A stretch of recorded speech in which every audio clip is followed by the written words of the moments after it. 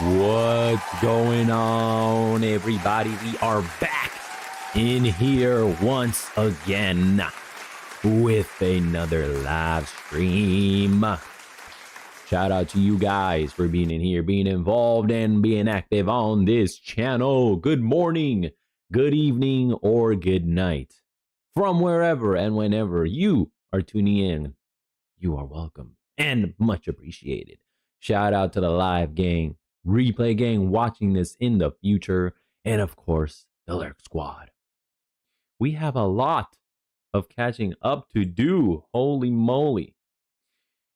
Before we do that, though, let me go ahead and check for any audio issues that may or may not be on my end. Mic check, mic check, mic check.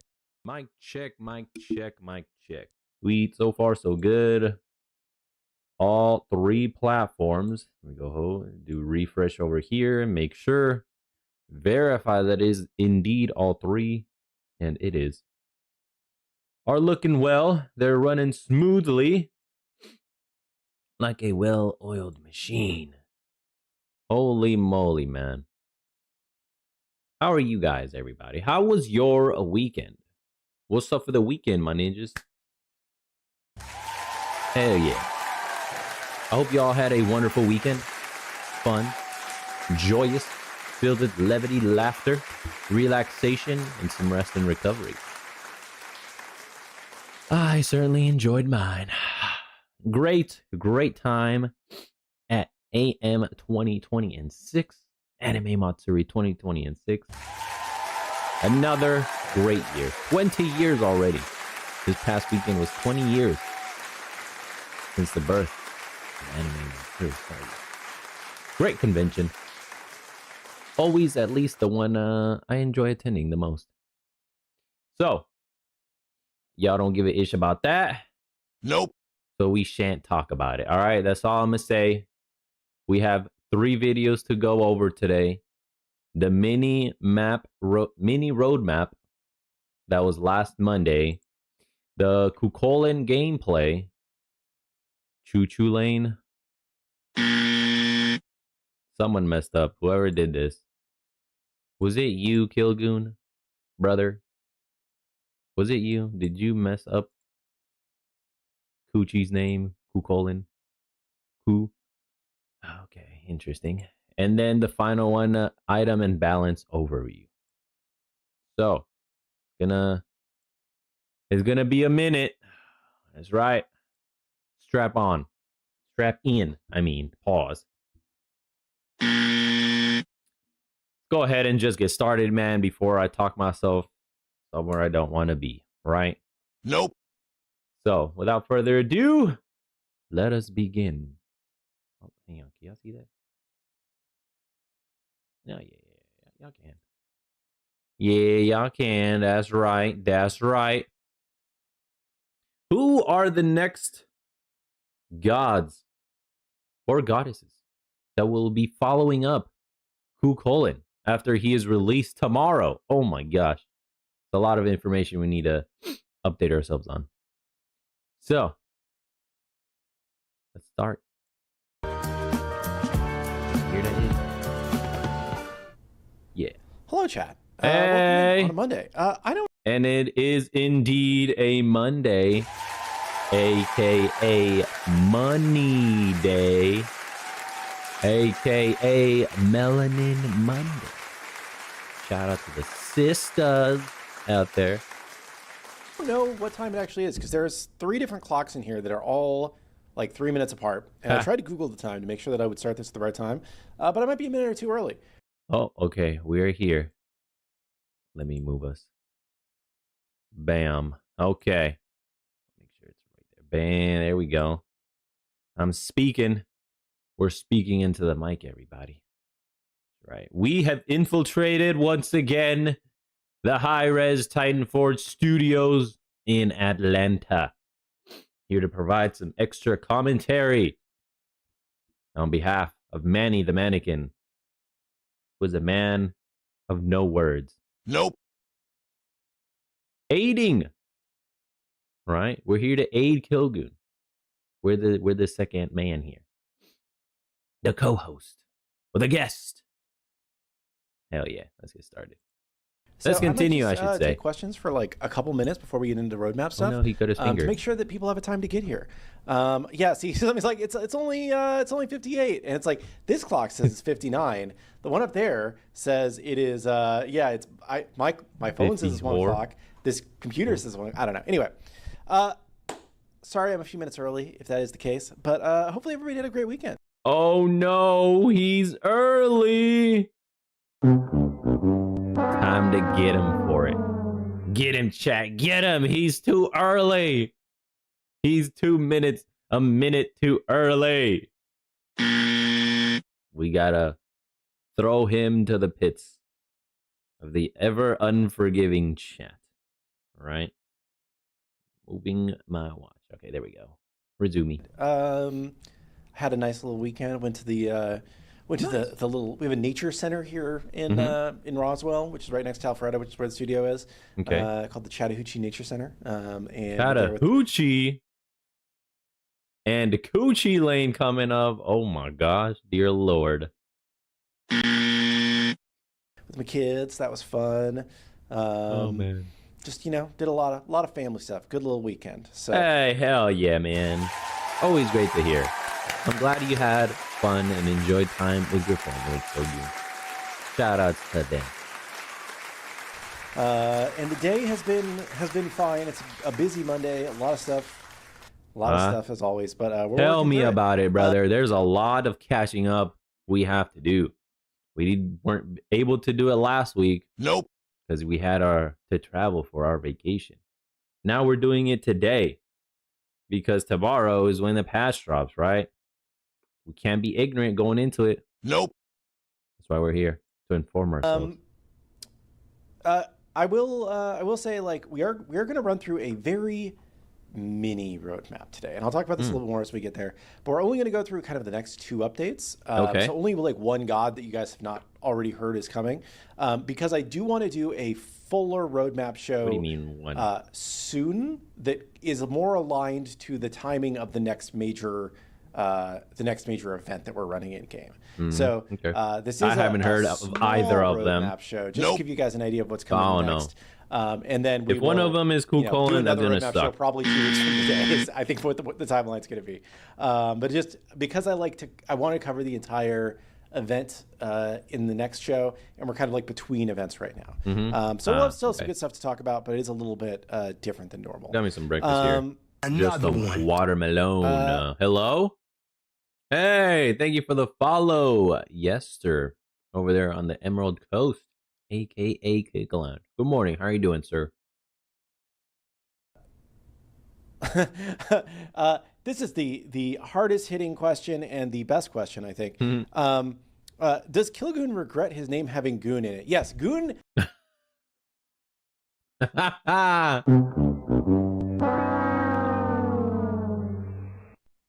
Oh my gosh, Kilgoon, man. How?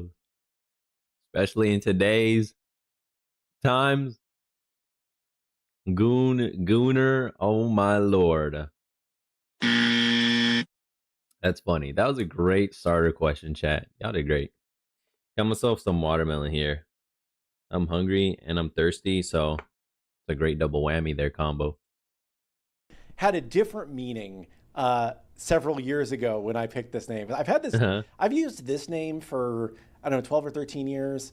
And back then, the 2 most common uses of the word goon were like a enforcer, somebody who fights a lot, like in hockey, you're a goon. There's a goon, yep. And also people who use the something awful forums were called goons.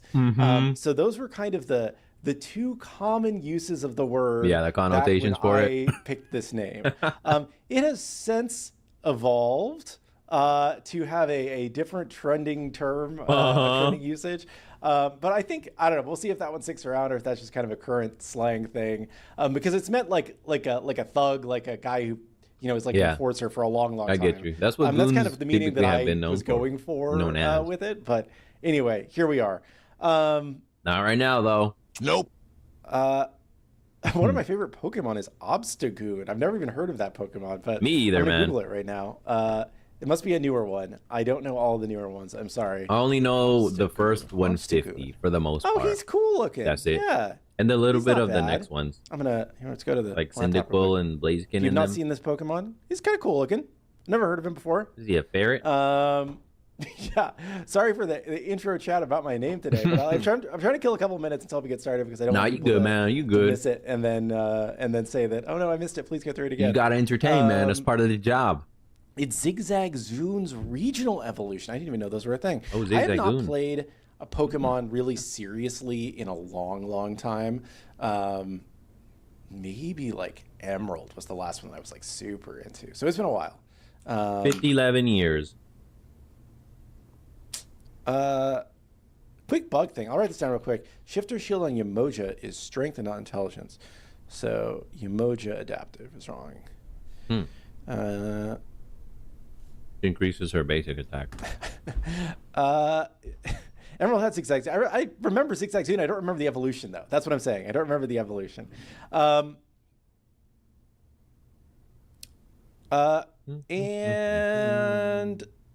Did not a lot of questions. So I think everybody just wants to hear the roadmap. So we're just gonna get started on the roadmap. So Yep. let's do it. We may just see that part. It is. I won't see any spoilers. Let me click slideshow here before I click. We'll highlight over the bar. It is time for the end of summer. Oh shoot, I'm in the way. Okay, roadmap. hang on. Um, Let me move us. Disclaimer: you guys have seen this all a million times. There so we go through go. it relatively quickly.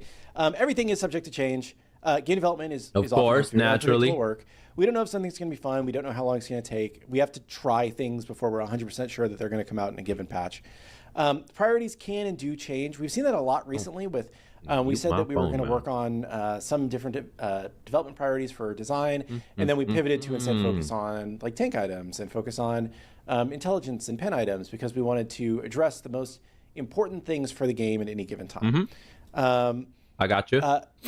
We're confident about the next few updates, but we could always delay or reprioritize things. We've done it before. We'll probably do it again. Understandable. We are people. People get Of sick. They course. have family issues. They get jury They're not duty. clankers. These things all do it. They're not robots. So They're not machines. We'll potentially have issues around that. So far, it's been good. But yeah, They're not AI. And then this is my new notes. And this is I only have one note on here. I deleted all my old notes, and this is a mini update. It will only I shall call him Mini-Me. Hey, those go awesome powers. Hell yeah. They will only cover the next 2 updates. So this should be the 2 updates after Chulainn, right? Please tell me you're not going to include Chulainn as one of the 2 here. Nope. That would be very sad. only cover the next 2 I'll updates. call Excuse me, a him mini roadmap. Mini. It will only cover the next 2 updates. Why? Because I would like to do a roadmap covering the entire length of the next major saga event, and we're just a little bit too early to do a full roadmap on that. And if I tried to do that, then it would just be a longer roadmap than I like to do because I don't like to look too far out. So we're gonna just do a kind of a mini roadmap today for the next 2 updates, and then in 2 weeks from today on August 3rd, we'll do another roadmap show next week that will cover a little bit the same ground. We'll cover one patch again. Yeah. But then That's we next will Monday. kind of go through the normal cadence of like 4 updates or so, the way that I normally would. 2 of them are already going to be apologies, for spoiled the though, so weird, we're only going to get 2 new ones. Mini roadmap update today, but I think That's this is going to flow better with our releases. So you're only going to get one new god today, but a lot of other fun stuff to talk about. So Never mind then. We'll talk to you this quickly, Chulainn is part of one of the 2. and then I'll take any questions y'all have for the rest of the show. First off, coming on July 28th. Flashbang. Which That's is, tomorrow. Pretty soon here. I might have the update numbers wrong on this. And I'll update them before I post it online. Nah, it's update 40. But the dates I good. made sure You I got right. Coming on the 28th. Tomorrow. Chulainn. Chulainn. News coming. I have a feeling maybe- The Hound of Ulster. Chulainn or Chulainn or the Coochster or the Coochinator or Coochie Lane, however you want to call him. details to share about him and the other stuff in this patch. We have, he is one of the top requested traditional solo warriors on player surveys. One of the reasons why we prioritized him here. plus ones. We have you can use your 2 at level 0. Oh my gosh, what? His 2 at level 0? You start the game at level 1 though. How? So before, what the? How? My brain is trying to wrap around this. At level 0, that's like before you even enter the lobby, right?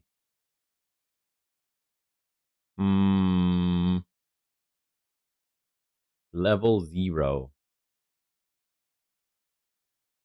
I guess that's before you level up your first ability. No, but that's still level 1 though. What the fuck? He'll Which is kind explain of an that interesting shit. thing. We've done this with some That abilities ish. He'll explain that ish. before, where you like Bacchus can drink, and Chulainn can clear some rage at level 0, which is kind of an interesting little twist on him. Oh, okay. The ability level. The ability level, not his god level. Nope. I was conflating the two, right? They're completely different. God level 1, ability level 0. Gotcha. Okay. Now I understand. It clicked now. Aspect. Your one-word teaser for the aspect is big. Big. So we probably get to transform into this one and use it him. Similar to the audio one, that's what I'm guessing. You can either be or hang on. If it's similar to the audio, his first version is going to be this one. Then the second version is going to be an even bigger version. That's what I'm thinking. Is your aspect teaser today. And no, it doesn't deal damage at level 1. Sorry, Flare. It just clears rage. So that is a Clears rage. Good clarification. Thank you. Okay. Yeah, it would have been nicer if he prefaced with the level 0 being the ability level. You know, I mean, it was in there in the subtext, hidden underground, all of this. Although if he was like, okay, at ability level 0, you can use your 2, you know, because I thought it was god level and it was not that. Nope. Would have been nice for some more clarity at the start of his explanation. We have a design focus on carry itemization. We think that this is the most important next design thing for us to tackle. So we're going to be addressing that. DPSers, ADCs were complaining a lot, more than likely, which is understandable. So the squeaky wheel gets the grease. That in this next update. A couple specific teasers. Although when supports are the squeaky wheel, it takes years for them to get the grease. Just pointing that out. Here. There will be a new attack pen option, dominant. I told you. Victory lap for yours truly. I told you dominance was coming in. It had. It's that spiky mace ball thing. You'll see it. Will make its triumphant return to the game.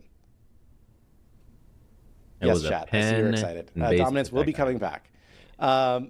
Additionally, hello. We will have a new attack anti-heal option. Toxic blade-like what's up, item. Everybody? Ooh. Looks like we are live once again. Okay. We live. Nice. We back, brother. We back. A toxic blade-like item. It will not be an exact toxic blade, but we do want to have a attack-focused anti-heal item. Are they going to make it into an active? In addition, we'll have more stuff. This is not all that is going to be covered by this, but I just wanted to give you guys a couple little. Because toxic blade, every time you hit in the enemy with your basic attack, they would get like 7% reduced healing, something like that. I think it was with everyone, every basic, and then would stack. What, 3 times? I think. I don't really remember. Nope. Oh, hey, fam. Hello.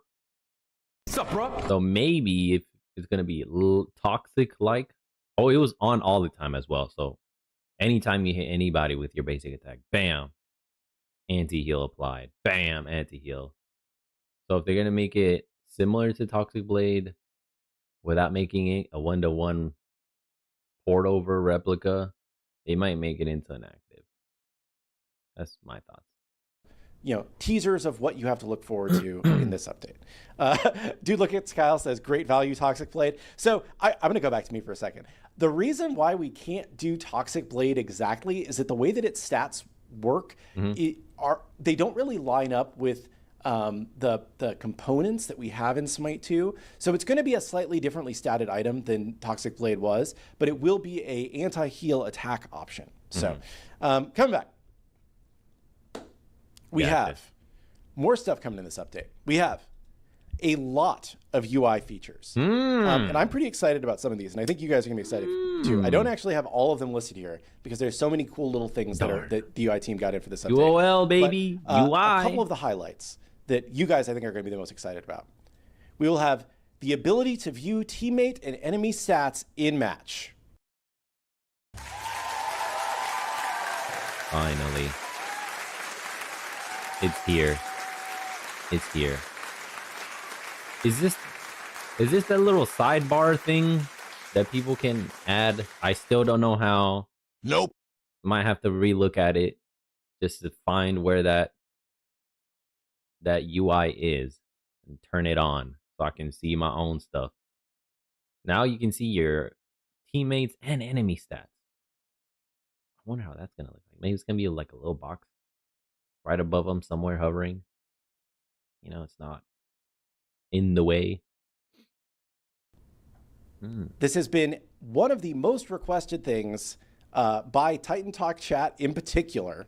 So you will be able to review those stats in game, which I think is a really big one. Similarly, we've also updated the item shop to now have a panel that you can see to view all of your own stats while you are shopping in the item shop. Finally, man. Finally. Or maybe it was in PTS only. Maybe it's just in the PTS client that you can view your own stats in it. Because I've seen people in their videos and they have all their stuff here. I think it's usually on the right side. I haven't really seen one on the left. Yes, like right here. Has your strength, basic attack, power, your protections, HP, you know, all that good-ish. And I asked myself, how do I get that on my screen? You know? So if you are trying to figure out what your stats are, you can now view those while you're shopping. Thank you. This should be PC and console, I believe. Thank you. Next, we will have the ability to view enemy team health bars on the portrait bars while your team has vision of those enemies. So if you are not looking specifically at someone, but your team has vision of them, you will be able to see their health bars on the portrait bars. So it's a good way of... Great feedback, intel gathering and information, acquisition for the team. Hey, wards win games, brother. Wards win games. Will this include stats like cooldown? Yeah, it's literally every stat. I'm 99% sure it's every stat in the game. So you will be able to... Oh, damn. Excuse me. My saliva was about to take me out. So you can see their cooldowns too. Oh my gosh. Finally. You can see that'll be ability cooldown, relic cooldown, health. Ooh. Things are about to take another turn. To see enemy on portraits, which I think is a big win. Also, about to get wild like Hulkamania, brother. In the friends list, you'll be able to view the queue type and the time in match for your friends. Oh, so if they're shoot. playing a game of Conquest and they've been in that game for 23 minutes or whatever, you will be able to see that now on your friends list. Let's go. So I think those are just 3 of the big UI feature wins. I think that that you guys want to see. Already excited, looking forward to this. Yeah, Then it drops tomorrow. Should be tomorrow. Pretty good. There is more stuff in here too. There's a lot of cool UI stuff. Doesn't that just make Nuwa ult OP? But you get vision of them all when you ult them anyway. It's if you just don't have to look towards them to see their health bar. It's the same thing that like you would have to have vision of them now to see their health bars. You don't just always have their health bars. Next, Summer Fun. This is a standalone cosmetic event. This is an in-between patch in terms of cosmetic events. The Dawn of the Darkstar Empire will still be live during this event. You can buy it, but it's not having new content added to it. No, everything's already here. We just wanted to do a short little one-patch kind of mini event that includes new skins for Daji, Atlas, and Odin, as well as supporter store items. So it's just like a little mini thing. And if you guys are into it... Daji, Atlas, and Odin.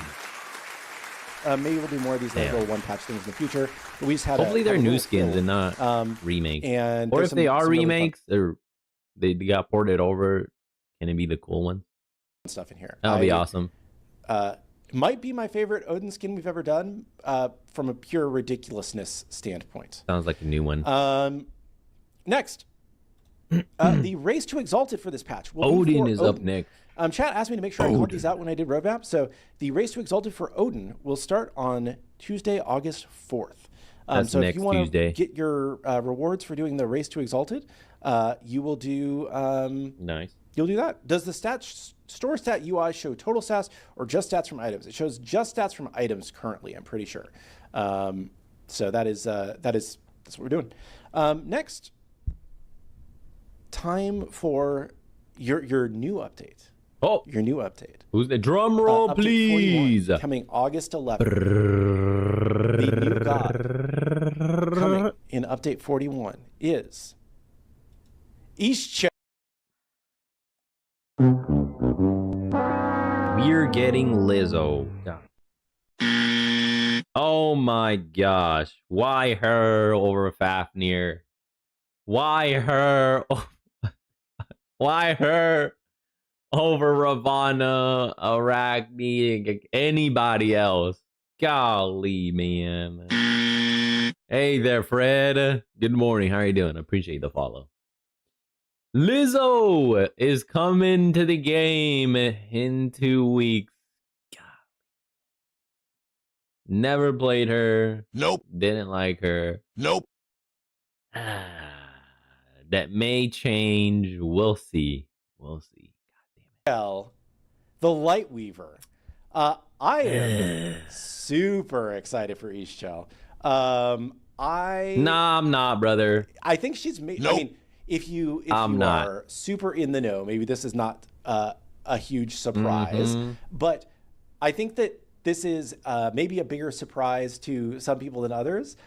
She is towards the top of the community's most requested list, but probably not at the like ultra top.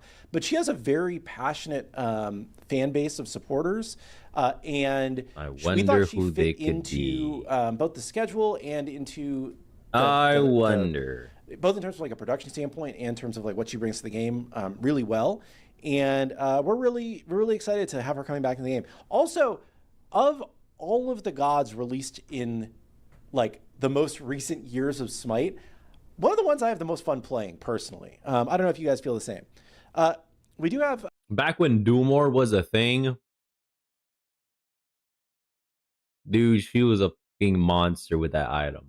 When it gave you movement speed, her kit is actually pretty solid, super simple and easy to use, and it's quite intuitive. And it only takes, 3 to 5 games to nail her down.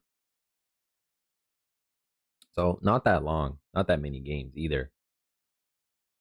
Cooldown, pen, and the movement speed, she does a ton of damage, man. It was crazy. crazy how much damage she does. And then you can ult your own teammates, right? Blast them with a barrage of a ray gun blast. Well, it's a consistent one, right? You're like, F you, mofo, you cost me or you kill steal me. You can blast them with your own ult. It's just gonna heal them though, right? So you can do damage to enemies and then heal your allies, but in your head you're like, no, F you, mofo, you know, damage them. But you'll be healing them. Crazy kit.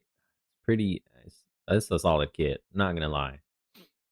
A little bit more teasery stuff. Just not for me, man. She will be available in an early preview on PTS on July 22nd, which is Wednesday of this week.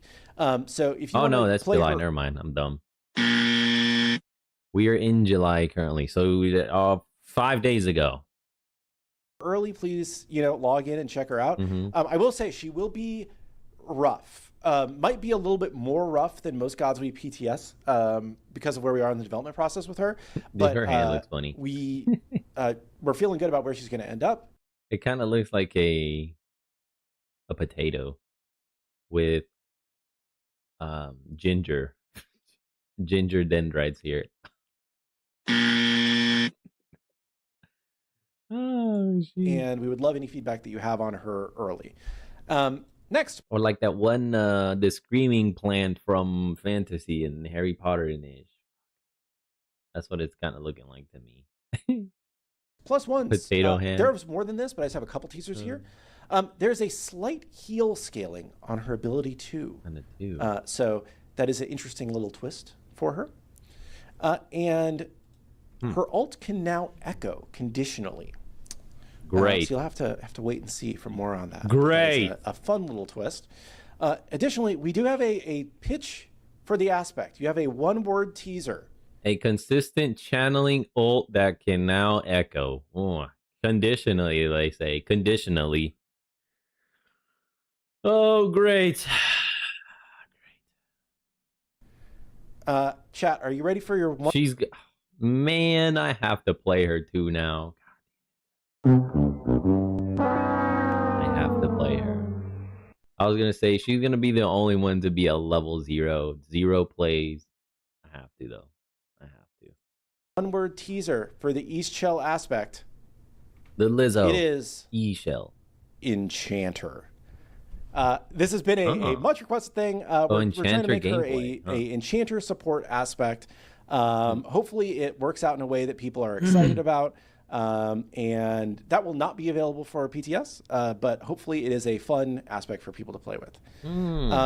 We'll see. Next, we also have the design focus will be on echo itemization.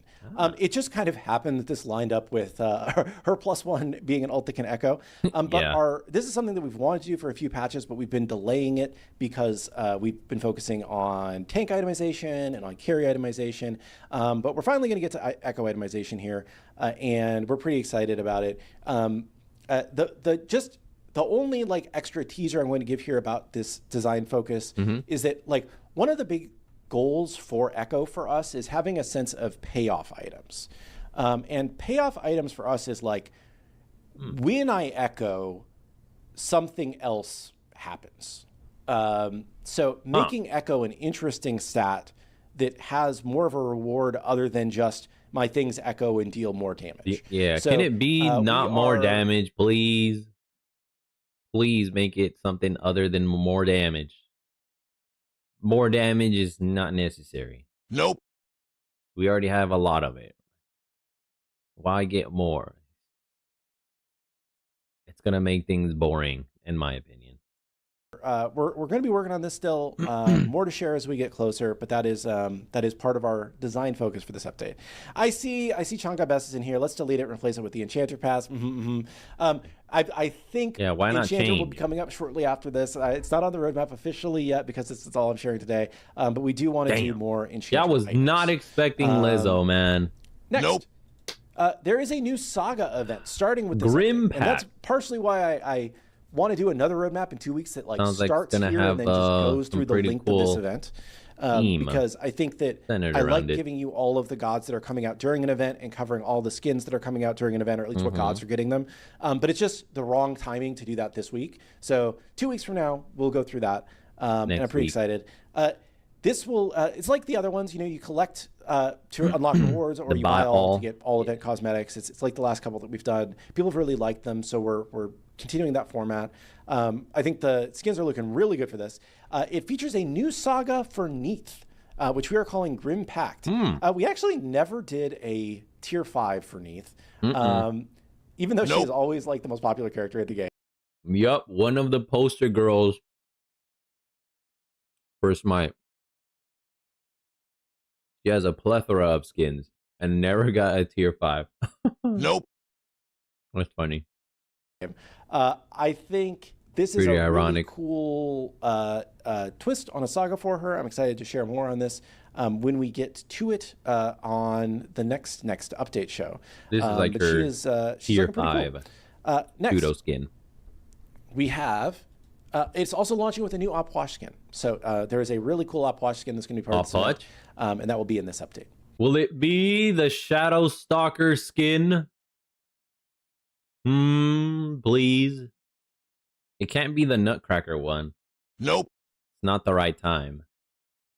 It can't be the alien one, really. I don't think so. Really wouldn't fit in. Maybe the Shadow one. That's because that's one of my favorite ones for him. So I really want that one. We also, in this update, will have the Race 2 Exalted for Neith. No, Neith. Which kind of makes sense because Neith is getting her her saga in this update. The race will start on Tuesday, August 18th. So if you are looking for getting your Neith, special things, it will be starting on August 18th. I would expect this is probably going to be one of the more heavily competed ones, just because there's a lot of people that like Neith. Yeah. But yeah, we're going to be doing that last and more. There actually is more stuff that we're planning for this update as well. There's stuff that we don't like to talk about too early. Gotcha. Because things do change. And I think this gives you enough idea of what's coming in update 41. But yeah, this is the things that we have coming in the next 2 updates to look through. I'm pretty excited about both of these patches. I think these are going to be sick patches. A lot of good quality of life improvements, a lot of good balance and design improvements, cool new gods executed well. And our goal is just make the game better every 2 weeks. And hopefully y'all feel that. Oh, you missed the Chulainn screen. Okay, I'll go back real quick just because I have a minute here. This is the Chulainn screen. And I don't have a summary screen this time because it's literally these two slides are the 2 of them. So I'm pretty excited about both Chulainn and Eastshell and their updates coming here over the next month. It'll be a good month of Smite here. I'm going to go back to me now because you all really just want to see me and Manny. And I will answer questions here for the rest of the day because I am excited about what we have coming. I'm excited to share more in 2 weeks. Sorry that this is kind of a mini roadmap, as I had said last week that this was probably going to be a shorter roadmap. But yeah, this was just the way it played out. But damn, y'all kept been talking for another 40 minutes. Way to go, chat. And way to go, Kilgoon, man. It only took you 20 minutes. Not even. Let me see. How excited am I for the Queen of Smite's return? 15. Is Eastshell the Queen of Smite? I don't know. Nope. No, she is not. Who the hell? Y'all trolling, man. Y'all are trolling, chat. Ain't no way. She is the Queen of Smite. Nope. Hell no. Not even in the running at all. Nope. Goodness gracious. I'm excited for Eastshell, though. I think that, like I said, I think just is very fun to play.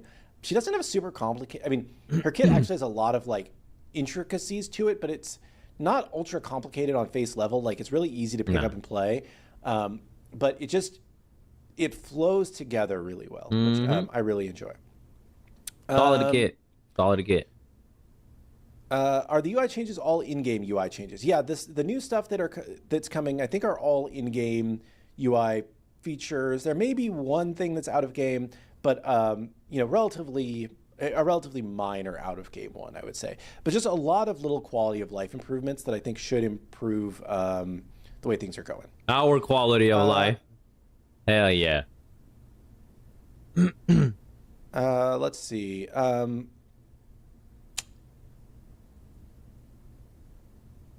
it. I'm sorry, a lot of long questions today. I'm trying to read as I go here. Will there be new Enchanter items coming out in Update 41? So we don't have a firm patch for when we're going to be doing Enchanter item pass, but it is on our to-do list. The next two updates, which talked about today, are focusing on carry itemization and then on Echo. And then potentially we'll get to Enchanter items after that. But I don't know if exactly if that's going to be in Update 42 or if it's going to be a later update. Or not 43. confirming that, but it is on our to-do list for sure. Okay. Maybe change is coming. Change.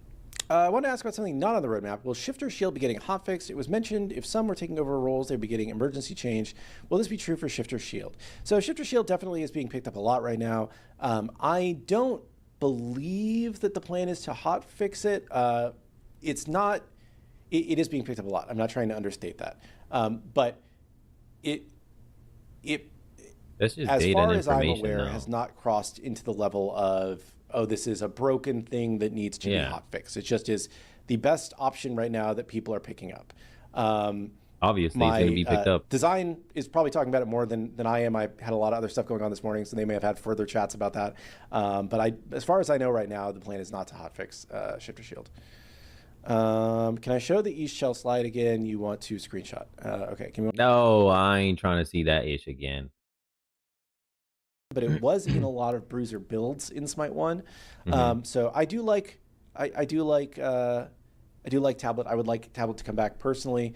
But I think that, like, from a design perspective, it was kind of outside of what they were thinking for Bruiser items, a lot of items damage because just of how it's statted, it works for other rules.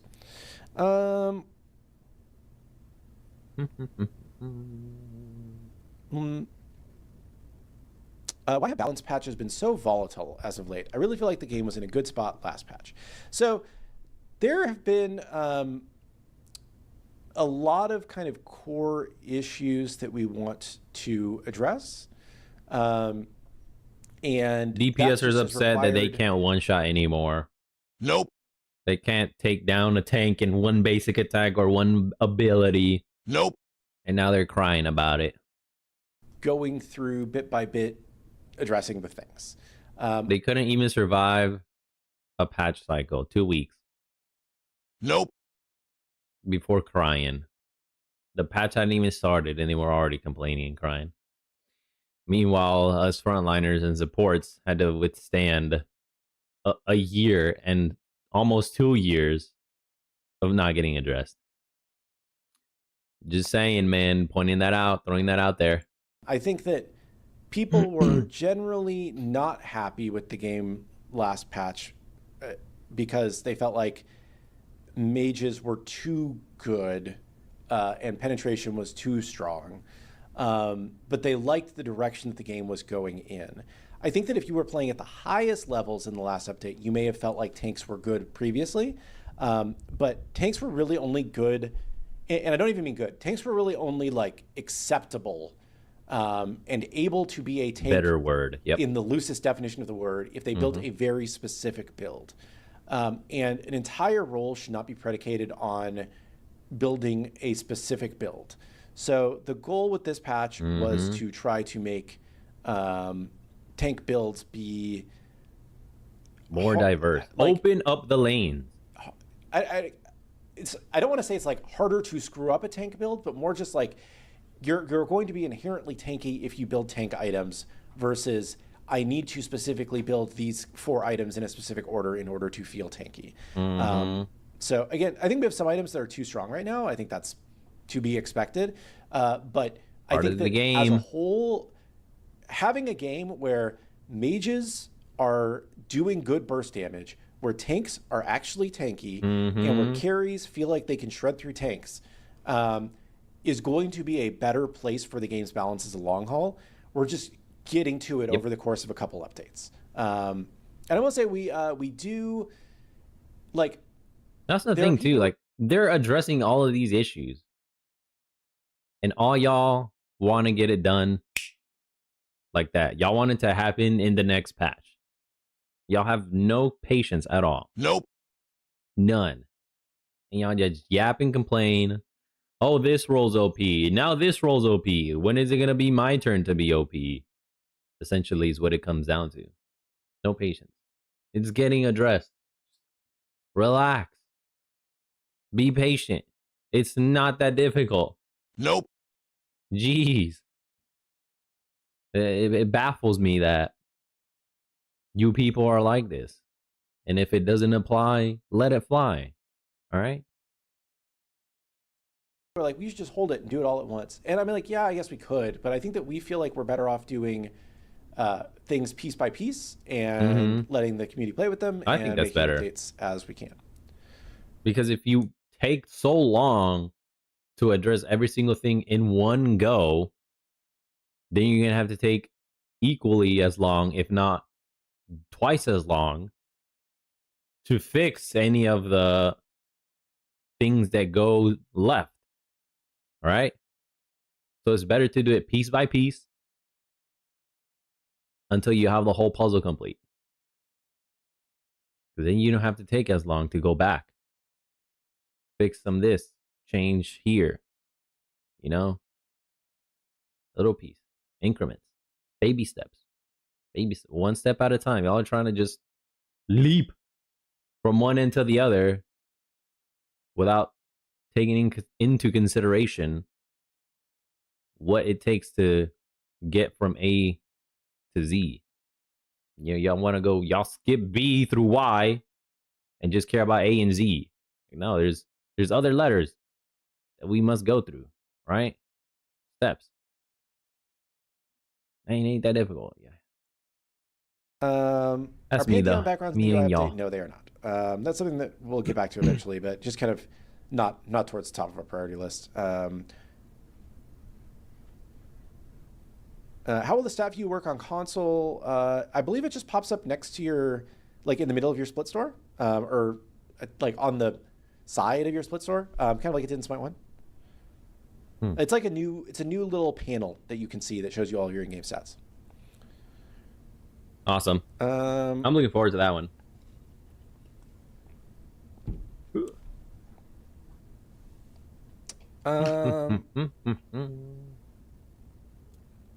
Why are there no hot beach skins for male gods? Did we discuss hot male skins and decide not to make them?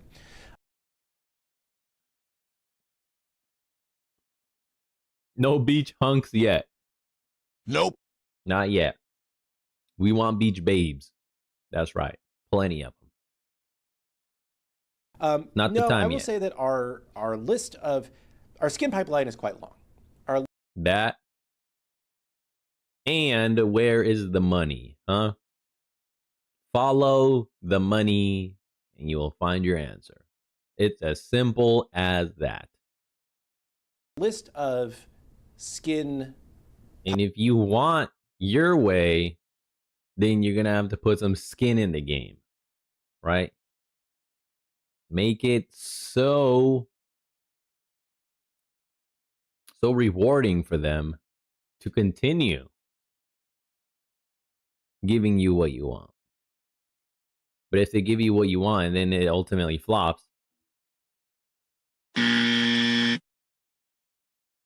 because there's not enough support, there's not enough demand, right? Why would they supply it as frequently as you would like them to supply it, right? It just makes no sense. The ROI is very, very low. Always think business first. Money. What sells? What's going to keep them afloat? What's going to keep them continuing? Our list of skins that we were going to do. Detach yourselves. Be rational. Be logical. And you will find your answers. For the summer events was locked in prior to the community talking a lot about wanting to see more more of the male beach skins as well. Plus, I ain't trying to see him either. We can definitely get back to in the future. It's not something. Give me some sexy women. That's what I want to see. That we're intentionally. That's what I'm paying for. Avoiding. There's been a lot of discourse on this topic that we've seen, and we will certainly do more sexy male skins as well. We just haven't. They weren't on the schedule for when this pass got done. Vote with your wallet.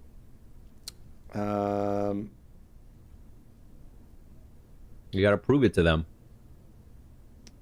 that it's worth it for them to do it. Let's see. Shibelonki 3 is bugged when he's rooted. I'll take a look at that. I know we fixed that once, but it's possible it broke again. Okay.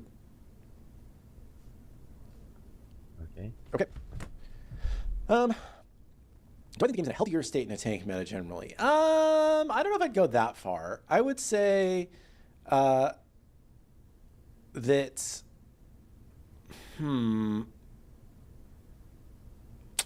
I would say that the healthiest state for the game is one where each role can play their role. They can do the thing that they're supposed to do. I think last patch felt like a really good patch if you play mages. I think this patch feels like a really good patch if you play tanks. I think the ideal place is where it feels good to deal damage. It feels good to be a tank. If I have to pick a side to lean towards, it probably needs to be a little bit better to be damage, at least late game, than to be a tank, in order for games to end at a regular pace. Also, generally speaking, people like getting kills and are generally happier with the game if they can get kills. He's a DPS propagandist. I think that pure tank meta is probably not the healthiest meta, but we need. Nah, that would also be boring, man. Nobody out here dying. Nope. Where's the fun in that? Huh? It's not. So although I lean towards supports, I'm not trying to have it be just a all right, you guys. A frontline meta. 180 seconds of ads. Nope. Don't forget man. You can use your Prime sub to skip through Frontline meta to me is like 1 to 2. That's it. Support and warrior. That's your frontline. Bam. That's it. You don't need more. Nope. Everything else can be just DPSers. Look, 3 DPSers and 2 frontliners. Look, I'm still giving y'all numbers advantage, right? I'm not playing against DPSers. Nope. Completely. The games need to end, right? They do not need to be going to 1 hour. Nope. Oh, dear Lord. So yes, I would agree with Kilgoon's previous statement. I just don't like that I die so fast in the early game and then I'm still useless. Huh? But that's what y'all want. All you DPS propagandists. F the tanks. Get rid of that role. It's unnecessary. All this ish. Probably some other stuff I've forgotten or haven't seen and I'm unaware of. Nah, man. We need front lines. We need supports. They're the backbone of the team in this team game. Without them, it's just carnage everywhere. And that's arena, right? If you just want to do DPS, go and play arena. Go play something else. Go play a different game. Play Call of Duty. I don't know what else. Marvel Rivals. Whatever the next fast-paced FPS tactical game there is. A tank that is building tanks should be tanky. Yes. I agree. A tank should not have to build a single build while there's a plethora of items to choose from just to feel tanky and be tanky. Nope. I don't like this cookie cutter build ish. Nope. It's fucking lame. I want to build my own things. Adapt my playstyle, my build to the situation at hand. Not just build the same thing, because then it's just the same game over and over again. That's boring. Not one game is the same as the next. Nope. Why this game is so great. Why I love it. Because yes, it's still the same game. The next game is not going to be the same as the previous one, or even the next one. Each game is its own little world in a giant universe known as Smite 2, right? So if you're constantly building or have to build the same build over and over again, you're like, at some point, it's going to get stale. The magic is going to go away. The excitement is going to go away. You know? The nerves are going to go away. It's like, okay. I just get this. Then I get this. Then I get this. Yay. That's boring to me, man. I don't want to play a game like that. Nope. I don't want there to be a meta like that either. Nope. So each role should be able to do their part effectively, right? And they should be able to exist and coexist in harmony. Nowadays, it's just DPSers versus tanks. Like, it doesn't have to be like that. Nope. It could be DPSers and tanks, you know, coexist. Y'all trying to put each role against each other, like, blah, blah, blah, blah, blah. No, no, no, no, no. And yes, yes, yes, yes, yes. Nope. That made no sense except to me, right? Damn. My question would be like, why are you trying to isolate and divide the roles and groups when you can all coexist? You know, tanks are supposed to tank. That's their fucking job, man. What they're supposed to do. Now, they're not supposed to be immortal either. Nope. And never die. Nope. They are supposed to be the hardest to kill, the longest to kill. So you should expend the most resources on a tank to take them out. The front line. Because once they're gone, everyone else goes away rather quickly. Because it's just squishies. They have low health. Right? They take more damage. So having to invest a considerable amount of resources to take down a tank is understandable and acceptable.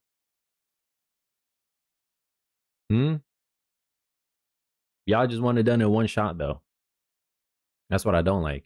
What? How is that fair? How is that fun? How does that make sense? Like one basic attack should kill a tank or one ability? I say that facetiously, of course. If you can't understand. I know it's going to take more than one. That's just to highlight the point for those that don't understand. Right? Can't be like that. It shouldn't be like that. DPSers should DPS, yes. They shouldn't one-shot everything, though. Nope. Frontliners should frontline. They shouldn't be completely immortal, though. Nope. Just harmony. That's how it should be. How I want it to be. Because you need somebody that is capable of playing that role for fights to feel right. So, yeah, I don't think this is like the permanent state of tanks. I think that you're right that it is kind of tank meta this patch. Barely. But I think our goal is to get that better in place for the next one. Barely. When's the next recolor Twitch drop? I think it should be in Cullen patch. I'm pretty sure it is, and I think I just didn't put it on the slide because the slide was already super full. But yeah, it's something to look forward to on Tuesday. That was my soapbox, though. I think that's it, man. You can go on to the next one. We already know that Lizzo is following up Chulainn. So let's cheer up by watching the Chulainn patch. Here we go. Chulainn, the Hound of Ulster. Oh, let me move us. Pretty sure Caps is going to be in here, or somebody else. Let me hit play.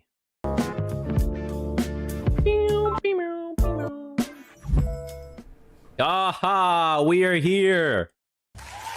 Once again, infiltrating the Titan Forge high-res studios in Atlanta. Not really, right? But you get what I'm saying. We have the captain of the ship, Hindu Man, second mate, Kilgoon, crew members, Caps, and us, chat, right above him. I know this show is going to be great. Filled with information and laughs. Pretty sure their interaction will get at least one chuckle out of me. Looking forward to it. And new gameplay, stats, and skills for our man Chulainn. Good afternoon, Let's jump and into welcome it. into another Titan Talk. Welcome It into is another time to Titan discuss Talk. OB40. 40. It's a big one. Yeah, I know there's way more in here than I was expecting, to be honest. It's been 2 weeks. Please keep that in mind as we're going through the list today, because there's a lot of stuff in this update. We teased some of it on Monday, so you'll kind of be expecting a lot of it, but still, it's impressive how much we were able to get done in this 2-week sprint. And I feel like we've kind of had a bunch of banger patches back to back. Hopefully, this one feels like a banger as well, because we got a lot of great stuff. So. Feels nice. Let's keep them rolling. Cap's on the show to discuss Chulainn today with us all, or what do you say, Meg? Chulainn? I hear Chulainn a lot as well from people, but Chulainn. Chulainn. I'm not going to try. There's probably Chulainn, yeah. Most, but I'm not even going to try. No, I'm mimicking his mic. Where am I at all? But Chulainn is finally here. One of the solo laners that a lot of people have asked for a long time. One of the most requested solo laners who's not in the game. That isn't, blocked by tech or, One thing or another. That's for sure. Well, we can go straight into game if you want, Caps, and we can start going through his abilities and take a look through. If I can find the right buttons. Here we go. The handy dandy desktop. Okay. We have the 1 anti-heal, 2 damage, 3 salmon leap is the name of that ability. Salmon, like the fish. Salmon leap. And then his ult is a circle. And it knocks up people and he gets his rage, I think is what it's called. He is a non-mana using character. He uses rage. Here's his passive meter. When it's all the way up, he can transform. Then his 2 is on all the time. Then he has the 1 that's a root.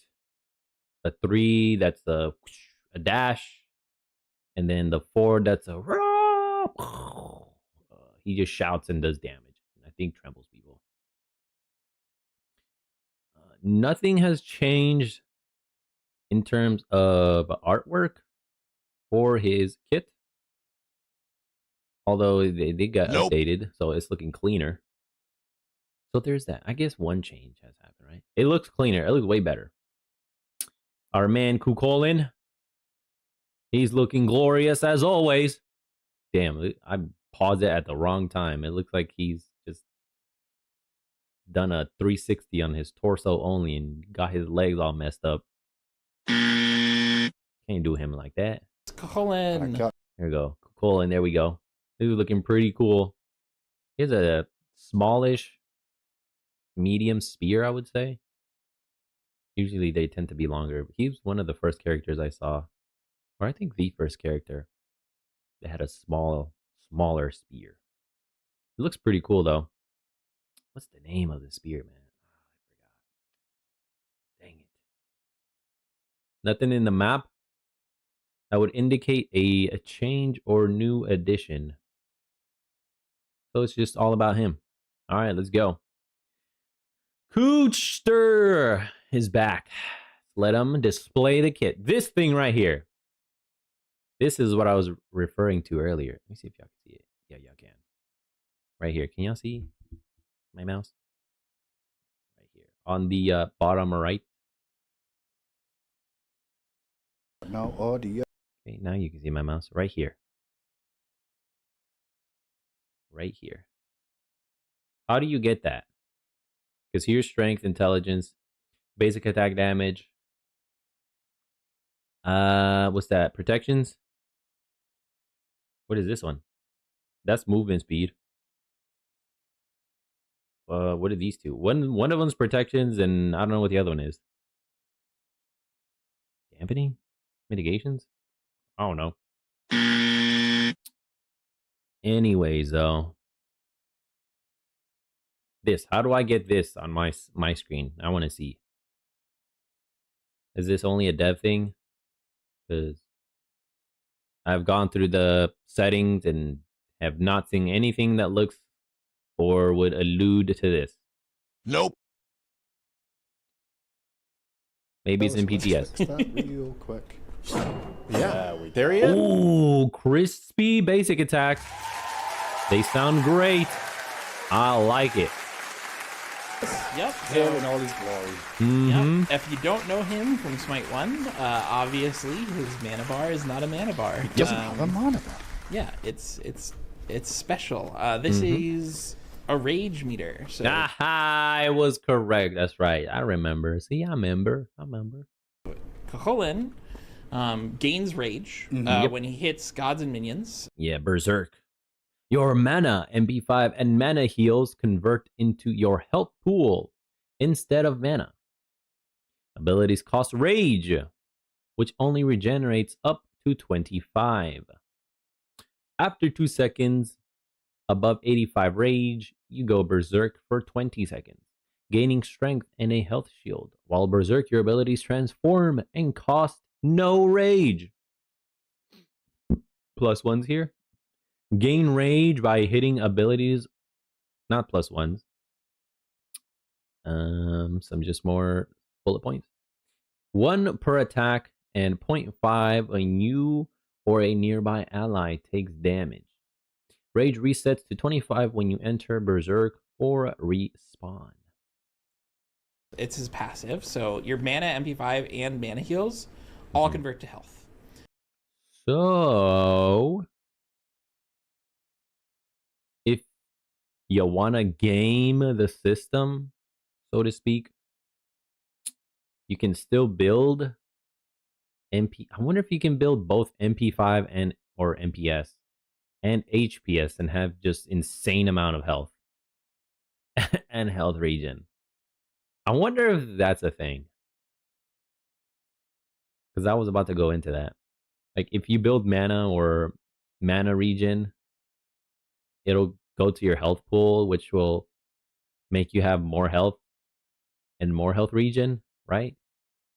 That makes sense to me in my head. I think it'll make sense to you all as well.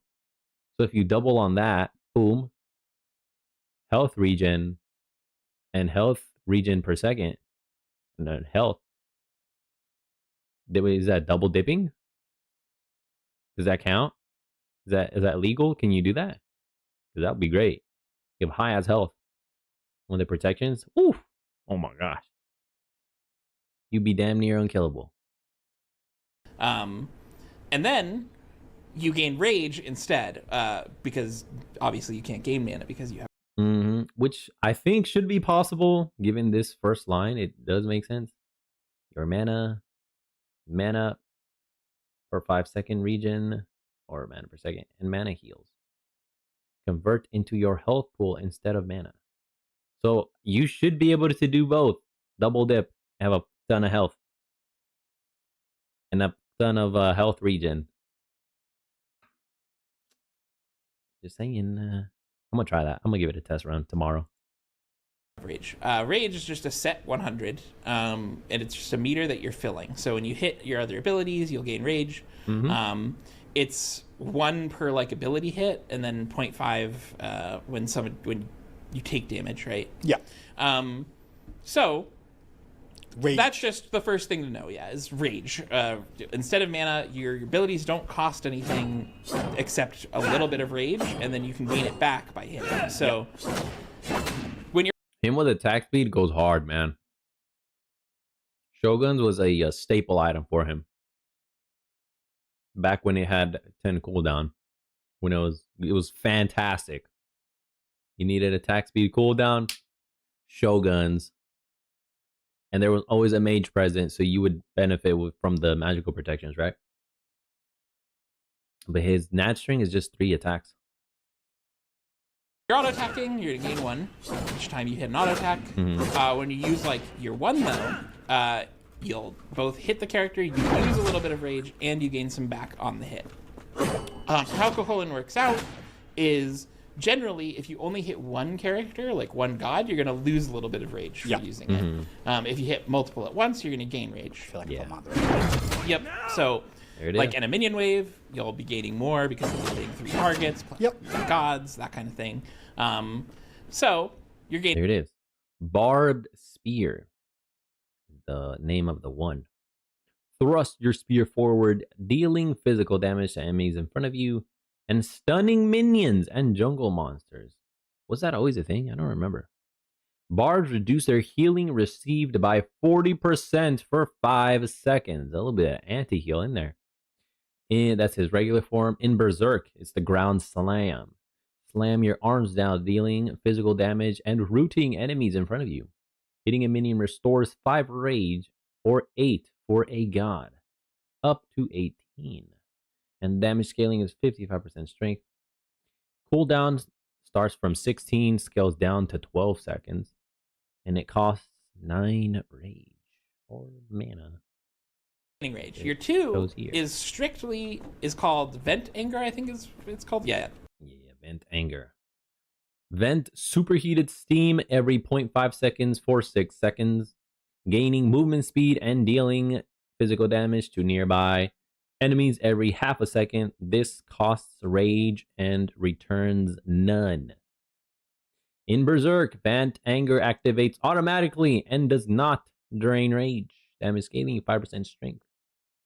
So, this doubling up with Mystical Mail was the way to build him. It was actually quite useful, man. Because you had Mystical Mail proccing all the time. And then when you wanted the extra DPS, bam, you just use it too.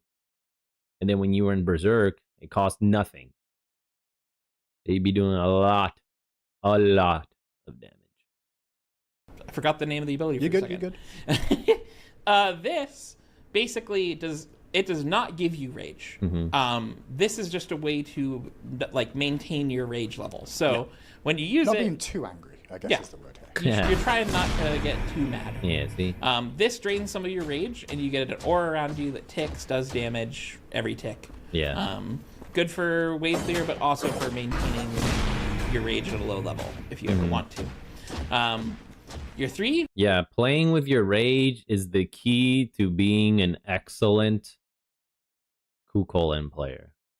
Being able to manage this, your rage and your rage meter. Knowing when to use what, how often, when do I use what ability to get me to rage so that I can dump my kit and then go Berserk and dump it again. No, ish like that. It's a leap, it's a circle, it has like a line at the end of it. So it's kind of a unique target. Salmon's Leap, there it is. Yep. Yeah, I like it. Looks pretty cool. But obviously you hit everybody in it, you gain some rage again. Your Chulainn is about rage management. Yeah. Mostly. So it's a salmon leap. Salmon's Leap. Leap to a target location and slam down, dealing physical damage to enemies around and in front of you. In Berserk, Furious Charge. You charge forward, that's the dash, dealing physical damage and stunning enemies and driving them back with you. So it's kind of like the Hercules one. He does a shoulder check, dash something. Hitting a minion restores 5 rage or 8 for a god, up to 18. 60% strength damage scaling, and a cooldown 15 seconds flat. 9 rage is what it costs. In there. Yep. Restores, gives you rage, and does rage on minions or gods as well. Obviously, the formula's not 100% there, but good look at that. Yeah, there's a few tooltip issues. Yeah. So we're in dev today, and today's dev build had a few issues, so we're actually on an older version of the dev build. So there'll be some things that you see that are maybe not 100% in this. See, there's the anti-heal right here. That's the visual. Little green poison things. showcase today that actually will be better on PTS even, because we're just missing a few things on this build. So, well mentioned, we didn't really talk on the spear too much, but it's a forward thrust that deals damage. Yes. Yeah. But also is an anti-heal. And some people may not know, but it does stun minions. Yes, it stuns minions. I didn't know that before either. Nope. I didn't know it. So if you're fighting... I played Chulainn, yes. I never played him that much, though. Nope. So I'm not a Chulainn main. I'm not a perfect Chulainn player. Right? I just saw some stuff. Like, oh, that worked. And I adopted it. Incorporated it into my own stuff. That's how I'm pretty sure I'm going to be better with him this time around. Because back in Smite 1, I didn't play, at least for the majority of the lifespan, I didn't play for frontliners. I was DPSers. Then I switched over to supports and warriors. And when he came out, I played him because he was new, right? I was like, man, I'm not good with him. I'll just stick to jungle and ADC and mages, right? So it wasn't that great. And then I would see other people playing him, and I was like, God damn, he's a fucking monster. Holy moly. I wish I could be great with him. Maybe that time has come, or will come tomorrow. Minion wave and you won them, you said minion. I did improve as Achilles, so why can't I improve as Chulainn, right? In Smite 2, there is a +1 on this ability. Okay. Which is your 1 now stuns jungle minions too. Because it didn't do that. Okay. In Smite 1. And that's just normal minions, not like Gold Furies and Fire Giants or Pyros. Yeah, it's just like jungle camp. The small one. So Chulainn was sometimes a jungler. He wasn't like the most. He wasn't the most popular warrior jungler, but he was. People did play him jungle. So if you want to give him a little bit like that little passive use of his 1, very good in the jungle too. It's nice to stun some minions that you're fighting. Definitely. But you can see that he's starting to heat up, right? With his body. That means you're getting closer and closer to going berserk. To the rest of his kit, his ult. It's a big circle. This knocks up in human form. So you'll do a spin. This gives you enhanced. Where you going, lassie? Oh, yeah, he's a Celtic. He's Irish. That's a high freaking knockup. Did y'all see? That's like massive AoE too. Circle. This knocks up in human form. So you'll do a spin. This gives you enhanced. Oh my gosh. Almost as high as a Sylvanas ult. Oh my gosh. He combos well with the Wheelix too, because of his ult. So hitting it gives you more rage than any other ability. And yeah, when you hit... Swing Gaybolg. That's the name of his spear. Gaybolg. Swing Gaybolg or Gaybulge. Pause. Swing Gaybolg in a circle around you, dealing physical damage and knocking up all nearby enemies. You are CC immune while channeling. That's the human form. In berserk form, it's a war cry. Unleash a terrifying yell, dealing magic and trembling all nearby enemies. Hitting a minion restores 10 rage or 26 for a god, up to 36. Cooldown starts off at 105 seconds and drops down to 85. Interesting. Cost 14 rage. 65% strength is the damage scaling. Is that the lowest base ultimate cooldown? I think so. Usually it's 90. I can't recall a lower one. At least not right now. Nope. 85 seconds though. Oh, Lord. You just pop a ult, pop a ult, pop a ult, pop a ult. Gives you a ton of rage, knocks everybody up around you in a giant circle. Very good ability, very good for initiate. But now we get to, why are you wanting to gain rage? Correct. Why do you want to do this? Why would you want to get rage?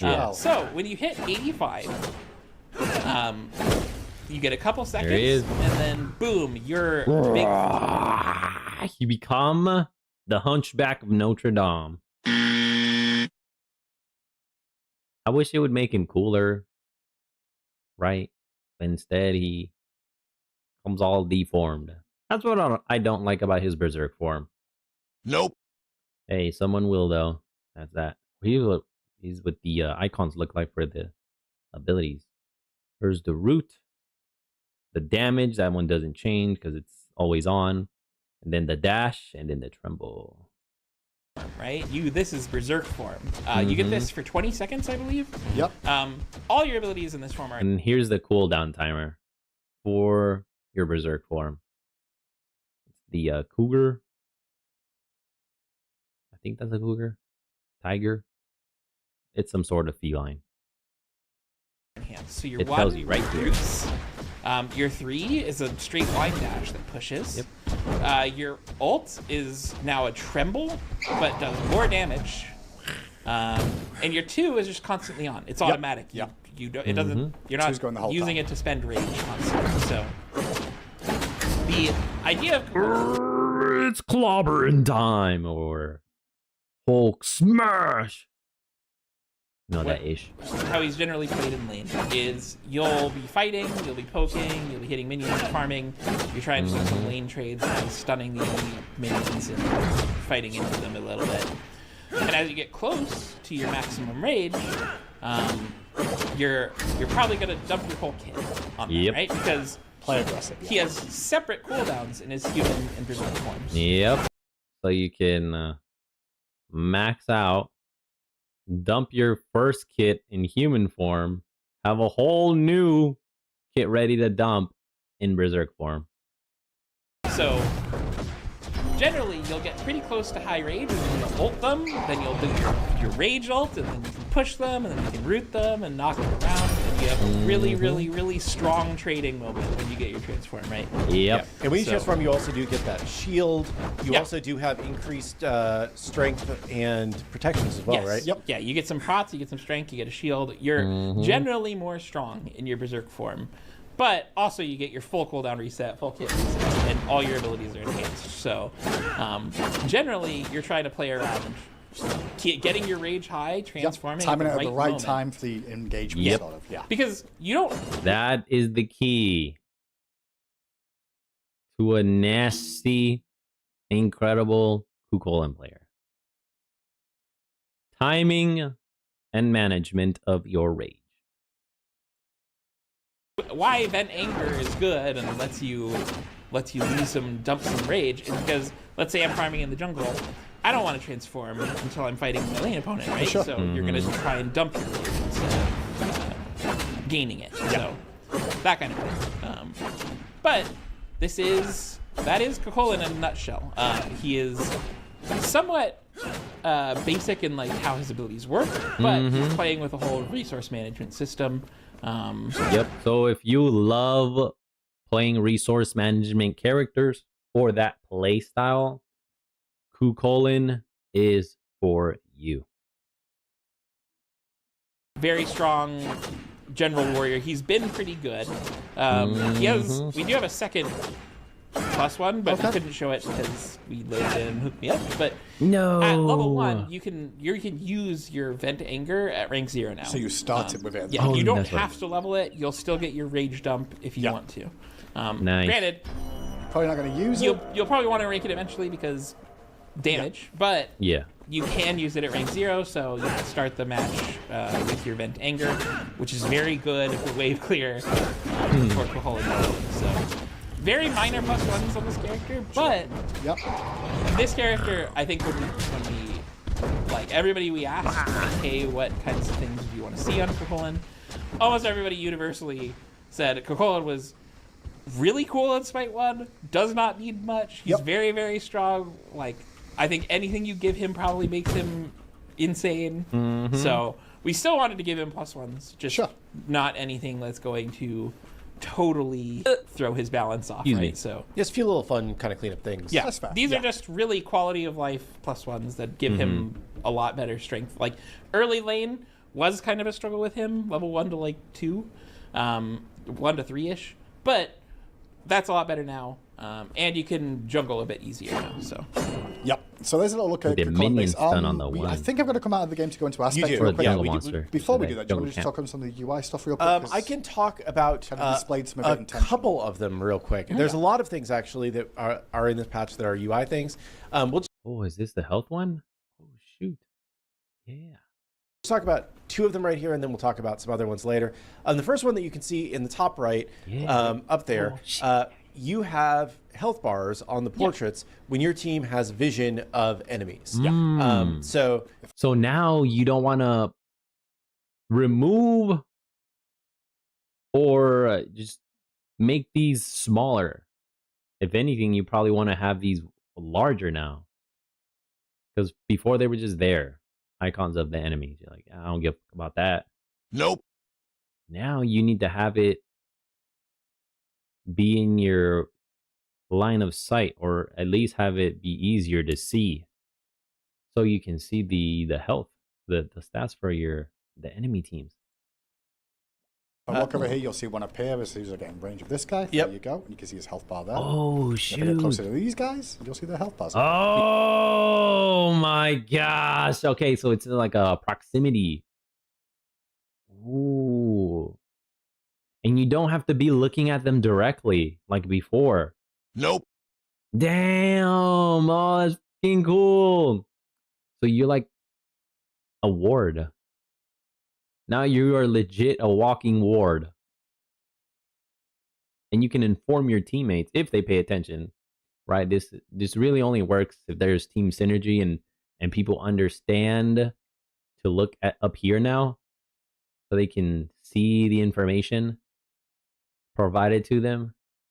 Oh my lord. Damn. I'm not sure how effective this is gonna be in casuals. By that I mean non-team comps, just regular rank playing solo, or even with a duo and playing with randos. I think this is really gonna flourish more in like customs or team comps. That's it, because they'll really make use of this information here. Yeah, and this the one that's kind of stuck on there, I think, is a bot specific death issue. Yeah, bots don't.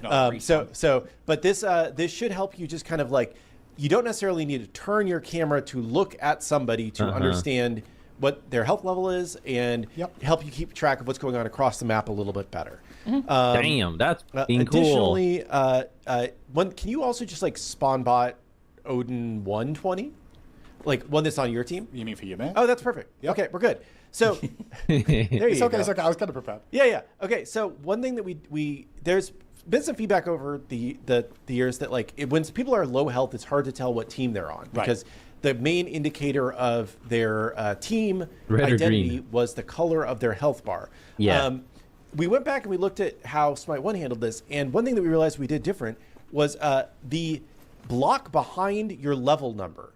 The green one, yeah. Yeah, that was just kind of gray-black in Smite 2 for both teams, whereas now you have a red backdrop for your enemy team and a green backdrop for ally team. So it should make it easy. Okay, yeah, I see it. Oh, hell yeah. Very small change, yet very, very significant and impactful in the long term. Easier to tell what team somebody is on, even when they are at low health, because you have an indicator of what team identity they're on. So another just like little cleanup there. I could have sworn that they were red and green though. Is that Mandela effect, man? Did I just make that up in my own head? Huh. Interesting. They made that change, although I could have sworn it was always there, ever present. I have to go back. I was going to show think of the previous ones. items. Oh yeah, you want to do that? Builds? Sure. Yeah. This is why I kind of... Oh, it's all blue with that. Because they're all bots. Done this a bit weird today, because you can actually see by holding tab here, you can look by hovering over. You can... Oh my god. That's how you do it? Okay. I thought it was going to be like this one right here on the bottom right. Although this is a lot more clear. Oh, look at this.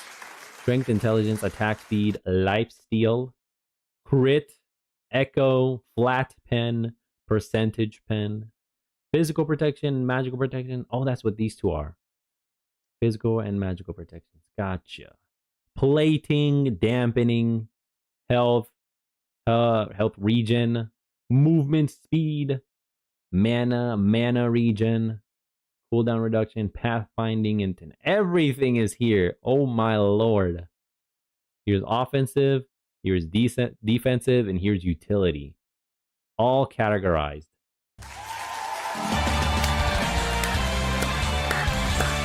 Well done. Well done. Beautiful quality of life improvement. In both the this right here, being able to see the health, determining whether an individual is an ally or an enemy, and then seeing the enemies, and I think the allies too. Stats.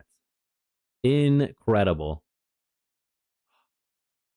I love that. See the stats of the enemies. Yes. So what their current situation is. Yes, you can look at, and this does respect vision rules as well. So this will update like item inventories when you gain vision of the person. Yep. And you won't be able to just like hover over and see what they've purchased. You can see your allies too. Additionally, I don't know if you want to look at the shop version of this too. Sure. So additionally, if you go click on stats, stat button. Oh, yeah, so that pops open an additional little panel off to the side, just for all your information. which shows you all of your personal stats. Hell so, yeah! You've got flat pen and percent pen. Yeah, chat. Hell yes. Can you add that? Is it dockable? Can you make it dockable? See, now I want this to be improved further. I'm loving this edition. I want it to be incorporated or have the option to incorporate it permanently myself. Can we make it dockable? Like a dockable window here? Or like here? I think it would be better here and just shrink down this item and we portion. split out flat pen and percent pen so you could see that. Oh, we also... this is amazing. We treated this a little bit different than Smite 1. In Smite 1, you actually had to go to a separate panel that you couldn't shop while you were looking at your stats. Yeah. And so we decided to make this a separate little panel that pops up when you want to see it, so that you can be looking at those numbers while you're purchasing your items and not have to go back and forth. Yes. So yeah, there's a little look at that so you can see it. This way I've got it in your Mirbot as well, just to showcase that. Okay, was there anything else in the UI I can do right now? Beautiful. If not, I can just Beautiful. quick. I'm here for it. Yeah, you can look back in this. Actually, there's one other thing that we can look at right now. If you open I love his effects. the escape menu. Oh, the tracker thing. Yeah. So there's a new thing that we have added here where if you go to the escape menu, you can see the progress of your trackers, which also includes quests. Oh, shoot. And see in-game how you are doing on trackers and on quests. Oh, that's fucking cool, so dog. This is a cool feature. There is a note at the top that some trackers don't Hell yeah. progress until a game is finished, so it may not always be 100% up to date what you're looking at in game. But it's kind of what you went in when you went into the game, I guess. Yeah. In theory, yeah. And the reason why we added this, and we can look at this when we're in the main menu, but the Pantheon quests are making a return in this update. Nice. Okay. And so you will be able to look at your Pantheon Pantheon quest progress Hell yeah. through that tracker progress widget while you're in game. So Awesome. Another nice little feature that we've added Love in it. this update. Love it. So give me a couple. I'm just going to load in as aspect Yep. Chulainn when we get there. And all the other UI stuff is out of game. Yeah. So I think Yeah. that's all the in-game stuff.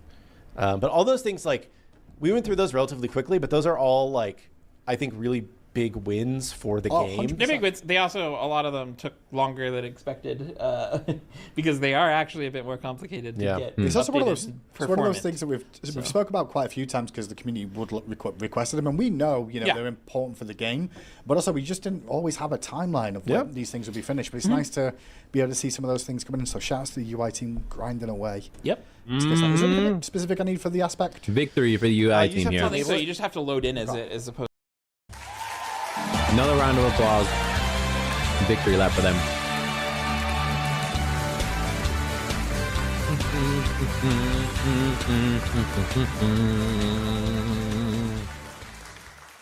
To swapping to Just it. double checking.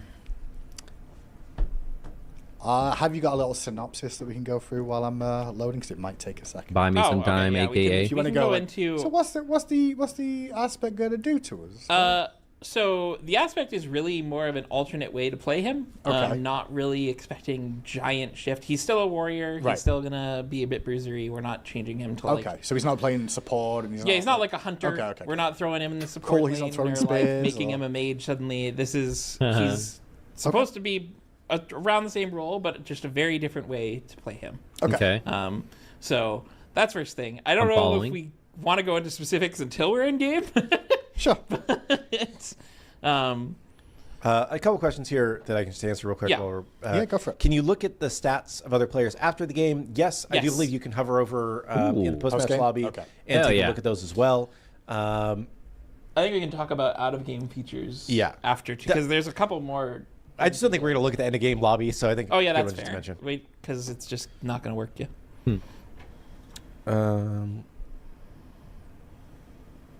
I wish it was Cool. dark. Are we loading in? Yeah. Movable. Okay, sorry. It's okay. Okay, we're here. Hey. I'm already transformed. Yes, Golan. His aspect. You start in berserk form. Yeah. You are not in your human form. I love Okay. So. Okay. Bit of different things here, but so in berserk form you don't have your 2 automatically activated right now, right? Oh yeah. Um, True. Instead, this functions a little bit more like human form, where vent anger is a way to reduce your rage.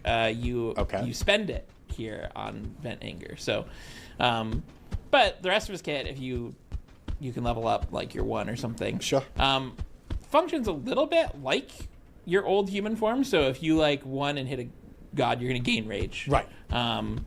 And you're again playing the rage game here, but your 2 now vents your anger. Okay. But I vented it already. Yeah. Well, in berserk form, you didn't. wouldn't. vent Yeah. Okay. previously, Right. Because Previously, you were I just, understand. previously when you were in Yeah, berserk yeah. form, Base. you were just always ticking. For sure. Yeah, you're always Yeah. ticking, and Yeah, I get you. it was only a duration, so you were trying to get as much out as you could before it ended. Okay. But also here, you do not get the normal like stat bonuses that It looks like a charger too from Left 4 Dead or Left 4 Dead 2. Charger. That's what it reminds me of too. berserk form has. So like you don't have your extra strength right now. You don't have a health shield. No, you You don't. don't have any of those That's true. regular like bonus strength things, right? Sure. That berserk form normally has. So I guess you should probably gain some rage now to go through what exactly. Kind of wait for the minions extra to spawn. goes but I on could spawn here, a bot real so. quick. Big damage. Yeah, from we tower. need something to fight. I got him. Right. So, Oh, it gave me more rage. Yep. then. Okay. Okay. 43. you get more rage than I think you normally do. That was a lot. Uh, Doubling on up. your hits. Yep. Oh no, the hits seemed about All the right. same I think your amount. ability hits. I'm not 100% sure of that though, but this wasn't the character I implemented. But I do 23? know. Yeah, you're hitting waves. You're trying to get Yep. rage. He's about We'll to get there when we get there. he's about to rage You out. want me to transform? I It's wasn't Yeah, you sure. slobbering time gotta here get your shortly. Probably just get all your abilities too. Okay, sounds good. I'll do it. Yeah, you may as well. Showing you. So you're not transforming. Note. No, but I did like fire. You're above up. 85. Why not? Yeah. Yeah. 96. Okay. All right. So I'm ready now. What the heck? now you can hit again. Throw your 1 out there. Am I one?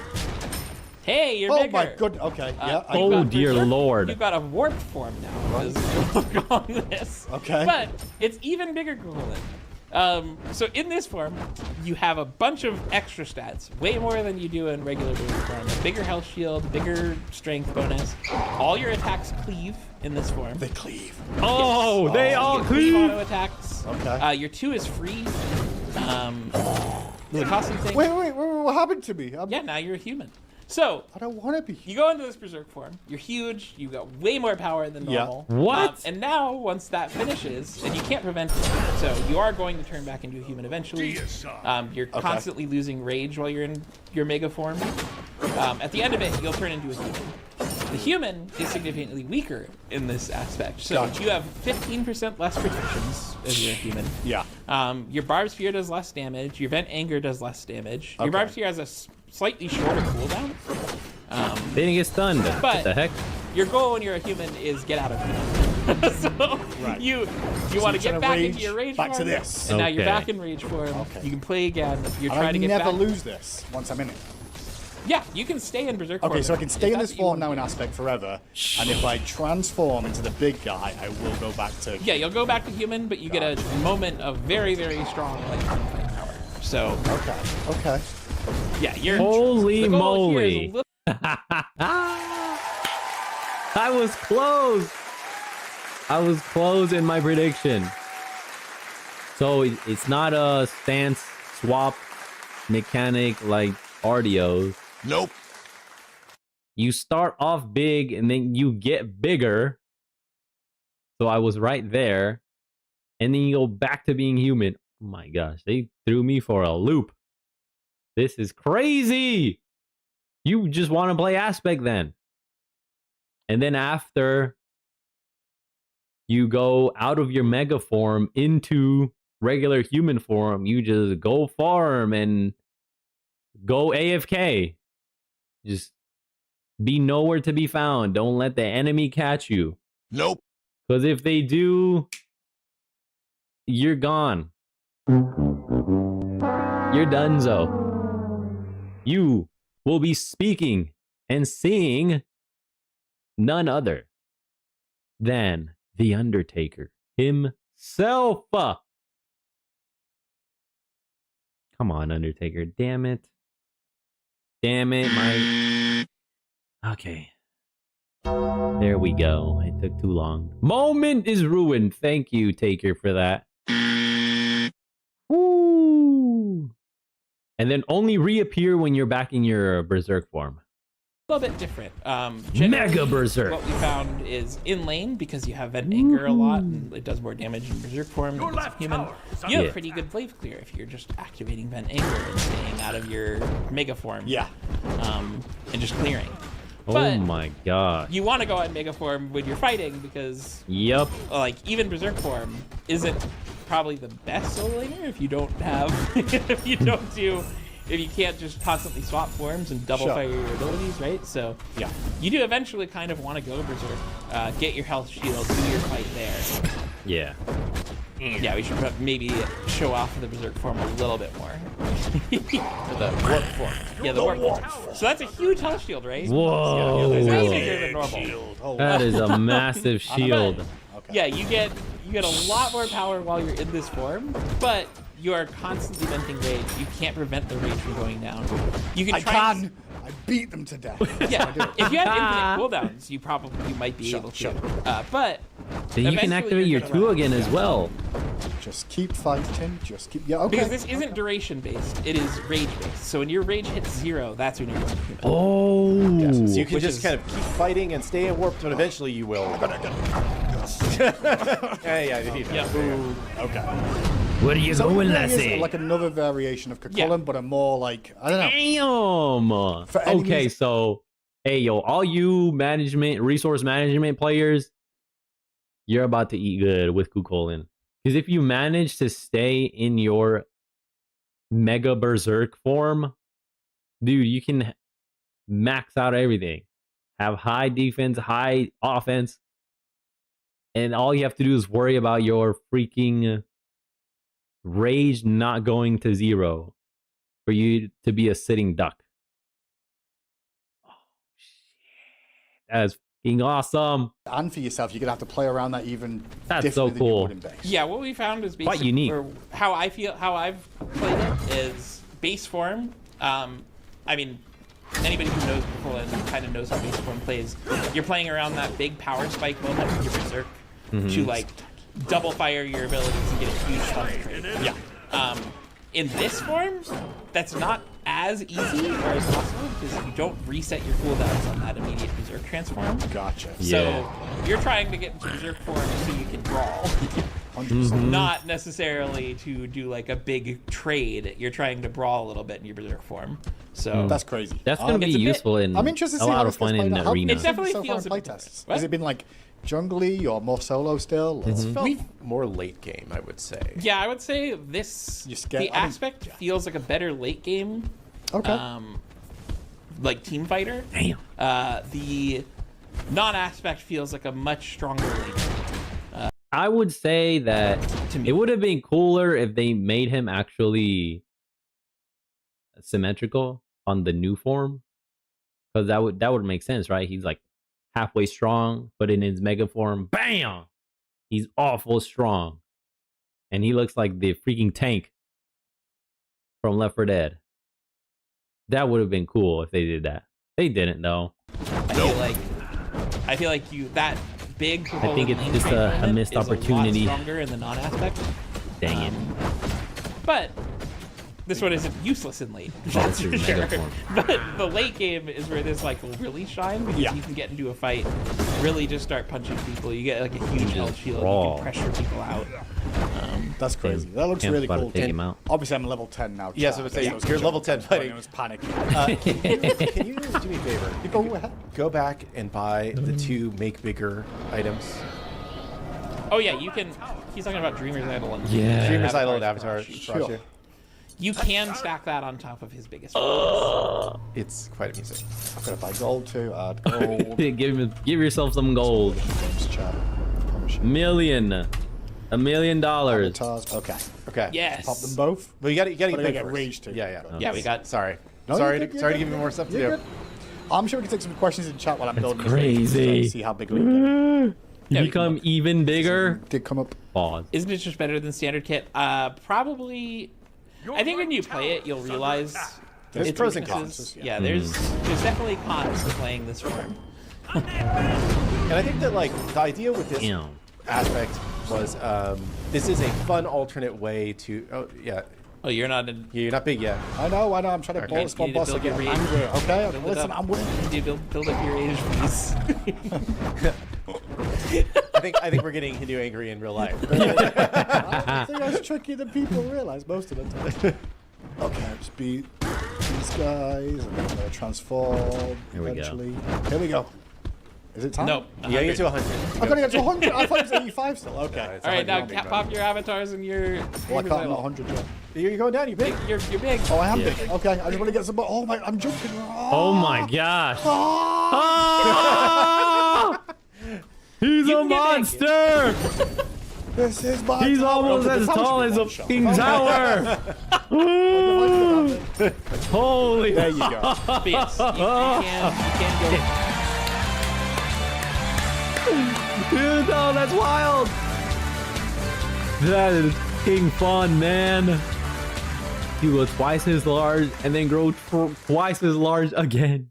You grew 4 times after growing twice as large, and then twice, 2, 4, 6, 8, 12 times larger. Holy moly.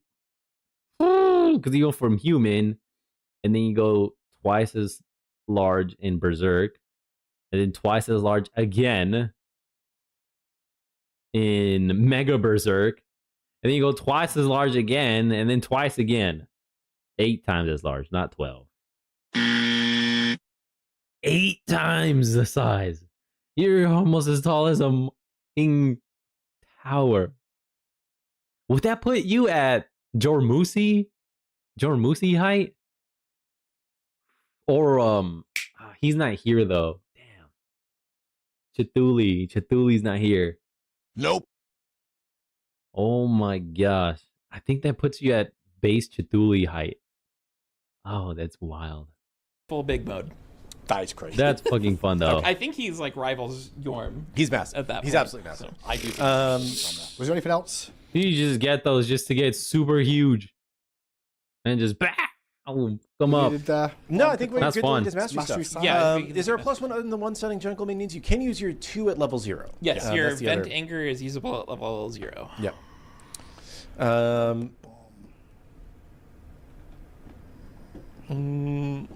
Tomorrow's gonna be fun. Just quick show on this. People were asking, but you can see Yep. what people's stats were at the end of the game. You should be able to see that. Yep. Just as a heads up, and then we'll go and look at the master page real quick. Bum, bum, bum. And while you're doing this, I can mention that the Chulainn Race Radiant will be for his first week of release, so from July 28th to August 4th. Yep, tomorrow and to then next week. Following that will be Odin getting a Race to Exalted Okay, from Odin. August 4th to August 11th. Okay, and So- currently Silas is ongoing if you didn't know already. Yeah. So, and that also means that for the entirety of the next update, you will earn less worshippers playing Chulainn or Odin in versus AI games. Yep. But then that'll go back to normal after their races are complete. Today's the last day Yeah, for let's look at the Silly rest then. of stuff. Here we Yeah. go. First of all, the rank 1, you're going to get the Berserked kills, and then here's a little look at the Shadow Yeah. Yes, I like Shadow as well. I don't know if it transforms on I'm this not page. sure. I We'll wait think we patiently for probably a should second, add that if just it. in case. I think he might, but it He takes might, a but it bit. might take an hour. Yeah. Yeah. Okay. Let's have a look at the base one there. Clap emote 2, alongside objectives destroyed, Shadow Lane. god assists, kills by anger, from Vent anger. Okay. You also get the Onyx variation. Yeah. Classic. Gold looks so good. I like the black. It's not too black, piercing pitch black, like a smoky black, which helps balance out the gold. And then his gold hair just blends in perfectly.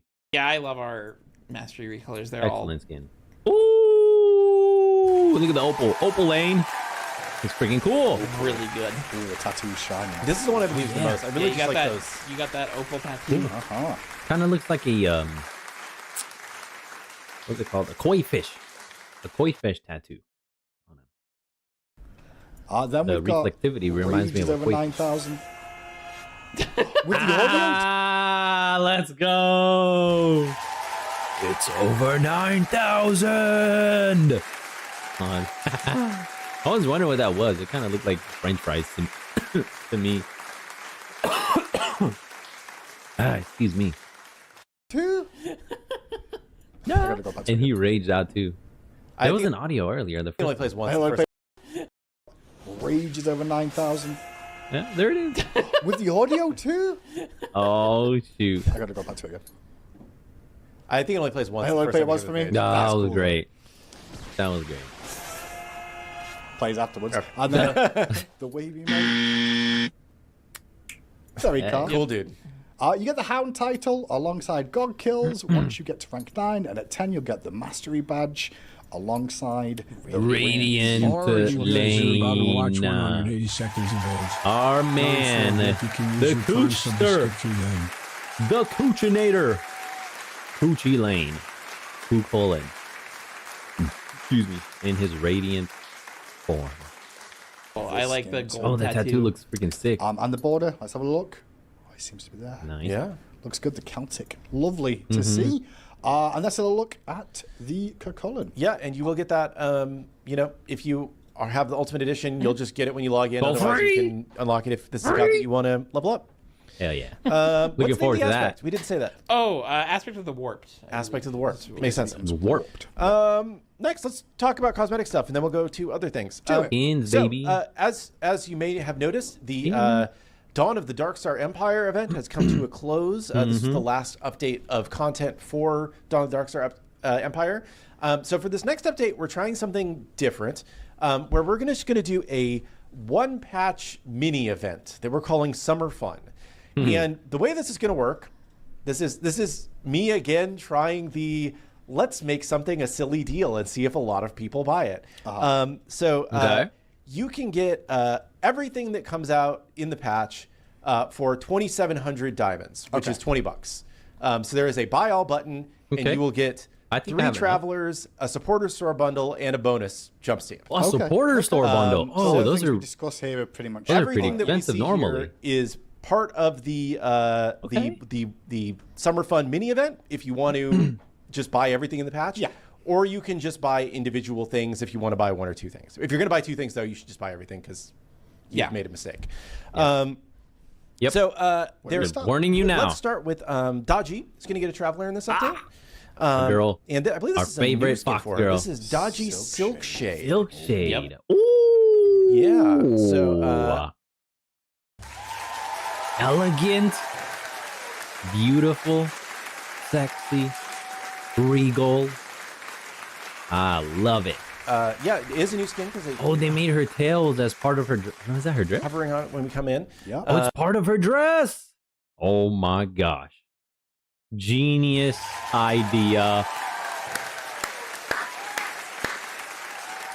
Whoever thought of that, well done.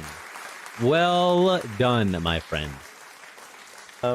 It does have an announcer pack that comes with it as well. She's got short hair and a pony, though.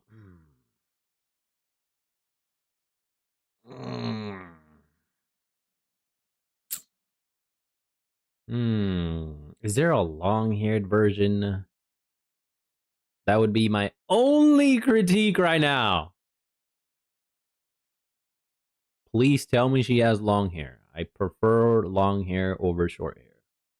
Short hair, either you got it or you don't. And if you don't, then bye. Long hair always. And then Silkshade and Burning Greed. Ooh. This Yeah. is amazing Yeah, too. I like the this red color. version. Looks Also, great. Velvet Seduction. I like the Ooh, oh my gosh. The in black and purple. I'm a big purple guy. It's one of my favorite colors. The red is the best one, easy. And then I the don't white know, one. in this collection. Ooh, antique coral. That's a great name. Yep. Still alive? Ooh, all 4. Incredible. None of them have the long hair though. Nope. I would have wished for long hair. One long-haired version, one pony. You know, change up their hairstyle and the different skins. My 2 cents, man. You've done it on other characters. The last with Discordia, she had the long hair, and then the purple one had a different hairstyle. Even though it was still short, it was a different hairstyle. Here they have the same hairstyle. Change the hairstyle though. So That's all I'm saying. Comes with the answer pack, and you'll also get the Foxy title as well as this Foxy. cool-looking moonbound. Ooh, the moon looks Very beautiful. cool. So I like that's all Wait, included. the phases of the moon appear as well. in this Silkshade Dodgy Traveler. Oh, it's amazing. Also, we have a Atlas Traveler. Our man Atlas. one of his classic skins coming over here with Carrying some cool the weight prisms. of the world, the This is cosmos. Atlas Corroded Colossus. Oh, this one. I remember this one. This was the base skin. This one was a fucking cool ass skin. I never got to get it. Nope. Now here's my chance. Yeah, and I think Yeah, that, this like, skin's sick. it looks a It lot looks- better in Smite 2. It looks, yeah, it looks Mm-hmm. great. I think that like the metals and the materials does. just really made this look a lot cooler in Smite 2. Like I liked it in Smite 1, but I think it's a lot cooler in Smite 2. And I think that Oh, he's ice. He's a glacier. these prisms also are sick. Like this Yeah. glacier one is like so kind of icy, at that frosty, one. which is really, Oh, dude, it's ice right here. Oh, that's amazing. really neat. That's amazing. Fool's Gold. Fool's Gold. Yeah, Hey, very cool.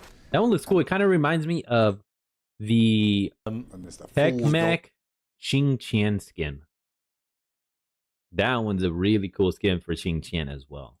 When is it going to get? Fool's Gold. Yeah, very cool. Gold. And last but not least, the Tartarus. Ooh, Tartarus. All green. This is fucking sick, man. Amazing. Yeah, that was just like Two great skins already. Somebody mentioned in chat that they thought that I was a green person. I am a green person. And Gotta have the green in there. I think it's as good. This also comes with the Colossus title and a Colossus Ward skin. Ward That's actually a really cool Yeah. Ward skin. That's It kind of does. sick. Yeah. I like that one. I don't think I noticed that one before now. So that'll be Hell in this yeah. patch as well. Yep. His astrolabe has a Last, word. there's another one, right? There is another one. Let's do the supporter star bundle first, though, because I want to end with the other. Oh, one, 'cause do it's, ya? It's great. It's one of my favorite skins we've What's done in the in a long support time. store that I'm looking The Odin it's one, a bundle yeah. of quips. It is the hot summer bundle. There are 4 Summer quips. fun? Maybe Okay. summer fun. Sure. Yeah. Yeah. There you go. Yeah, the screen looks fine. Yeah. There you go. Yeah. So you get it's four four quips. 4 quips. Okay, let's see. Okay. I come in 3 sizes. Large, extra large, and Big Daddy. That was epic! Where Big Daddy? That was epic! Epic. Where's a hot dog when you need one? The burgers are ready! Okay, so they're all going to be available as part of He's quips this a patch? Yes. a worker at a fast food restaurant, a McDonald's worker. And can you play the third one more time? Sure. Where's a hot dog when you need one? And you know what? Speaking of hot dogs, did they remake the Odin hot dog skin?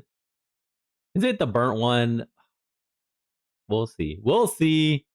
think that we need more hot dogs in our life. Dear. I think that Pause. summer I is don't. not You see the size of me? complete. Pause, Kilgoon. You forgot to say pause. I'll say it for you, brother. Don't worry. Pause. He says pause.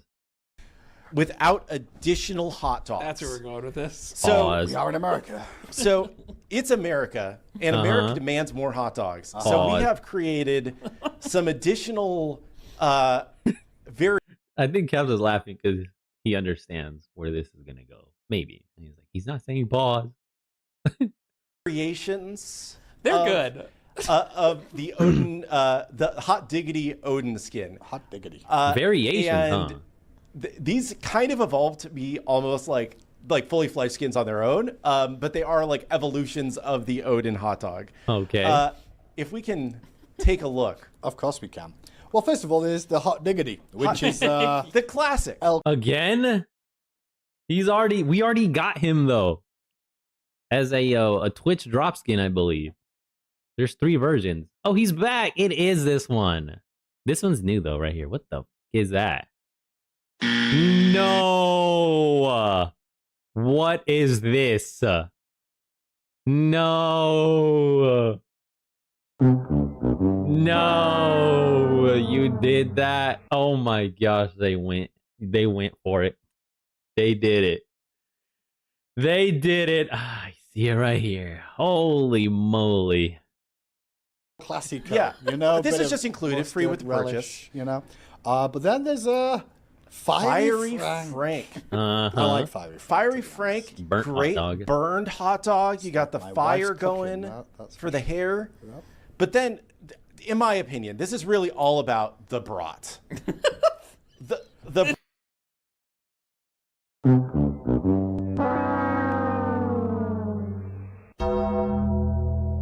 Brother, is that a hair tattoo? Is that hair or is that a tattoo?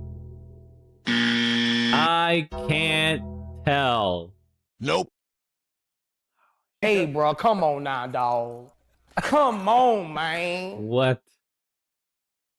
Oh, I'm not really partial to these skins, man. Nope. They're uncanny for me. I don't really like them at all. Nope. I don't think I like a single food skin that has ever been released. Nope. Damn it. And they brought Wiener Odin again. Pause. Holy moly. the brat. Skin, man. Wait till this. Who wants to eat a hot dog that has hair on it? Pause. Oh my god. Kick pause, brother. Hair on my hot dog. No. And And it has arms and legs. Pause. I will say, Bun. Why does this look like it's a one-piece freaking bathing suit that a woman would wear? Golly, what? So many things wrong with his skin. Good. Ben put extra attention to the modeling of the bun on this skin. It's a freaking. That's what it is. A G-string.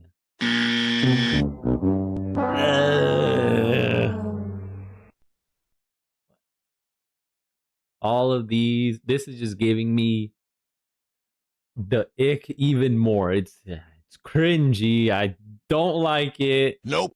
It's nasty. A little bit funny. However, not enough for me to be like, yeah, this is a good thing. Nope.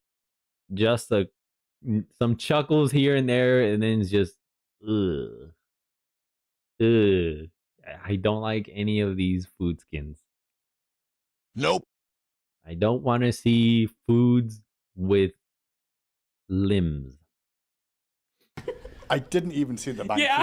I'm not gonna lie, I've not looked at the mankini. But I'm like, A mankini, that's So, what it's called. So yeah, It's not lettuce, right? That's in trouble at the moment. yeah, no, it's lettuce. Oh, yeah. is it? Okay, Yeah. okay. Yeah. Well, Maybe it's relish. I'm not sure. Yeah, it's No, relish is on the inside. I nasty, guess that's the lettuce. man.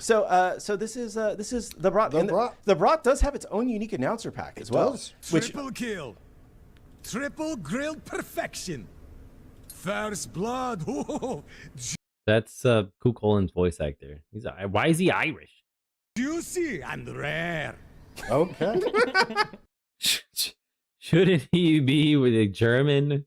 Obviously, this comes free with pictures. You also get the hot there is a diggity Odin VXG. jump. Yeah, and we're just showing off the VXG there. And this also comes with a global emote. Well then.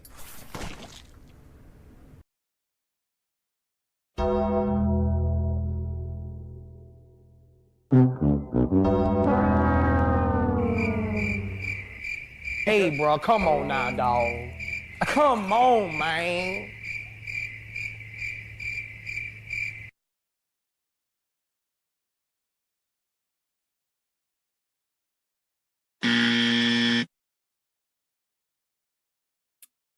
They did the number meme.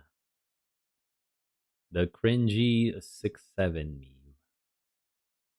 The 6 is the base hot dog, and the 7 is a combo of the fiery Frank and the brat.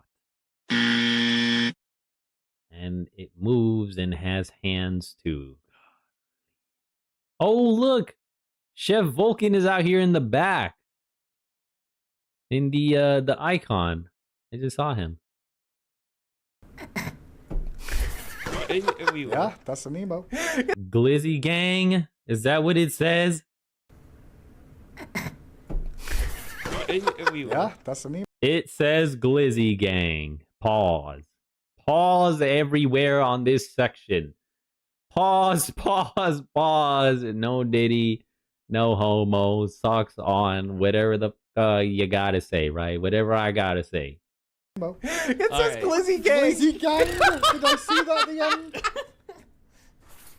end? Okay. And then the sound effects to the swoosh. Ugh.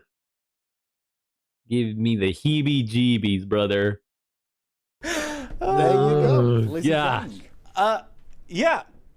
We just had a lot of fun with this one. It's the end of summer. I can tell. I bet. I really They enjoyed it. And whoever else enjoys it, hey, that's for y'all.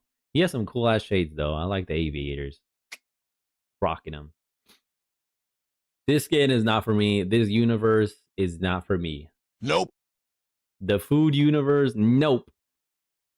Nope, nope, nope. Get ran down by hot dogs. What Chad. That's what's happening. Yeah. The power of Odin. Damn, he's in here this too. This is a fun thing. If you, we also are including a jump Dude, seat. Caps If you wants go- to bust out laughing. He's holding in on his laughter, man. He's red. He wants to just bust out, I think lose it's a the lung. actual event page under special, Okay. store special. I think the jump seat is there.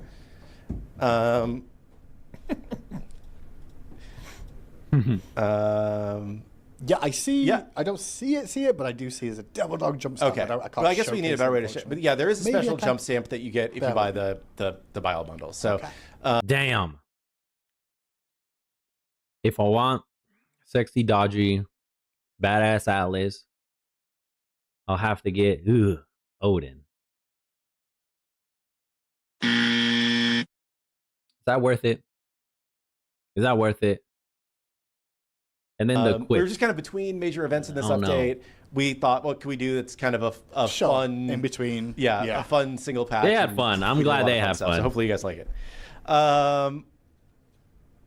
It's not for me. That's that last cosmetics. one is full of cringe. Oh, there's one more cosmetic. Cringy. It's free.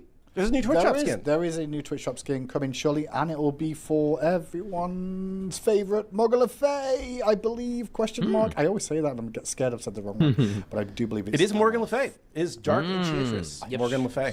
Have to find her in the alphabetical order, because we changed some things. Where was it? What do you mean you changed some things, huh?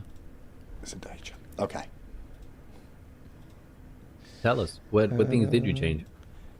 Here's a little look at that as well. The Dark Enchantress will be available in all. Oh, Morgan Le Fay, MILF. Oh, I was thinking the Morgan. Pink and blonde. MILF. Hell yeah. All her glory as part of Twitch shops. Obviously not this I love the Tuesday coming. Coloring. So Looks Saturday. great. The leather looks next Saturday. Next Saturday. Cool Correct. as well. Yes. I'll get you the date for sure in a second. I apologize, chat. But yeah, next Saturday, that'll be available for the next 2 weeks for you to get as a Twitch drop for just watching your favorite Twitch streams. That stream Smite 2. Bobby says, all that for 2,700 diamonds? Yes. I set the price lower than I probably should have. So you get all 3 travelers plus the supporter pack if you want. 3 different hot dogs and a 6-7 emote. You don't even have to leave the house. I would have paid 2,700 just for that, but not me, man. That's just me. I'll now be maybe getting it.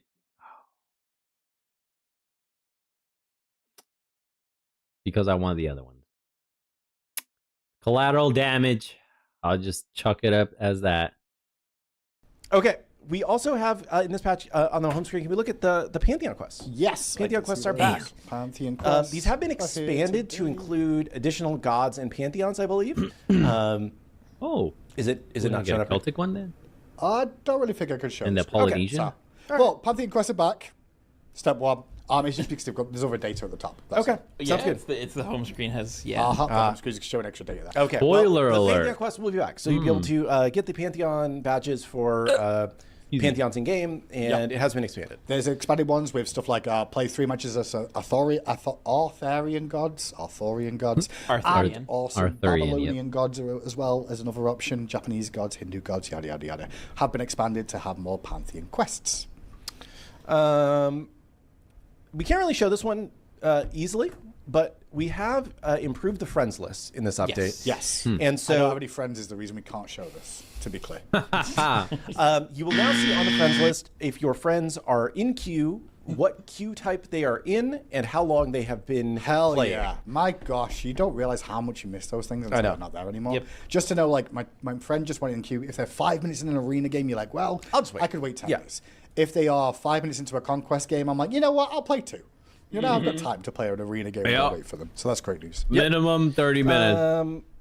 This is a very minor one, but it was a good idea that was easy for somebody to do. Can you go to like log out of the game? Yeah. Finishing up my and you'll see my watermelon here.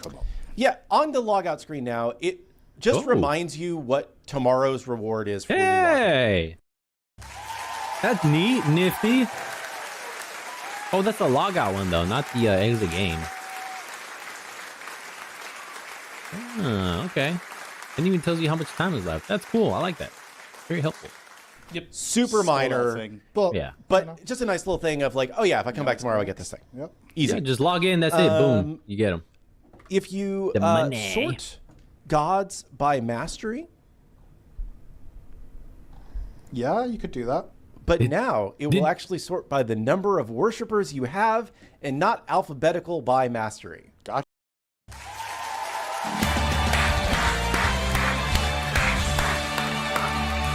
Finally! Finally! Oh my gosh! Yes!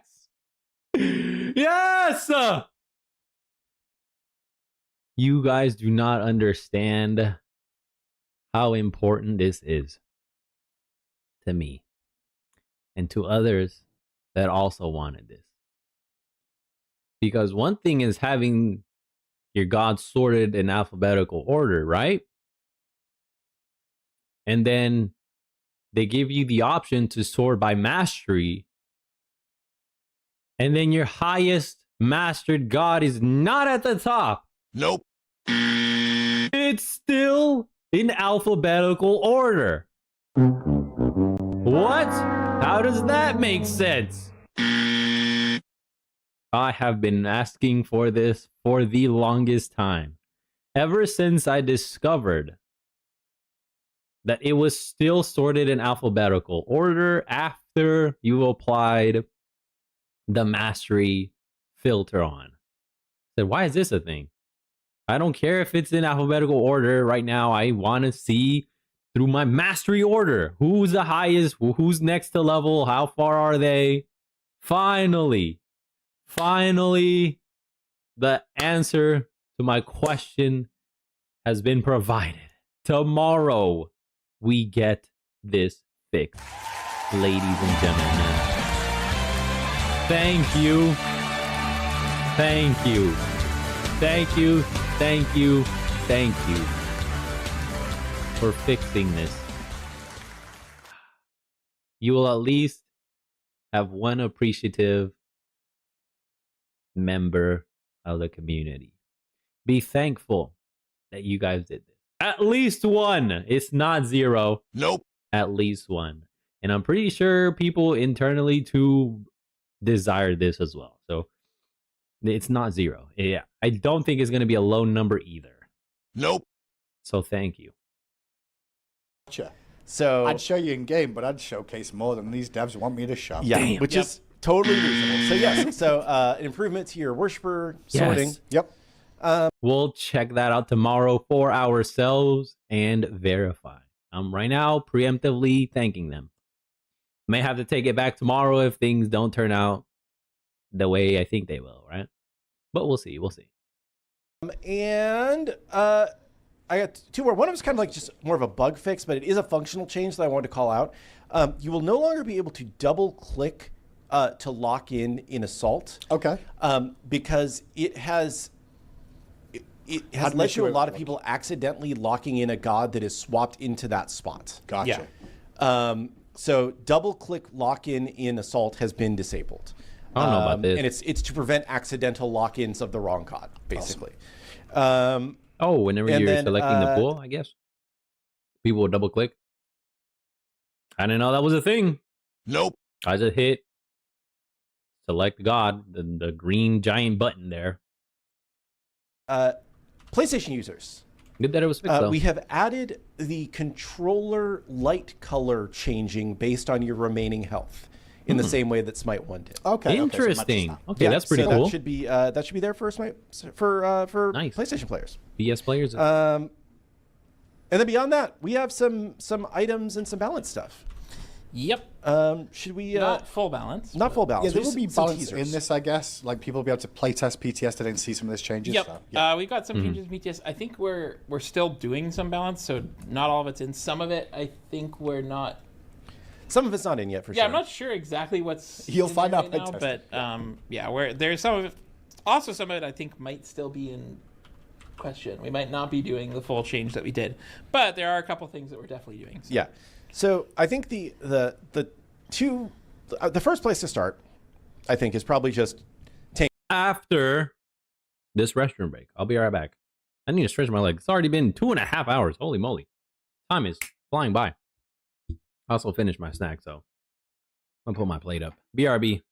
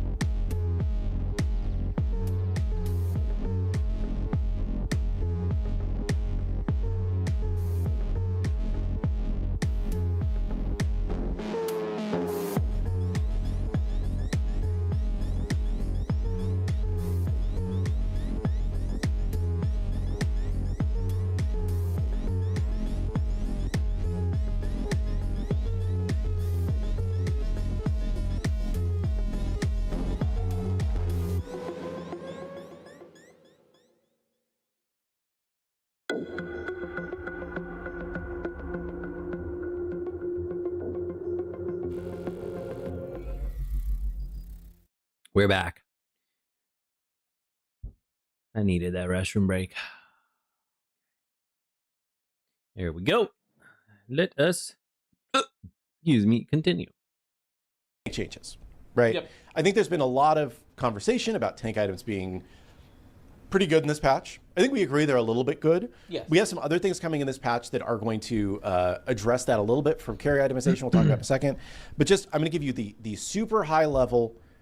Shifter Shield is going to have less power. Yes. Berserker Shield, Dwarven Plate, and Breastplate of Valor will have reduced protections. Okay. It's not going to be... Knew it. I knew Breastplate was going to get nerfed. Is it going back to 50? Because currently it's 60. It was 50, got buffed to 60, and might be going back to 50. Probably going to be lower, though.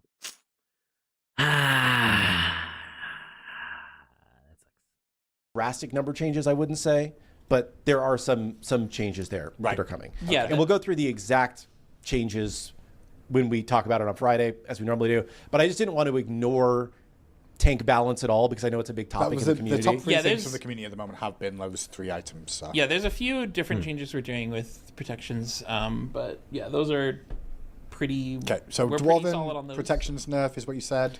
Yeah, Yes. reduced protections on Berserker Shield, Dwarven Plate, Breastplate of Valor, reduced power on Shifter Shield. Yes. Okay. Shifter Shield, we wanted to take the power down because I think it's good to have a bulky item, but we don't want it like in every roll. Okay, So, yeah. Sure. it's- I guess Eye of Providence will be re-enabled this update as well with the issues that yeah, it's it should having. be. Yeah, cool.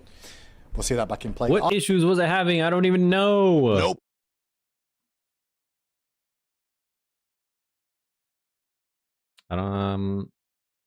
Did they ever talk about this on the Time Talk? I checked Twitter and there was nothing. Where else do I go look?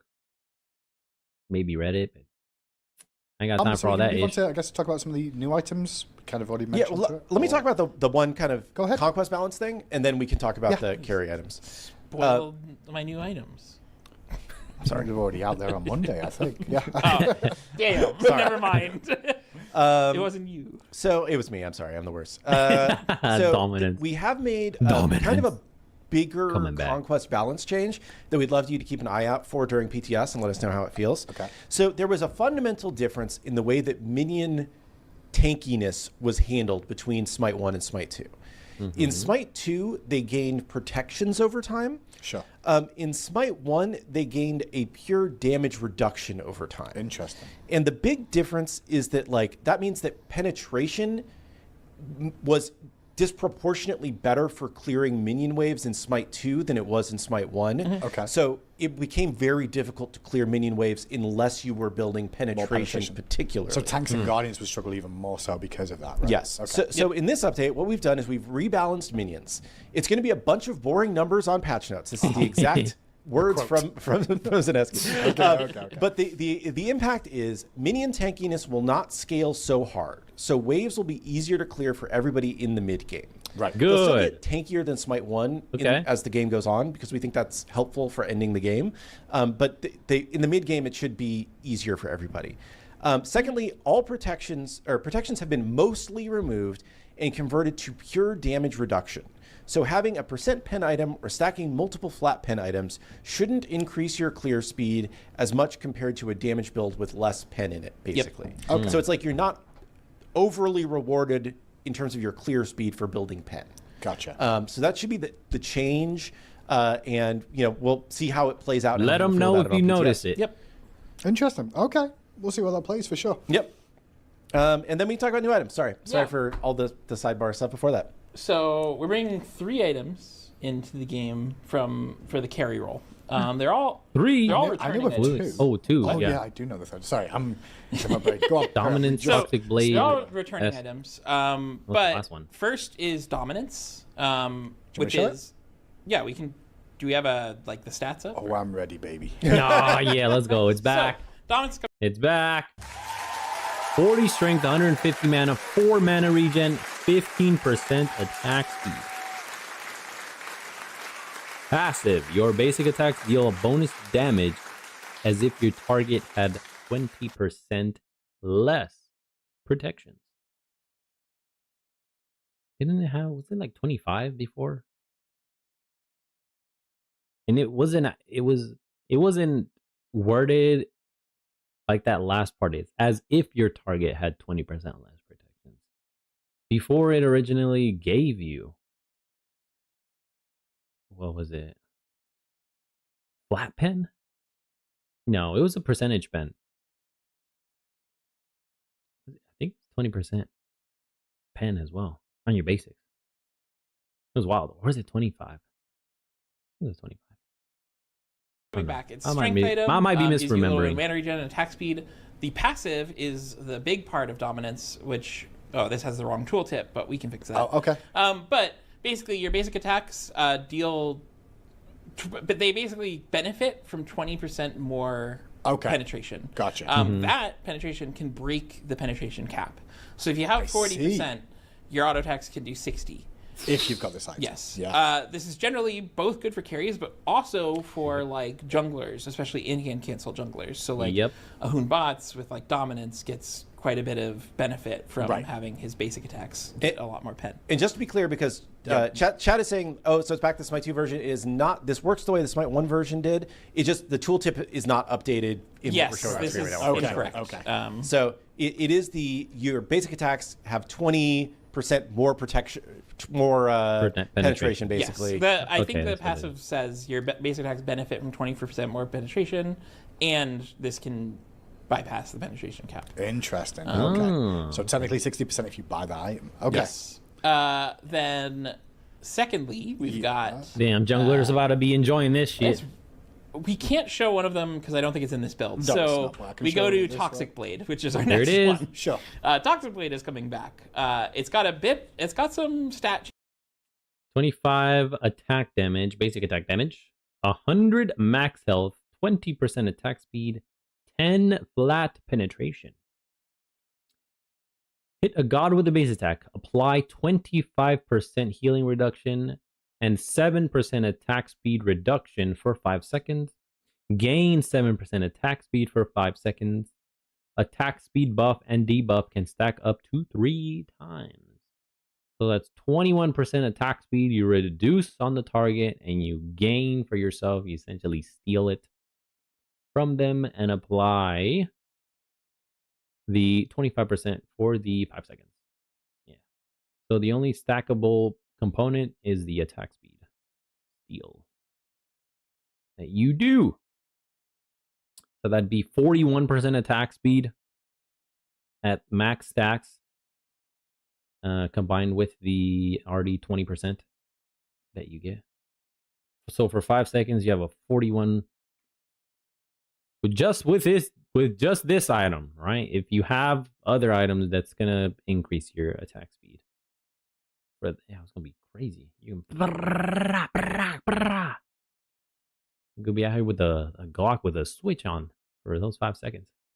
And then if you have what was the name? Does it start with the E? I can't forget. The active one. Give you a Gatling gun. changes here. It's not the same as what it was, but it's similar. Yes. Yeah. Previously, in Smite 1, it had like 15 penetration. We're not giving 15 penetration here. Also, the healing reduction is 25% and doesn't stack up to 60, right? Which it used to in Smite 1. Gotcha. Here, you're getting 25 attack damage, which you didn't get in Smite 1. And you're getting some max health and some attack speed. And when you hit people, you reduce their attack speed and gain attack speed for it. So it goes up to 21% because it stacks 3 yes, times. it's a pretty good aggressive item. Mm-hmm. If you're not mechanically challenged, this will be excellent for you. So it helps out a little bit, but also has pen. Yes. Attack speed focus. It has penetration. It is an attack speed focus. Third item we're bringing back, but this one's coming with a redesign. Right. Is Silver Branch Bow. Silver Branch Bow in Smite 1. Oh, and I will say the price is wrong in this build. I believe Toxic Blade is supposed to be 2,700. Oh, yeah, sorry. So price is wrong. 2,400. Oh my gosh! Yeah, I was about to say that's a first item Comes coming with a purchase, redesign. man. Right. Easy. Is Silver Branch Bow. First item, second Silver item. Branch Bow and Smite 1. Oh, and I will say the price is wrong in this build. I believe Toxic Blade is supposed to be 2,700. Oh, yeah, sorry. So Don't panic about the numbers and stuff on that. yeah, like we said at the beginning of the show, the version cheap. that we're showing off today is A like bit behind. a couple days old, really, because we had an issue getting the build deployed this morning. So there have been a couple cleanups that are not shown in what we're showing off today. So, Silver Branch Bow in Smite 1, how it worked was Smite 1 had the attack speed can cap of overcap. 2.5. Yeah. You get And more when you got benefits off of there, that. Silver Branch Bow said every bit of attack speed you build after that 2.5 gives Yeah. you strength. Yeah. Smite 2, we don't have an attack speed cap. True. So that didn't really feel, that just felt like an arbitrary number what to have you- bring it what have over you and say got? 2.5. Oh, it's terrifying. I made something fun. Okay? So, Silver Branch now Yeah. it's still a penetration item. It has very similar stats, but I changed it to attack damage instead of strength.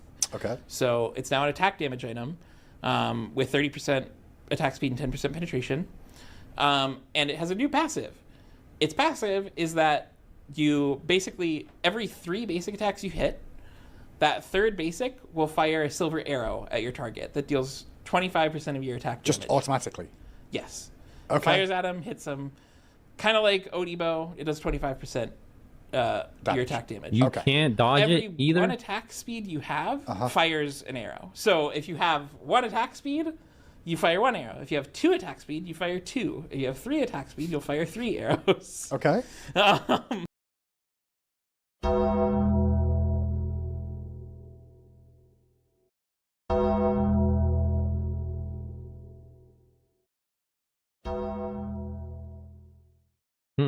I'd have to. That's why I want the little sidebar stat thing, so I can see where I am in that attack speed. It's crazy. Be like, brah, brah. Shit, you would turn yourself into an AK-47 with that bow.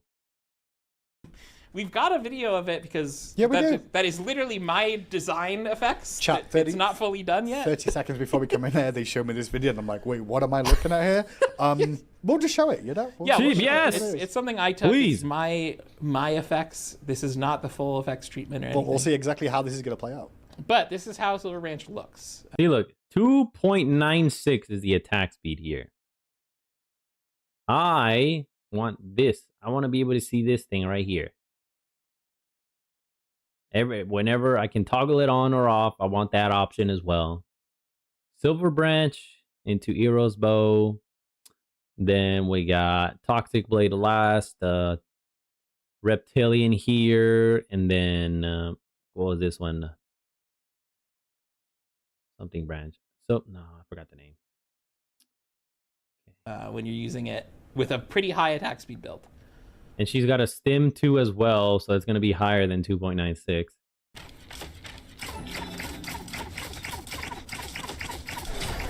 You get a bunch of extra arrows. Yeah. They're sick. You got like an extra stream of arrows. You cannot dodge these, it seems. Nope.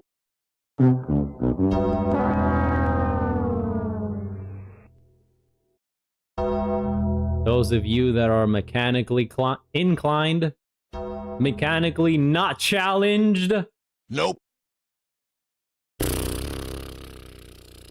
you're about to have a fun time, perhaps, bullying all of these people, all these players. Damn. It's gonna be fun, chat. Into man's face right now. Yeah. No, it won't. Nope. If you gave us the option to dodge, that would be another story, right? However, there is none. Nope. You just get free extra damage for having a lot of attack speed, and there's no counterplay to that. Nope. How is that legal? Huh? And you guys say the tank meta is OP. What? How can you say that and still think this is great? or nothing is wrong with this. Only the tank meta is wrong. You guys will reject that the tank meta is too strong and be okay with this. Like how? How do you counterplay that? You have to build anti-attack speed items, right? It's itemization and selection of the proper items and relics, right? So if you choose wrong, that's it. Game over. They can bring in the Silver Branch Bro at any point in time and just render your whole plan moot. Like it's not a dodging player skill issue. Nope. It's just itemization. And anytime that comes on, boom. So you have to always preemptively build against attack speed or attack speed reduction, because you can't dodge those extra arrows. Nope. There's no counterplay to those free damage dealing arrows. Nope. That's the issue here. How is that fair? How is that even a thing? You guys will excuse that, sweep it under the rug. Oh yeah, it's okay. No big deal. Nothing wrong here.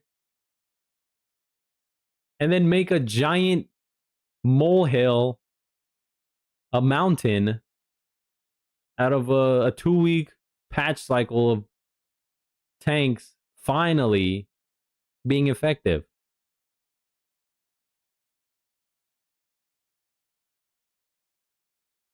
I just want to point that out too. Yeah. Just give him dominance. Give him Toxic Blade. Throw this in Yeah. there too. You know? Yeah, so like, we've Yeah, I'm with Hindu. Like, I'm saying, if they made it like actually counterplayable, like on the player, like you can dodge those arrows, I would be okay with this. Be like, hey, that does look like BS. However, I have the option and ability to evade these arrows, right? There is no option though. Nope. The only arrows you can dodge are the first basic attack ones. But if they hit you, you get sniped with an extra one. So you can try your best to dodge, right? But a mechanically sound player is going to hit you every time. Like, they're not going to miss. Nope. So how do you dodge those extra ones, right? You can't. Nope. How is that a thing? How is that allowed? I'm just saying, man. There was no extra undodgeable, uncounterplayable additions to the items that frontliners got. Nope. The only thing that was added were new stats, base stat changes for the whole pool, and then some higher statted items. That's it. No extra funny business was added. Nope. Unlike Silver Branch, it has that goofy funny business thing. Just saying, just pointing that out. And it's going to be here for a lot longer than the tank meta was. And y'all will be okay with that. Pointing that out. 3 new items for carries now. That are all pretty... Someone's going to break it, Cap. You know that, right? Yep. Sure. Go ahead. That's part of the job. I mean, there's already some inherent synergies with having it based off of basic attack, right? Like, Shablanke's bolas count as basic attack hits. Yep. That's that's a thing. You can do that. That's true. And then the stimmers, hey, they're like, hey, yeah, you can do that. It's allowed. It's okay. Really didn't see this much hype for frontliners. I'm just saying. He can't easily control where his arrows are going because of that, but... does this work on melee guns as well, or is it just ranged? Wait, does that work on what? Does it work on melee? Yes. Melee...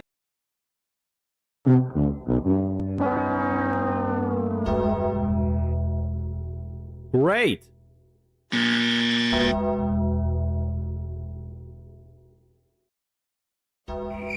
Hey, bro, come on now, dog. Come on, man.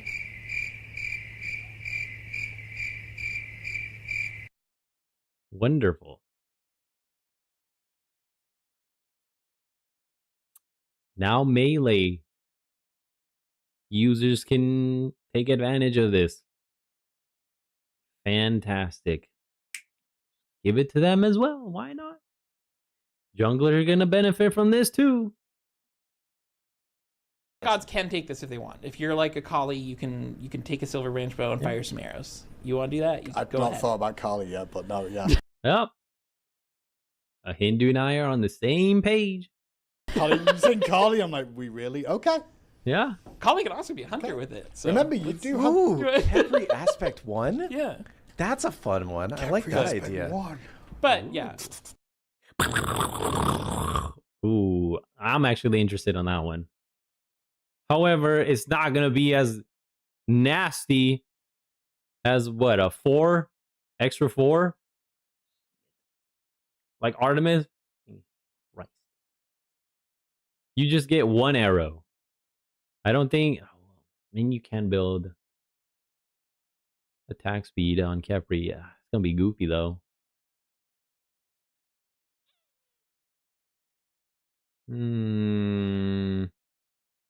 Nah, I don't think it'll work. Nope.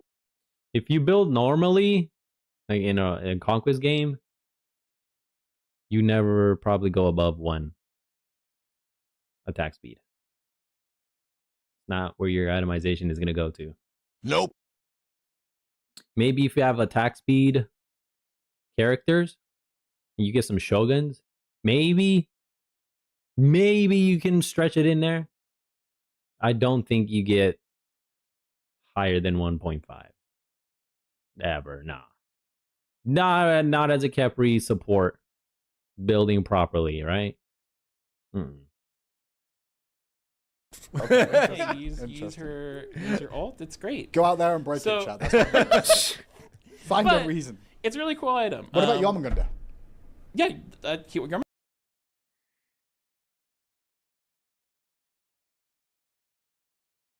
Oh my gosh. Sheesh. Visceral reaction from Hindu man. Like, how is this legal? Jormungandr can take this item. Could he? Yeah. Alright. Jormungandr can take Odie bow. Can he? Yeah. Yeah.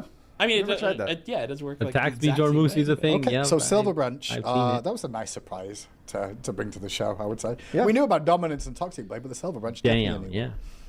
I'm pretty sure he can. Didn't we make it? Unless we changed it. I don't know. I don't know. I don't remember. We'll have a- to look for sure. It's been a while. That's why I was like, if you can confirm it, sure. But in my mind, I'm like, that seems crazy. I've been messing with carries, so. Mm-hmm. But yeah, so Wow. fun new items. Yeah. Hopefully for the carries.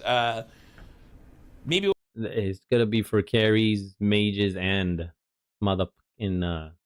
junglers. Maybe a Mordred builds lifesteal attack speed. I've seen that ish. Maybe he can benefit from it. Probably the only warrior, honestly. I don't see any other warrior that really builds that much attack speed. Nah. Certainly not that many supports either. Jormusi's one. You do a meme build. I mean, this is only gonna work in like meme builds. In real legit games, you won't get the full benefit of the Silver Branch bow. we'll help them Only ADCs as in will. their role as tank killers, which is also why we didn't want to like reduce Too much of the Tank tank stuff. stuff too much. Like prots, we're not hitting them that It's hard. yeah, it's a relatively minor hit, I would say. So Right, but it was Yeah. kind of a swing down a little bit, see how these penetration options help out the Yes. hunters and the carries a little bit more, and I guess with some of them, even the junglers too. So yeah, Yeah. So I think we feel like carries should be the tank shredders. yeah, Right. They should be able to shred, especially late game. Naturally. Tanks, especially if they're like pressuring into your mids. And But anytime carries in jungles are always like in hand. They're always in conjunction. When one benefits, so does the other. when one is detrimental, so is the other to a certain extent, right? So they're always holding hands. They're always going to benefit off of one or the other, and whatever changes they get. Your backline, so Okay. Yeah. Meanwhile, mid is on their own. Support and solo are kind of like the other ones that are together, although mainly like kind of independent. They sometimes cooperate, not like jungle and ADCs. Like they're always together. That's how I see it, anyways. And that is that everything? I think that's everything on my list.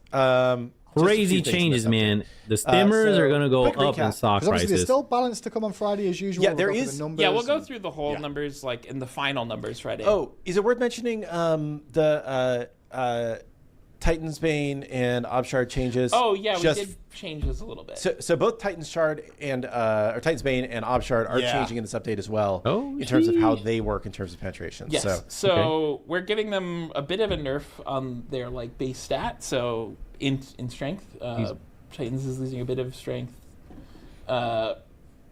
Obshard's losing a bit of int, but they're gaining essentially their passives from Smite 1 back on a 10-second 33%. cooldown. Your Dex ability fire does 20% more penetration. That can also break the penetration cap, so you can have a 60% pen So like major this. ability Damn. Okay. every 10. 40 strength, 20% pen. First ability cast gains 20% penetration. This effect ignores the penetration cap. This is gonna go hard on a Wheelix, man. This is gonna go hard on her.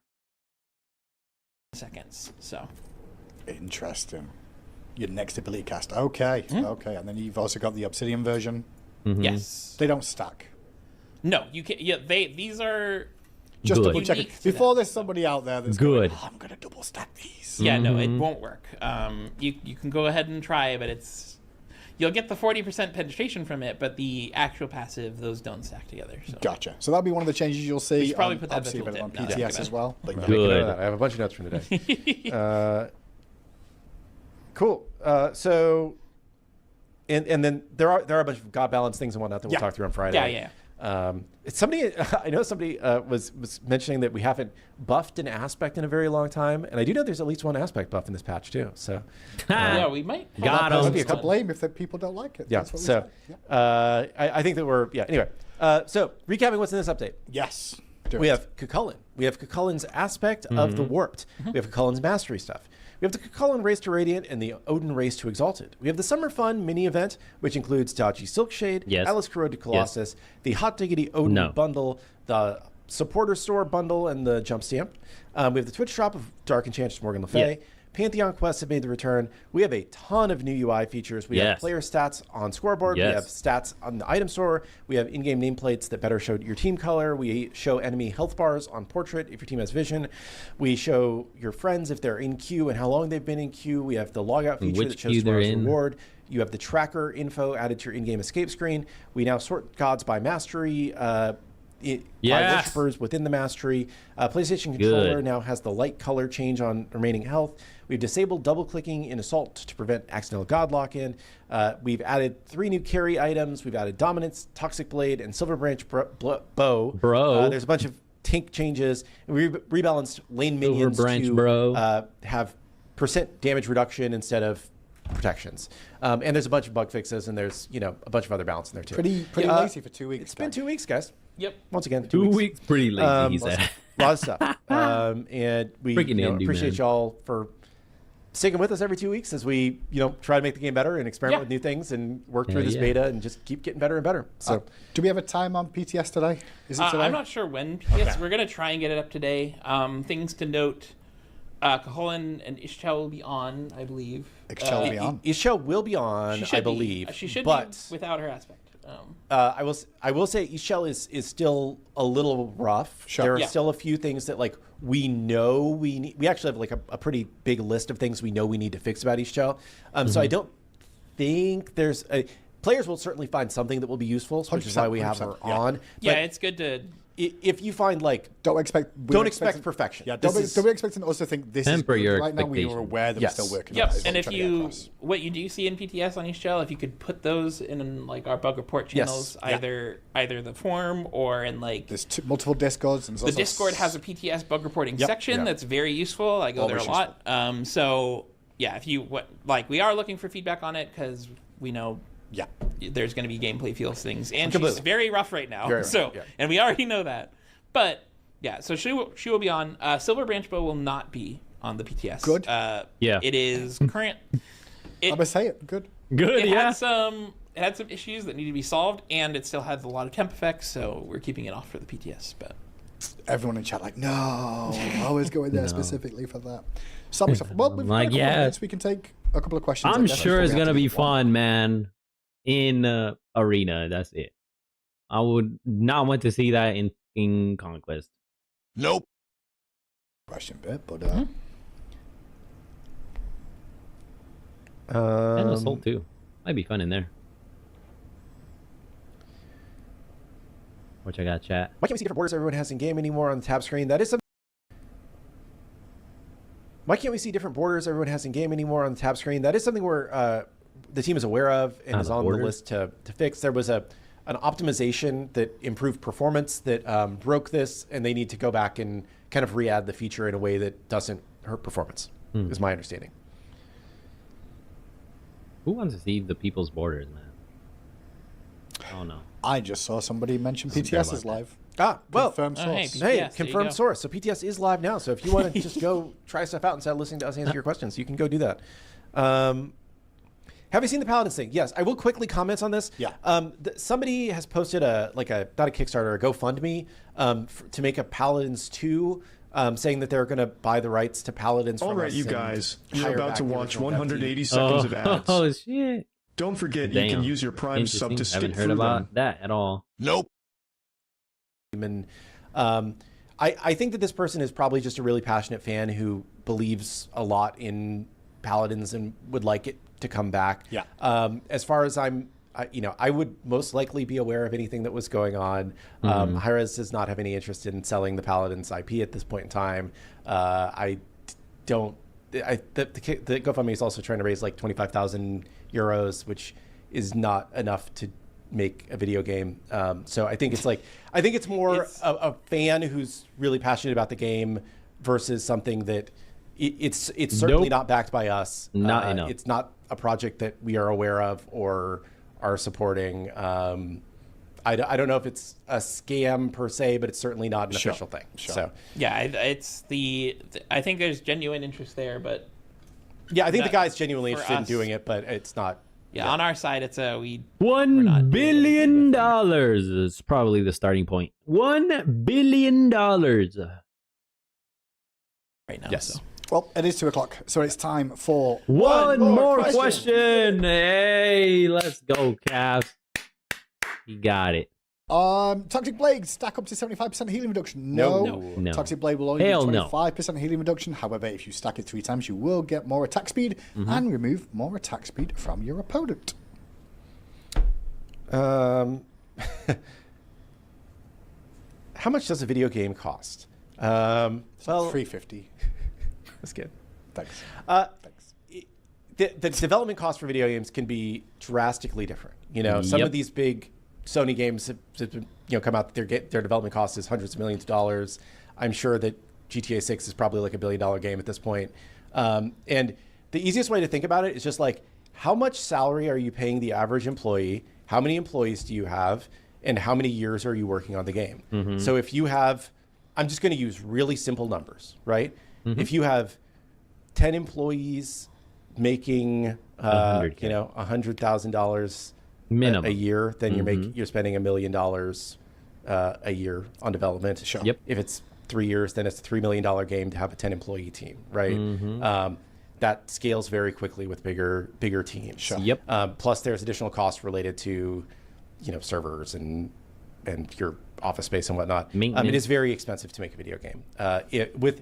With a big team. If you're just doing like an indie game out of your house, totally different world. But if you're trying to do a game that has a even 20, 30 person team, you're spending millions of dollars a year on that. I say $1 billion.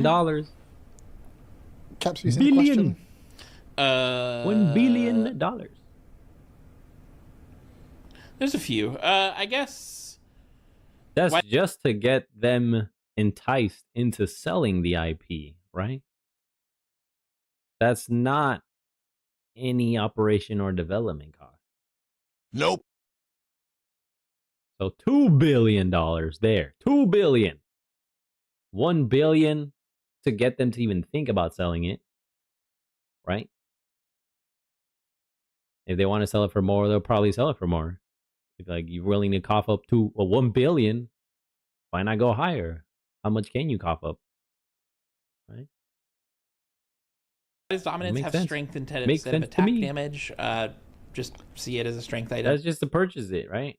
Then you have the other operational cost coming into play afterwards. They need more. I think it's aimed more for carries and like in-hand junglers.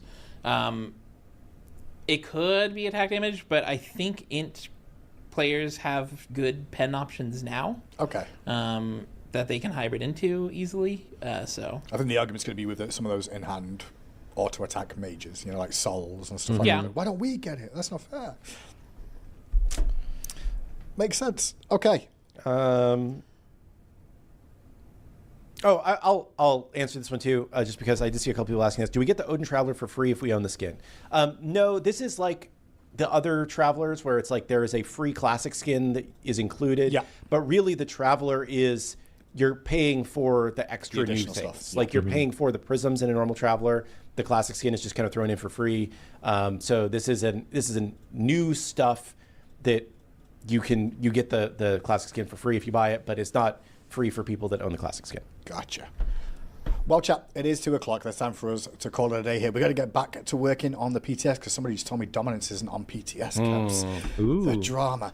Thank you all for tuning in today for OB40 overview. We'll be back on Friday. I'm blaming you. There's that chuckle. Okay. That's just the way it happens. But we'll be back on Friday to discuss all the balance going into OB40 as well as taking some feedback on things people have seen from the PTS. Make sure you check out PTS, check out Chulainn, check out his aspect. But if we don't see you beforehand, we'll see you on the battlegrounds. Peach it! Another great show. And now for the final one. PTS. Not PTS. Balance. Item and balance. Overview. We've done 3 Good of 4 and already. welcome Let's into another go! Titan Talk. As you can see, Right here. There we go. Now we blend in better. We have infiltrated high-res Titanfort Studios one last time. We will be commentating on behalf of Manny the Mannequin, who is a man of no words. Nope. Here we have Captain Hinduman, First Mate, Kilgoon, with us on the show as well. Welcome, gentlemen. We just got through watching the incredible and yet horrendous previous Titan Talk. Silver Branch really was the horrendous part of that. Everything else was great. Nonetheless, we are here. What item and balance changes will be brought in tomorrow? Let us know, gentlemen. and he's back with us today alongside Kilgoon to go through our OB40 overview. I've been saying it 40. for some reason. Yeah. It's time for Didn't OB. they do that Red Wine song? That was UB40. But, close. you know, I don't think many people in this community that are watching this right now will know who that is. Yeah. Good song, though. It's a good song. Yeah, I know the song. It's so yeah. fun to. I know It's the like it's good like karaoke song. Yeah. Stay close to me. Bar song. Yeah. You know, It was my mother's taste back in the day. Yeah. That's kind of the style, so I was kind of used to it. But welcome in everybody who's tuning into this Titan Talk today. We're going to kind of cover OB40 overview, which generally will go through majority of God balance and item balance. And as always, some of these things can change from PTS. PTS has been available so far last week with Chulainn on there and got some great feedback. Yep. And early Shell got some good feedback on both of them. Appreciate everybody that takes the time to to play on PTS and let us know if they run into any bugs or just general feedback. We read everything that we can, and we try and get everything in that we possibly can. 100%. Okay, let's get this show on the road. Most important question.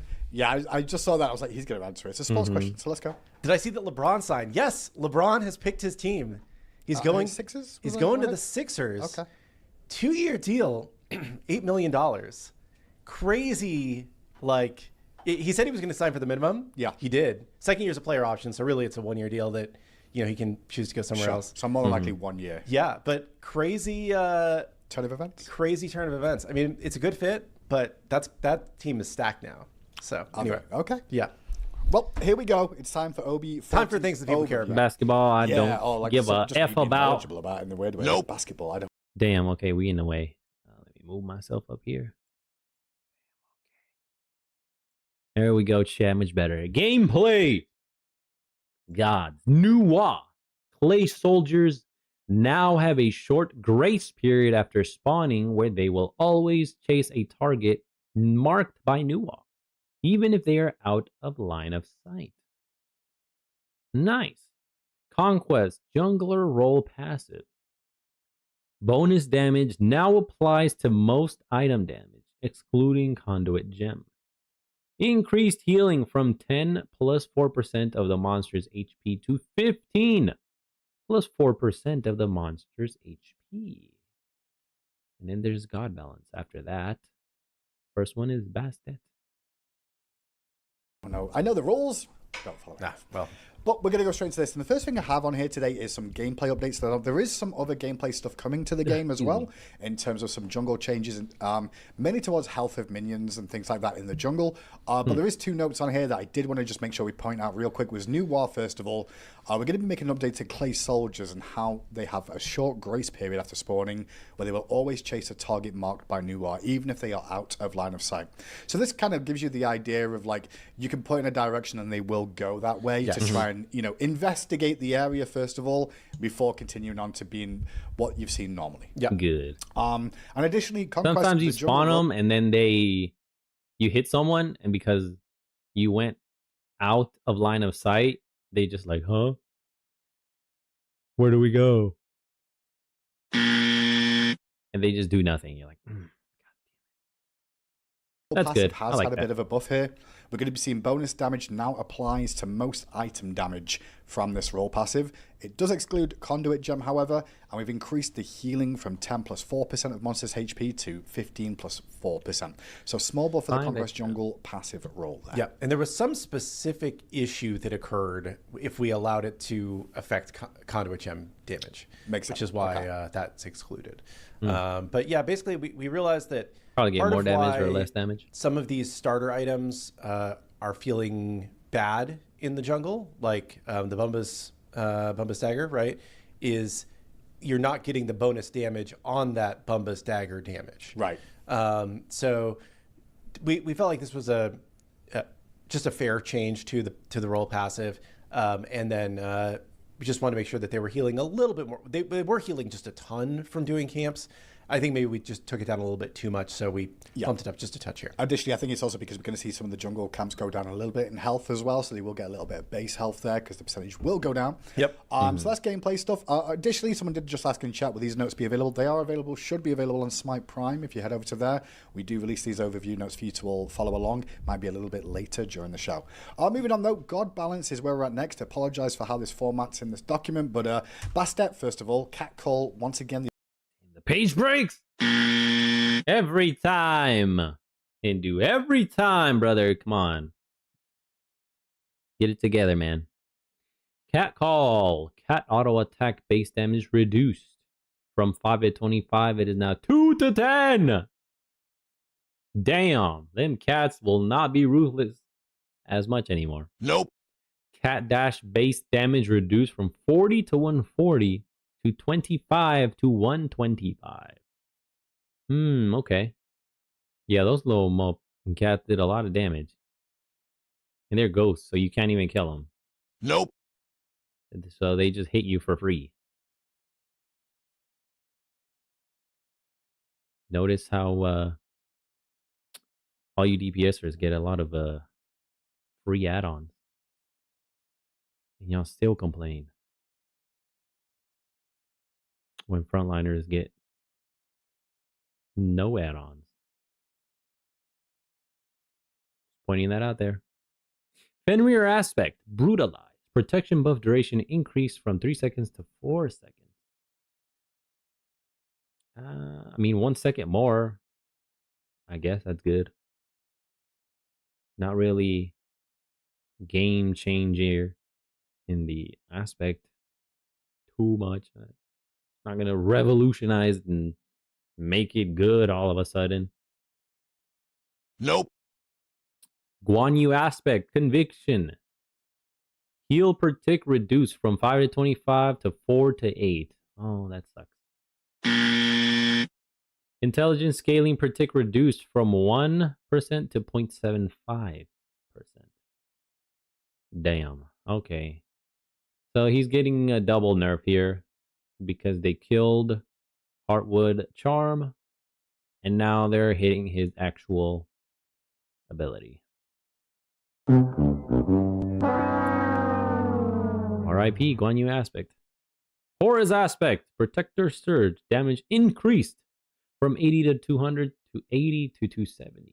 So he was lacking in the full final level damage. End game. He'll be hitting a lot harder now. Hoonbots. Why is there not a page break there? Hindu. The ultimate is going to take a bit of a nerf here. The cat auto attack damage is being focused on here. We're going to be reducing that. It was 5 to 25 as you rank this up. On those auto attacks, it will now be 2 to 10. And cat dash base damage reduced. So the first dash that they do was 40 to 140. Will now be 25 to 125. So this should not make it necessarily just an ult bot in a weird way. I think a lot of people were frustrated by the burst damage that was really coming from that. Yeah, I think it was still just a little bit much. So hopefully this is a better place for him. Next on the list, a small buff for Fenrir coming through, but with some of the tank itemization options, maybe we can see some more of them. Brutalize, the protection buff duration increased from 3 seconds to 4 seconds. And this is an aspect buff. Oh, it's aspect, apologies. Yeah. So Fenrir aspect has been pretty underplayed.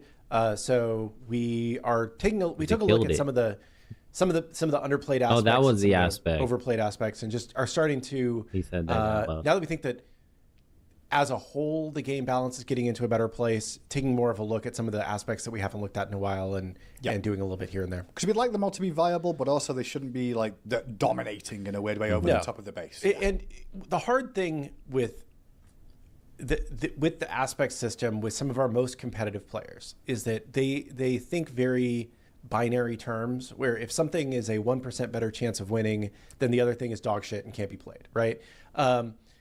That's not really the case unless you are a top 1% player. Otherwise, it's just what you feel more comfortable with.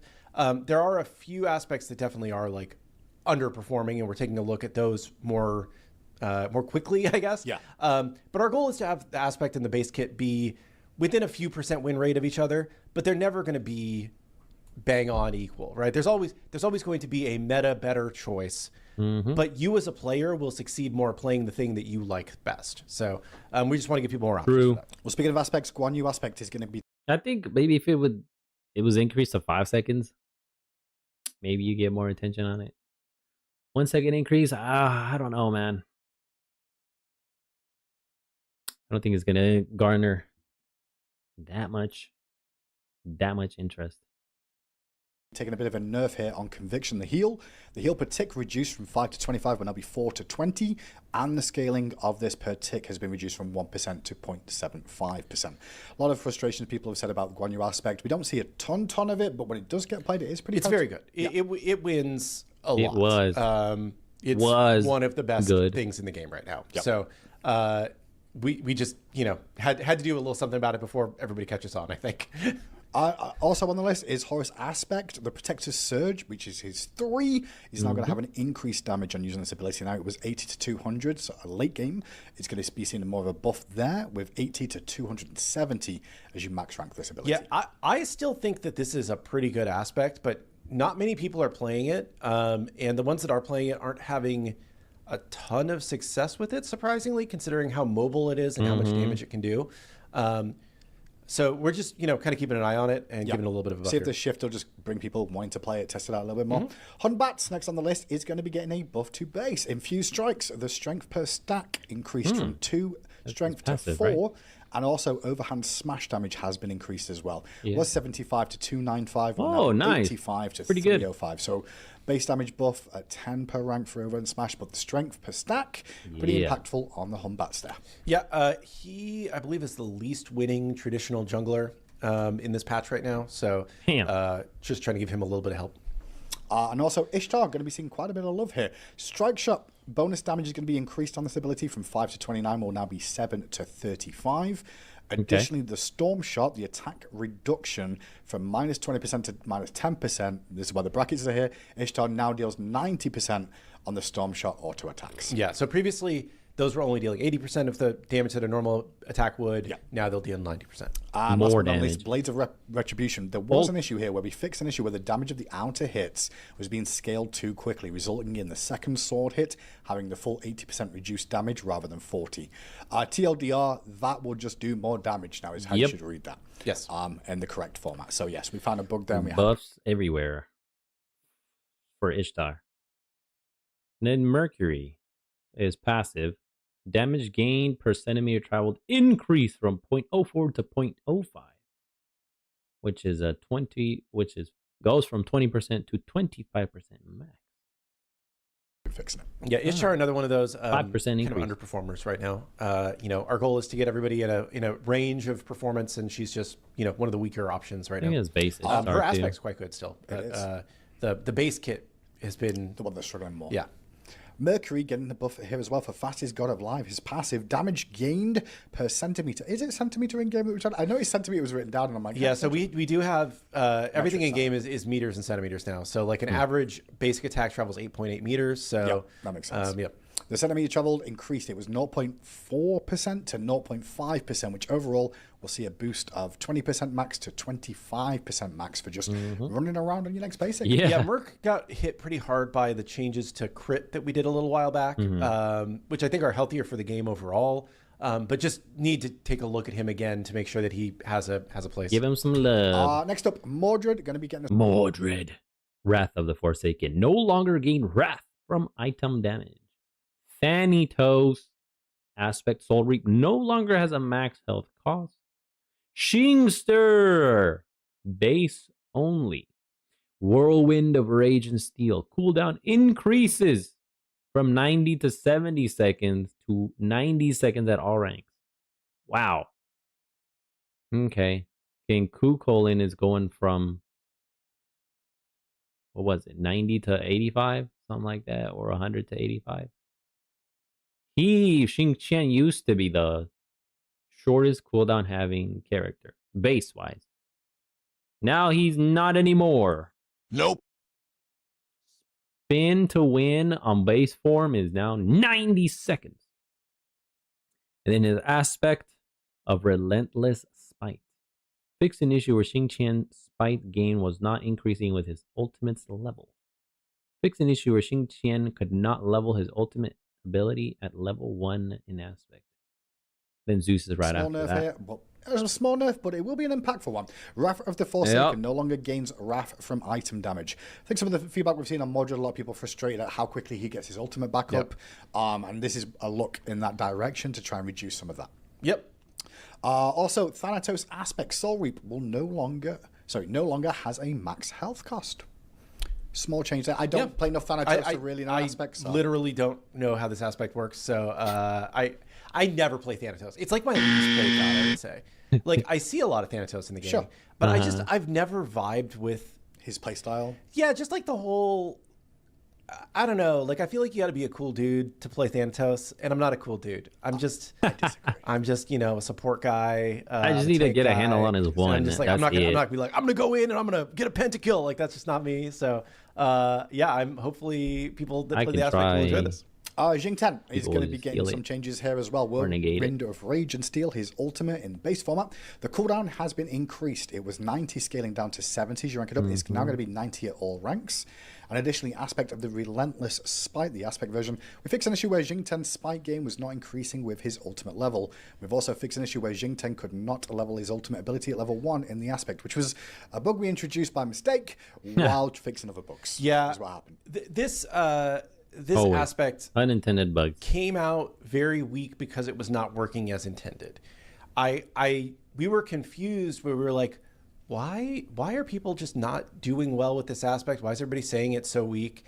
And yeah, it would make sense if you're not gaining Spite at the right level and you can't level up your ultimate like a normal ability. Yep. So we'll see how people feel about it once this gets changed. Because it came out underpowered, it will probably take a few months for people to realize that this is good at all now, because that's the way it usually goes. But I think it's always about the patch day. Like, hey, brother, the day when someone logs in and plays one character, if it gets played there and does well, then it's there forever. Yeah. And then the base Jing Chen, pretty good, not super duper OP, but a little bit good. Yeah. And we think part of it is just the fact that always has that ultimate. Yeah, 70 seconds and you're going to get cooldown reduction in your build guaranteed pretty much. You're going to see that get a lot lower at the later stages. Yep. And last but not least on this list is Zeus, and chat's you like, just please, take beads, better be a nerf. No, bubbles, everything, abilities. I'm joking. It's a nerf to Thunderclap. Damage reduced from 80 to 280 will now be 70 to 270. And the duration has been reduced as well from 5 seconds to 4 seconds. Yeah, just 2, I believe. On that. And then we move on towards item balance. Yeah. Thunderclap and Flash. Dominance up next. Item balance this patch. Now items. A lot of focus in go. terms of some new items coming in. So we're going to start there first of all. Really focusing on carry rolls for the most part and penetration options. Trying to help carry itemization a little bit. I think. Damn, 2,600. Not bad. Their carries should be good at killing tanks. I think they're decent at killing tanks in this update, but they don't have maybe as many build paths open to them as they would like, and they're missing really like attack focused pen options, right? So we're just trying to give a few more of those to help them play better in the meta. And that's exactly what Dominance is going to do. So Dominance, a new item to the game, was in Smite 1. This is a variation of it in Smite 2. Strength 40, mana 250, mana regen 4, attack speed of 15%, and the passive basic attacks will penetrate 20% more protections. And as a note, which we'll mention just again, is that can go over the protection cap. It can. As well. So if you've got 40% penetration and you buy this, you'll be doing 60% penetration on your basic attacks. Yeah. Dang. In my game today, playing a god that we'll go and mention because they're in development. Good call. I built both Dominance and Titan's Bane because I was wanting to do a little bit of ability stuff and I was wanting to do a little bit of attack stuff, and it was Wonder what God together. would do that. Oh, there's a lot of good stuff. I don't know. Yeah. And that item for Dominance is 2,600 gold at the moment. Churney. This item I always believed synergized quite well with Chernobog. He does have part of his passive too. What was it? You do every, I think, basic attack. You do you inflict a little spear on the enemy, and then at like the third basic, it explodes, dealing extra damage. I think that's what it was. So having Dominance, I thought, always meshed well with him. Maybe Churney's coming after Lizzo. Next on the list is Silver Wild Branch swing Bow, I'm which is taking the there. Craziest one of this update, in my opinion. Silver Branch Bow will have 25 It is attack the damage, craziest 30% attack speed, 10% physical penetration, and a passive that every third basic attack. You get everything, man. You get attack damage, attack speed, penetration, and then a bonus BS, although fun, ability. You can't dodge. It will always hit you every time, all the time, on every third basic attack. Fire 1 arrow for every 1 attack speed you have. Yep. And the stimmers are going to be doubling up. Extra free damage that's uncounterable, undodgeable, for free. along with all of these extra base stats. Wonderful. Right? Just great. Just great. We all asked for this, right? We all wanted more free stuff alongside the incredibly available stats addition to this item. All to make ADCs feel better. We all asked for this. Fun. Woohoo! You'll fire a homing silver arrow at your target, dealing 25% of your basic attack damage. And you will fire one additional arrow for every one attack speed you have. It's not 1% attack speed, just to be clear, because I think that's where some confusion came from of like, wait, so if I've got 25% attack speed, that means I'd fire 25. No, it's 1. You'll understand that when you see numbers in game. Basic 2.5 is kind of like the area that people end up trying to get 4 anyway. So maybe you can get to 3. Yep. I think that like some gods, maybe there's a way to get to 4, but you're like pushing it, you know. But yeah, I think this is a pretty good item. Curious to see how people play with it. Yeah. Yep. It's a fun item too. It's interesting for sure, especially because there's a homing as well, which is the additional thing of that. Like it's not the standard of like it's just coming out your bow the same way. There is an animation with it, so excited to see people play around with that. And last but certainly not least is Toxic Blade coming back in a variation. This is going to have 25 attack damage, 100 health, 20% attack speed, 10 flat penetration, and the passive that when you hit a god with an attack, you'll apply a 25% healing reduction and 7% attack speed reduction for 5 seconds. You gain 7% attack speed for 5 seconds whenever you do this, and the attack speed buff and debuff can stack on the target and on yourself up to 3 times. Yeah. And this will cost 2,700 gold. Yeah. Just keep in mind, like in Smite 1, the Smite 1 version of this item, the healing reduction as well would stack. Yes, it would. And in Smite 2, we just have a 25% healing reduction cap right now. Yeah. So that part does not stack. But you do get attack damage on this item, whereas in Smite 1, you got more penetration. And I think you got movement speed is the other thing that you got. Yeah. So it's slightly different statted than Smite 1, getting attack damage, a little bit less pen, and not having the healing reduction stack as much. But I think it still will be probably a pretty popular item this update. It gives you a lot of attack speed if you're hitting gods. Definitely an option. Yeah, that's the key there.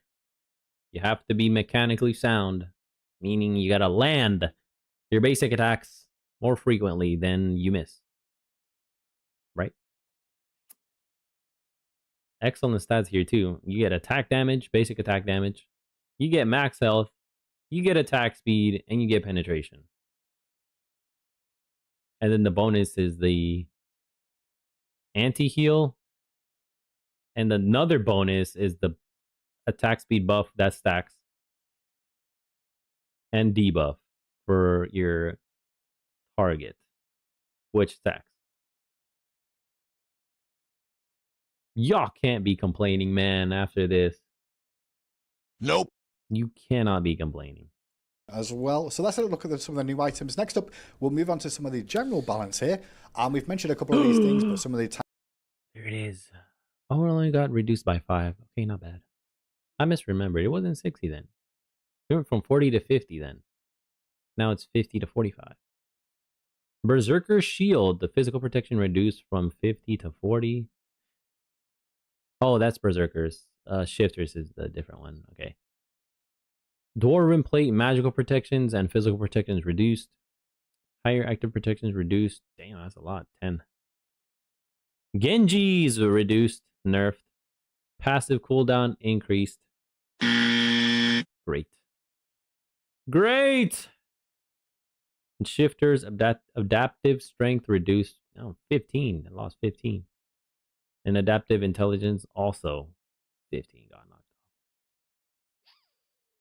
Tank items getting adjusted down just ever so slightly. We didn't overdo these adjustments. Oh, great. Being very tanky at the moment. We'll see, man. Some more penetration options as well. Oh, no. Yeah, and there's also some more ability penetration changes, too, that we'll talk about in a minute. But, like, we didn't want to over-nerf the tank stats while at the same time introducing more ways to counter the Because tank people stats. complain of like the switching of metas constantly. We're not trying to do No, that. we're not trying to swing wildly. You know, I think that you were kind of guaranteed to swing wildly when you go from like buffing int, which has been weak for a long time, to addressing tanks that needed a kind of a bigger change. But the goal at this point is not to have crazy wild swings if we can avoid it. Sometimes it might happen, but but yeah, basically a slight nerf to a lot of the protection items, and countered by additional penetrations for damage dealers. So here's a quick recap. Berserker's Shield will go physical protection down. Couldn't they have just added the new stuff, let things play out, and then come back and come with buffs or nerfs?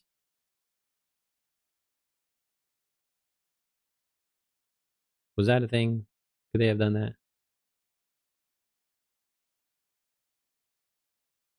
Just a thought. From 50 to 40. Breastplate of Valor has seen its protections reduced from 50 to 45.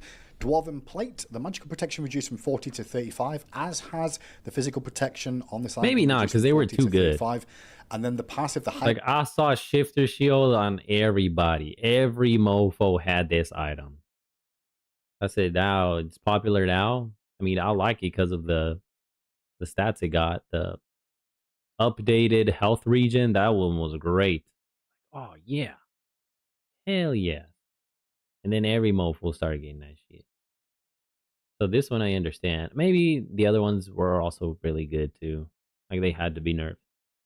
I don't really use Dwarven Plate too much. Although I saw it. I saw it this one and this one all the time. I wonder if they touched the Phoenix Shield. And Berserkers too. Active protection has now been reduced as well. It was 45, will now be 35 on this item. Genji's God has seen a magical protection reduction of 5 from 60 to 55, but additionally the passive cooldown of this item has been increased. It was 15 seconds for the lowering of your cooldowns. It's now going to be 20 seconds. Shifter's Shield, also going to be seeing a change here, but not towards the protections, but the actual power that this is going to be giving you in the game. Yeah, I think the goal is that this is an item that is built by more bruisery characters, and the amount of power that you were getting out of it made it a good pickup for literally everybody on the map, which is why you saw it built in every role. So we do want it to retain that bruiser item feel, and still give you a lot of protections, or decent amount of protections, still give you health regen, still give you some power when you're in the right form, but just not quite as much as it was getting where you could fit it into any build. And the strength means that will go down to 45 to 30, and adaptive intelligence will be reduced from 55 to 40. Yep. Nothing here intentionally. Not intentionally. This does it every single time. The last but not least that I do have on the itemization is some more penetration changes towards Obsidian Shard and Titan's Bane here. Both these items have had their respective power reduced. So intelligence of Obsidian Shard going from 90 to 70. And Titan's Bane strength reduced from 60 to 40. However, they both now have a new passive. Their first ability cast with this gains an additional 20% penetration. What is this? Ganesha? I guess that's a typo. Gains.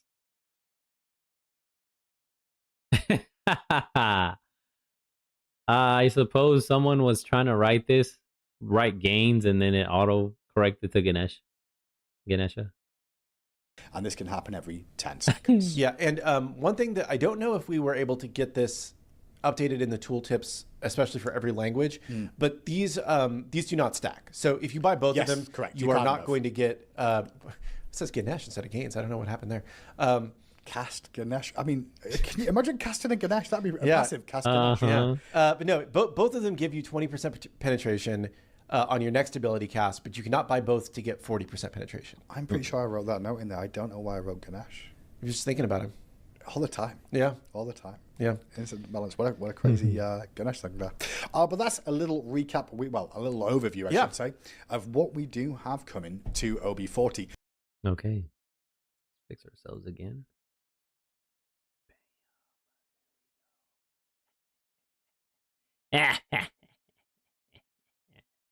The full notes will be available on Monday, Tuesday, as always, just before the update Tuesday. does hit. And you can follow along on smiteprime.com to find the exact notes to just recap and go over there as well. Yep. But overall, changes towards some hunter itemization, some nerfs here and there, and some smaller buffs towards some underperforming aspects. Yep. And, you know, it's balance is always an ongoing shifting world that we live in.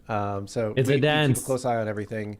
And depending on how things go, we'll move quickly to keep moving the balance. Yep. So somebody in chat already said, a game with these wild swings in balance, they gut tanks and buff AD carries. Just to be clear, we gutted tanks by removing 5 prots off some items.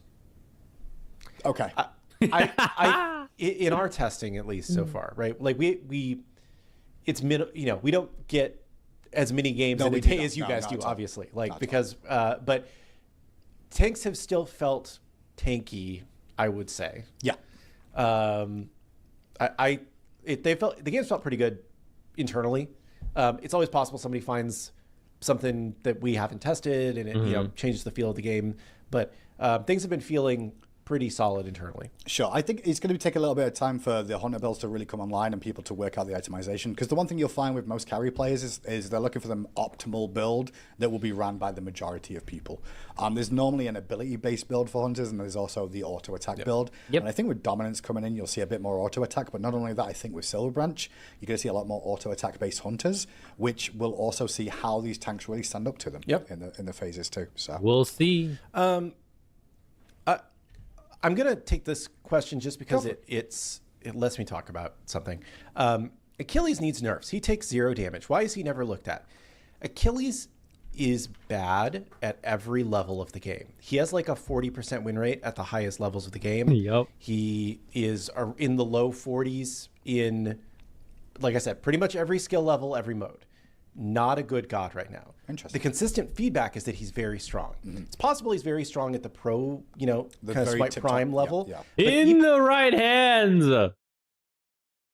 That's the key here. In the right hands. Achilles is a fucking monster. And you guys will see this with Chulainn too. Is that in the right hands? Oh my lord. These mofos can get out with 1 HP, get 50 million kills, and just never die.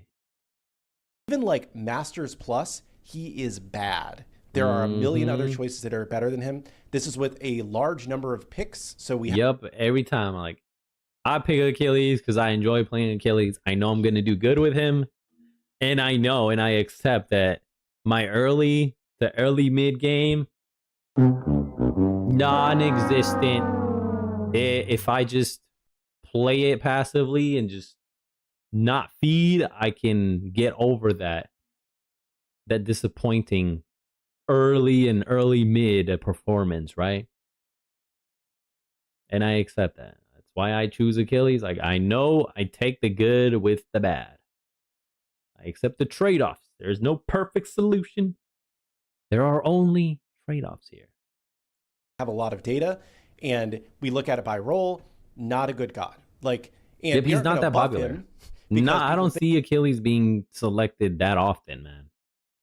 I only see me play him when I play. I think he's very strong. Similarly, like Hercules for a long time, people were like asking us to continue to nerf Hercules, and Hercules had again, even at the highest levels, I think he was at like a 38% win rate, and they're like, he's still strong. I don't want to play against him. I think the hard part a lot of people fall into, and I think some in chat mentioned it too, it's more the survivability. It's not the damage output that's really a factor for them. It's more like, it's frustrating to play because I can just never kill him because everybody likes to kill. But yeah, I know, I think a lot of people, when we buffed the Achilles too, for example, with that shield, it's always been a knock-on effect from there where people are like, well, he's OP now, and he never dies. Still got the execute at the end, but yeah. So I think a lot of we have a very difficult job when we're trying to balance the game here, because we try and everybody trying to balance any game does, right? But you're trying to balance the vibes, the feels of the game that the players have. All about the vibes. Like we play the game too, obviously, with what the actual numbers are showing you, right? Sure. And you can't completely ignore either side. Completely agree. Generally speaking, we lean more on the things the community is talking about and if they're concerned about something. But sometimes they're really concerned about something that just doesn't look very good, and we're sometimes then more hesitant to make drastic changes because we're like, well, they say it's really good, but it's it doesn't seem to be. The numbers don't lie, B.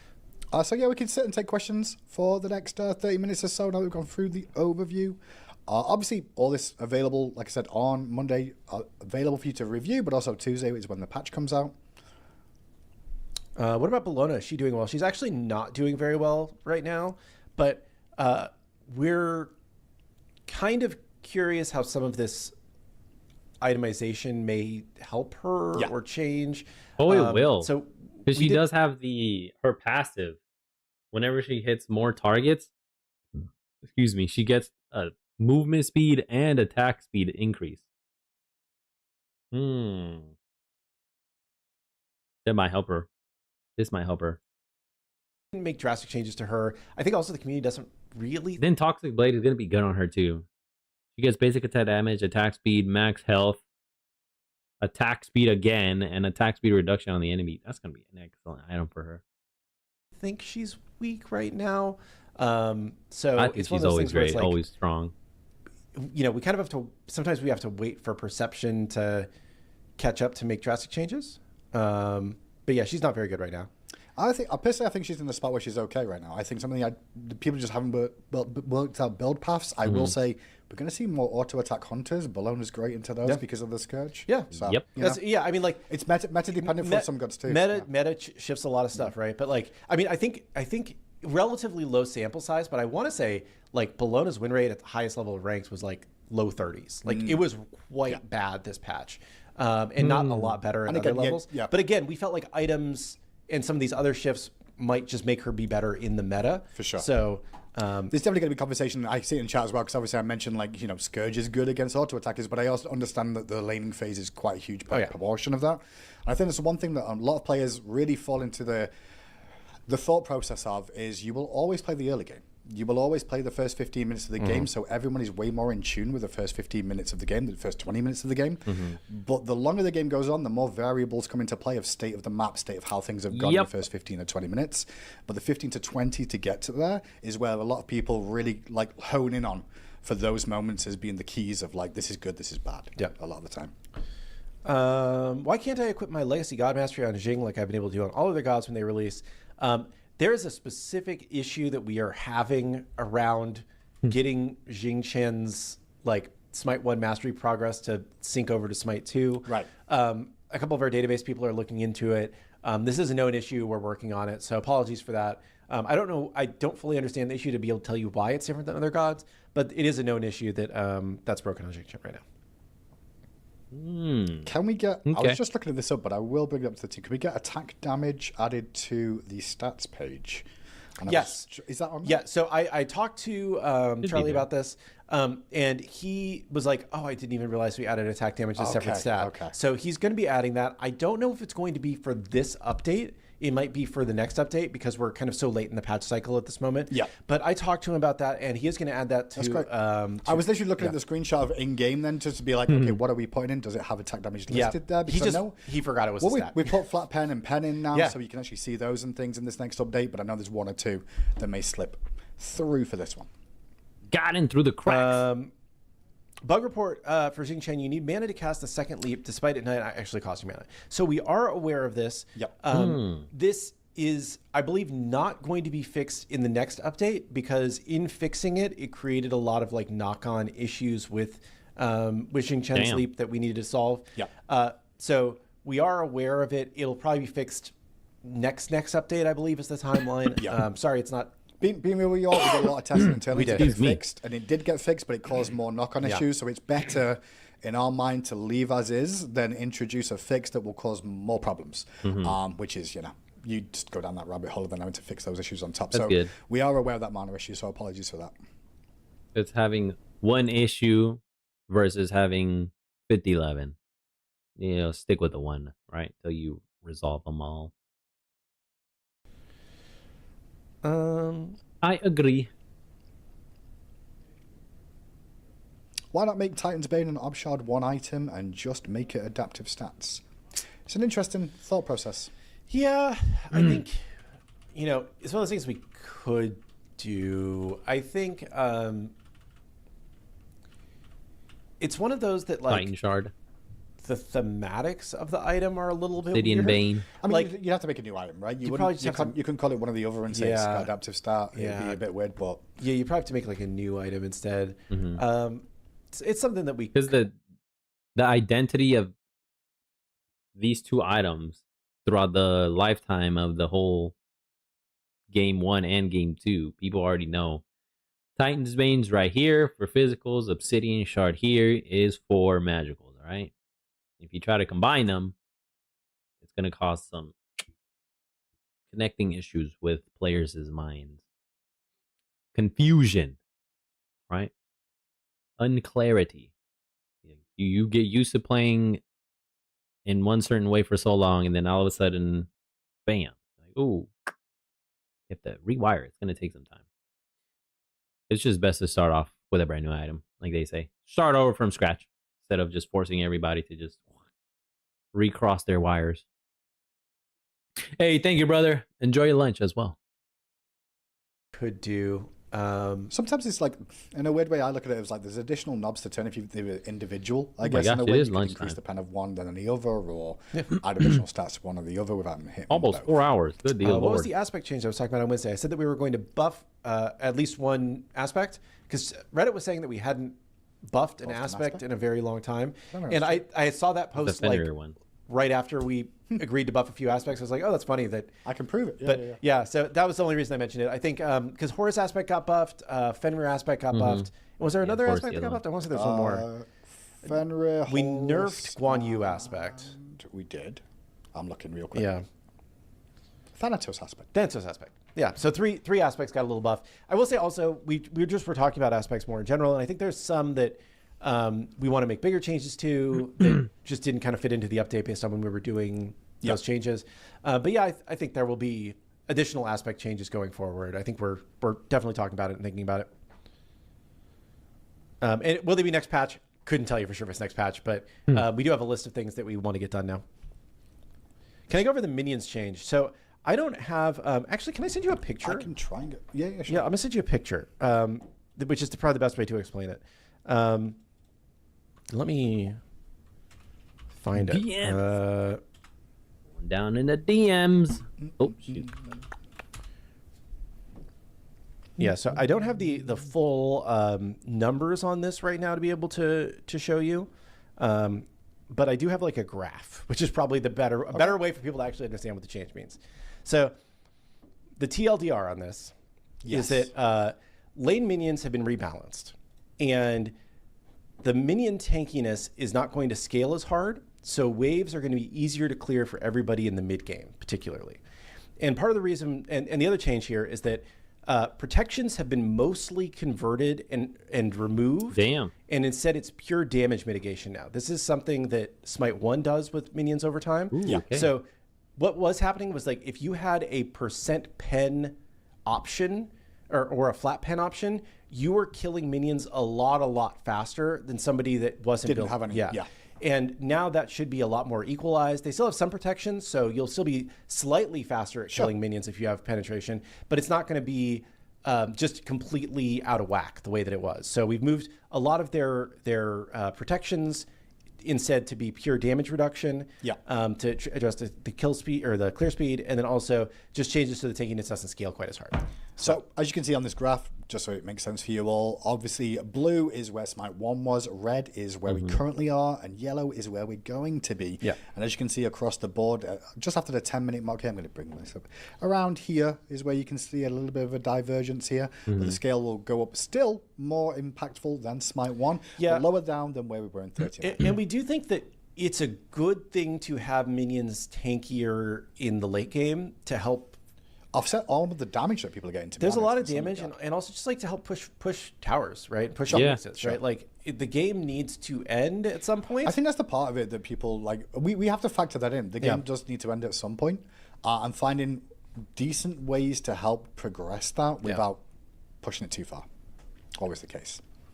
I did see a mention of somebody asking about the dominance that was on PTS. Yes, we were aware of the bug that was on our PTS. There was actually quite a few bugs on the PTS because unfortunately it wasn't as far along as we normally get the PTS in the cycle. So there was a few things that were reported that have been corrected, ready for the update. Bug report that Chulainn doesn't gain attack speed as he levels. That's already been fixed. Yeah, that has been fixed internally. There's other note on attacks in year 1. I don't know if those are being tracked, but I will... I just took a picture so I can not have to write all that down, and I will mention it to the designer right after this and make sure that he's aware. Okie doke. What else you got? What else you got, shit? Why did we decide against adding Stormseeker in this ADC itemization pass? I don't know if we decided against like ever adding it, but I think we felt like these were the most important 3 items to add right now. I think we felt like the purple hammer, was that a meme item, right? It infinitely stacked. I think that was just like the main thing. You can gain infinite stacks, and then I think it gave you more attack speed. I'm not too sure. I didn't really use that item that much, man. Nope. the most important was a true attack pen option in dominance. Mm-hmm. We felt like the next most important was a anti-heal option, because that's been a big request for a long time. And then I think we wanted to do more to enable attack speed builds. We could have added both Stormseeker and or Stormbringer. Why can I not think of the name of the Seeker? The storm. I literally just said it. Stormseeker. It's Stormseeker, right? We could have added both that and Silver Branch, but we just wanted to add Silver Branch first and then see how things go. We could add Stormseeker at some point in the future. I'm not completely opposed to it. Where's the Kai Evolve though? What I want to know. Is it in the game? I don't even remember. It's been a while. I've been AFK, IRL, pitching grass. Yeah, now everybody's arguing about what the good and bad carry anti-heal items were. Yeah. I think that Toxic Blaze can be pretty good. There was a few in chat that like spamming, not spamming, but reporting bugs as well. Please head to smite2.com/bugs. I'll tell you, they get seen way quicker than coming here to spammers in the chat. We will try and take them into account. We do try and take notes on them. But at the same time, it's much quicker to just smite2.com/bugs. Yeah. It gets fed directly into our paper trail. Every member of the team sees the bug thread and has like easy clarification of where this bug needs to go to get fixed and be prioritized a little bit more. I'm not saying don't bring bugs here. I'm saying there's just a lot of people going, there's a bug with this small thing. And to some people, it's a lot smaller, bigger than small. But yeah. Can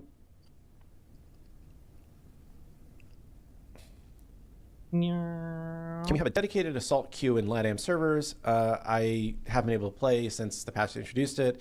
I know it's low population, but in Smite 1, I can play assault games fine even today.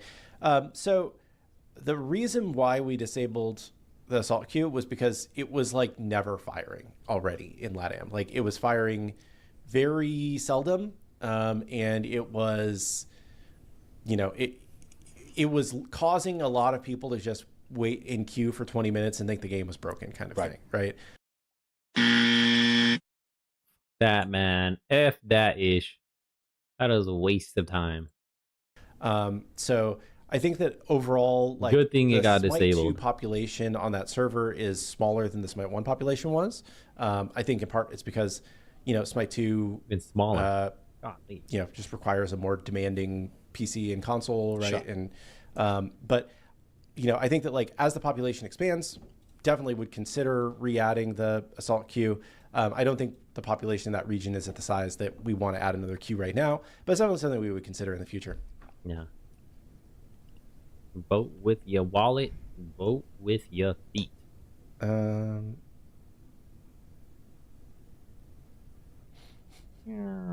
feel like every update we slowly turn into Smite 1. I feel like we need more Smite 2 things. I don't really know what that means, but that's how I feel.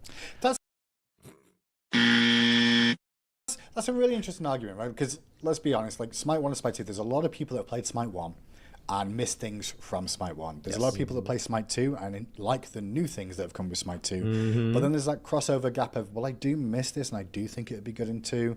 But then also, if we're just bringing stuff from 1 to 2, are we really, you know, it's a whole it's tough, right? balance point in a weird way. Another balance point of like where feels good. Yeah, I think this has been the hardest part of making Smite 2, right? Because there are things that I think in the early days, we tried really, really hard to make Smite 2 different.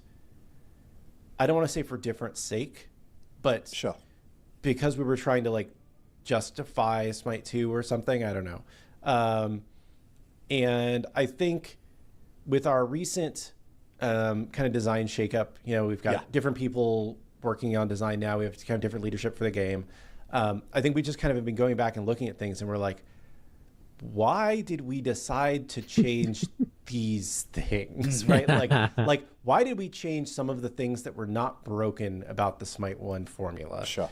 And can we make the game feel better and more like what most people want by looking at what we, you know, the learnings that maybe we shouldn't have ignored from Smite 1 and adapting those into Smite 2. So in fact, Smite 1, like it was in existence, still in existence technically, but like 13 years, including development. And over that cycle, there was always improvements made to try and get to a better balance. And I know through the years, you know, 3, 4, 5, 6, 7, 8, 9 seasons, whatever you want to call it, there was always favorite metas of people where things were good then for them, but not good for them in a different one. And everyone looks back with that rose-tinted glasses of this was the best time. Yeah. But there was moments in each of it where things did develop, you know? And I'm not saying Smite 2 is going to go through a similar thing of trials and tribulations in my mind. Yeah, and I think that like basically we're trying to make sure the foundation is still really good for the game. I think we're getting better. We do have a lot of Smite 2 specific things that we, you know, want to add. We are experimenting with new stuff all the time. And yeah, I think that hopefully you guys will be happy with how you see the game continue to go. I'm here for the ride. My neck itching, man. I know it's too late for Odin, but do you like the idea of releasing the aspect of a god that hasn't had one introduced when they have their race to Exalted? I think it's a potential. On paper, to me, it's a potential good idea, but in my mind, is there a good thing for an aspect that we want to do in the first place, and can we time it right? I guess is part of the problem there. Yeah, I don't think we would force it. Yeah, I don't think we would force it. I do think that like it's good to have some kind of a reason for why we're doing the race to Exalted, right? So for this patch, it's like, hey, we've got this silly hot diggity Odin bundle, and we're like, okay, well, that's kind of a reason that maybe people would want to play Odin. That's so not me. Another reason I play Odin for other reasons. You're about to watch 180 Not that seconds one, of though. ads. Race to Exalted. Don't forget, you can use your Prime sub to skip through them. Damn, already. Holy moly. Thank you, Charlie. We're doing an aspect for a god. That's a good reason to give them a race to Exalted.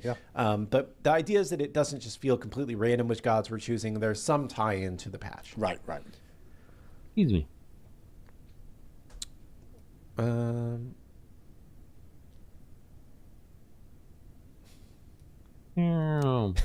This is a hot take.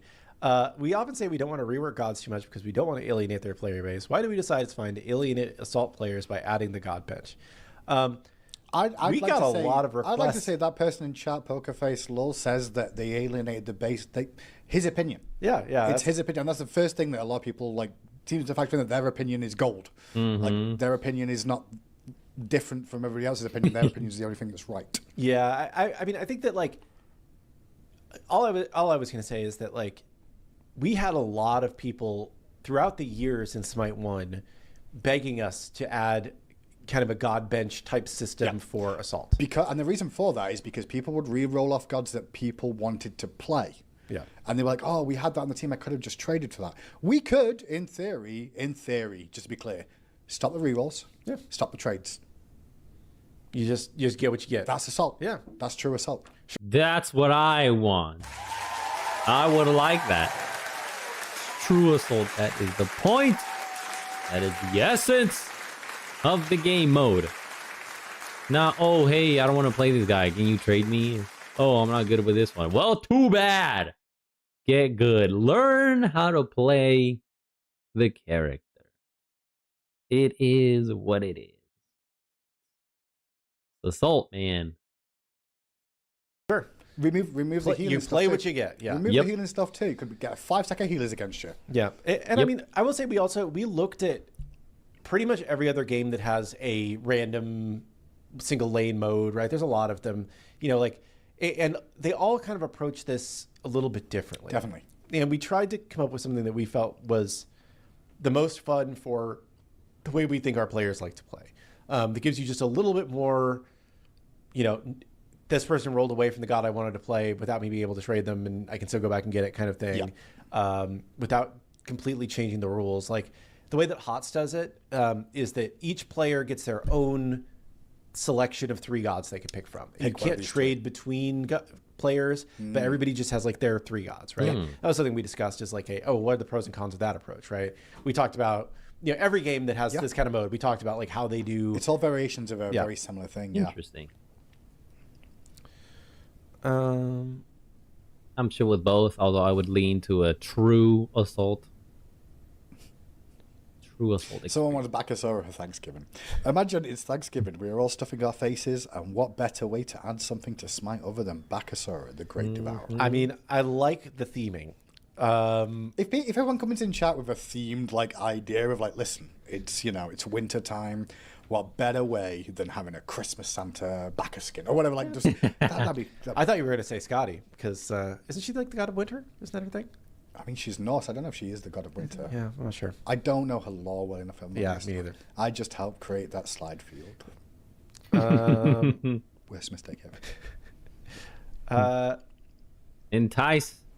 Well, I know hot dogs on the map for Your hot dog. opinion. Well, you do get a hot dog 6-7 emote, so you can bring hot dogs wherever you go. Any god can be a hot dog 6-7 now. Ew. Not officially the goddess of winter. She's just associated with skiing, hunting, and winter. Okay, there you go. That's kind of a fun idea. There are items that increase your size. Can the opposite exist? Oh, yes. You're really small. Shrink items. Does it affect your hitbox? That's the thing. The big items don't affect your hitbox. So the shrink items, I assume, would also probably not affect your hitbox. It's a little hard to. I think that then. That'd be funny. What's the reason for it? I don't know. April Fool thing for me. Imagine a mini Capri that's still got the same hitbox. Yeah, sounds great. Where I'm tiny, but I'm getting hit and they're missing clean. Yeah. It's a game. That would suck. Sounds cute though. Maybe a mini mode. Thoughts on which carries are on the radar to be revisited or are underperforming? So, this patch has a lot of itemization changes for carries. I think that looking at the last update and saying this is exactly, what's going to happen in this update, probably not 100% going to translate, right? I think I want to say the least performing carry in this update is Shibalanke, but I think Shibalanke is going to be really good with Silver Branch because I think bolas count as attack hits. So I think that in the same way that he can stack up Odibo really quick, I think that he can stack up additional shots with Silver Branch really quick. I also think the community's thought process of who's good, who's not in Hunter. For example, I believe Izanami's really, really strong right now, but she's not played a ton. Yeah. However, she is very good. I do think with this update, with some of the itemization changes, you'll see more Izanami. But on paper, people were like, well, you could give someone like an Izanami a buff. Oh, she's got a stim well, too. let's wait, see how these items play first before we go to trying to. And we would definitely not buff Izanami based on our numbers. She's very good. So. Who else? I need to take a look. Level up skins, please. That's an idea. Stay tuned. Work in progress, actually. Level up skins. Oh, okay, yeah. Didn't you do that with the... Is Silver Branch homing, or do you have to actually hit the proc? It is homing. It auto fires with your next shot. And that is the issue. There is the issue. 3 undodgeable, uncounterable damage. I mean, the only way you can counter it is with Aegis, maybe mitigate it with a shell. However, that will run out at some point. And during that cooldown period, bam, you're just a sitting duck. So, or auto fires on hit, I guess. On hit. Okay, yeah. I was going to say, because it's going to have to hit a target to I think it's target, it's like every fourth hit. So when it hits a god, there's a little turret that's going to hit the nearest thing to you. That's kind of cool too, but definitely different. It's going to be great for taking out the Vulcan turrets now that he just mentioned it, though. That's going to be quite useful. Vulcan and his plethora of turrets. Or minion having characters, pets. It's going to be great to take them out faster. I like that. Does Silver Branch trigger on towers? This is a good question. It did today. I'm not sure if it will tomorrow. It felt quite good. We were having an internal discussion of like, do we think that's too strong? And I'm pretty sure chat would be like, really? It is. But Odibo triggers on towers. Like there's other things that trigger. Sure, but it still needs something to trigger off onto with an Odibo, right? I don't know. Oh, Cap says he's leaving it. Okay. It's staying. Yeah. Enjoy your split push, chat. Apollos everywhere. Oh, that nasty split pushers. Golly.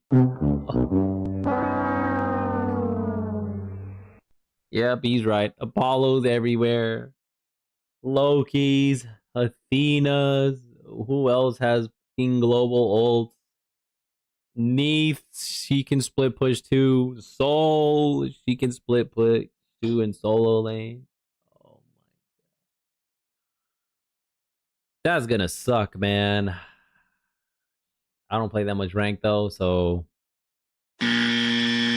why am I talking as if I'm super affected by this? Because when I do play, it's gonna suck. That's why. Apollos everywhere. Yeah. I can feel it coming. Yep. And when Chernobog joins the game, he's gonna be split pushing too. Will the bracketed highlighting targeter option make a return? Yep, this is on our to-do list. I don't know exactly when, but we have talked about that somewhat recently with the UI team. So it'll be, before too long, I would assume. Excuse me. Oh, that's a good bug report. I haven't seen that one. Directed taunts always use the default god's voice, even when using a skin with an alternate voice pack. That's interesting. Excuse me. Will the Echo Pass be cool? Asks Changa Best. I hope so. Well, that would generally be the intention. Yeah.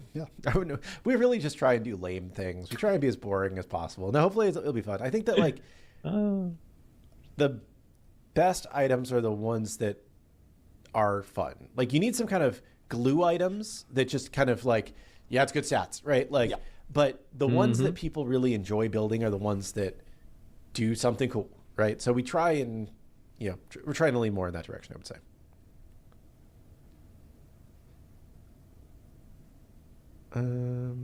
Cap says he's making something spicy, so be very afraid, because whenever Cap says he's making something spicy, we end up with Silver Branch Prep. Yep. Yeah, remember that comment exactly if Silver Branch does pop off this next patch, then you're like, yep, you know what's coming. It will. I think it will. Will Hi-Res start using the community to balance the game besides just looking at the data and saying the game is balanced? MS Tavares, who said that, you've been in this chat so often. And we've had this discussion so many times around how much we listen to the conversation the community is having. The difference is that I think a lot of people feel that because their personal balance points aren't put into the game, we're not taking everything into account. Should we just take, I'm going to take a random name from chat now out of the blue. It's Warty, who's in chat.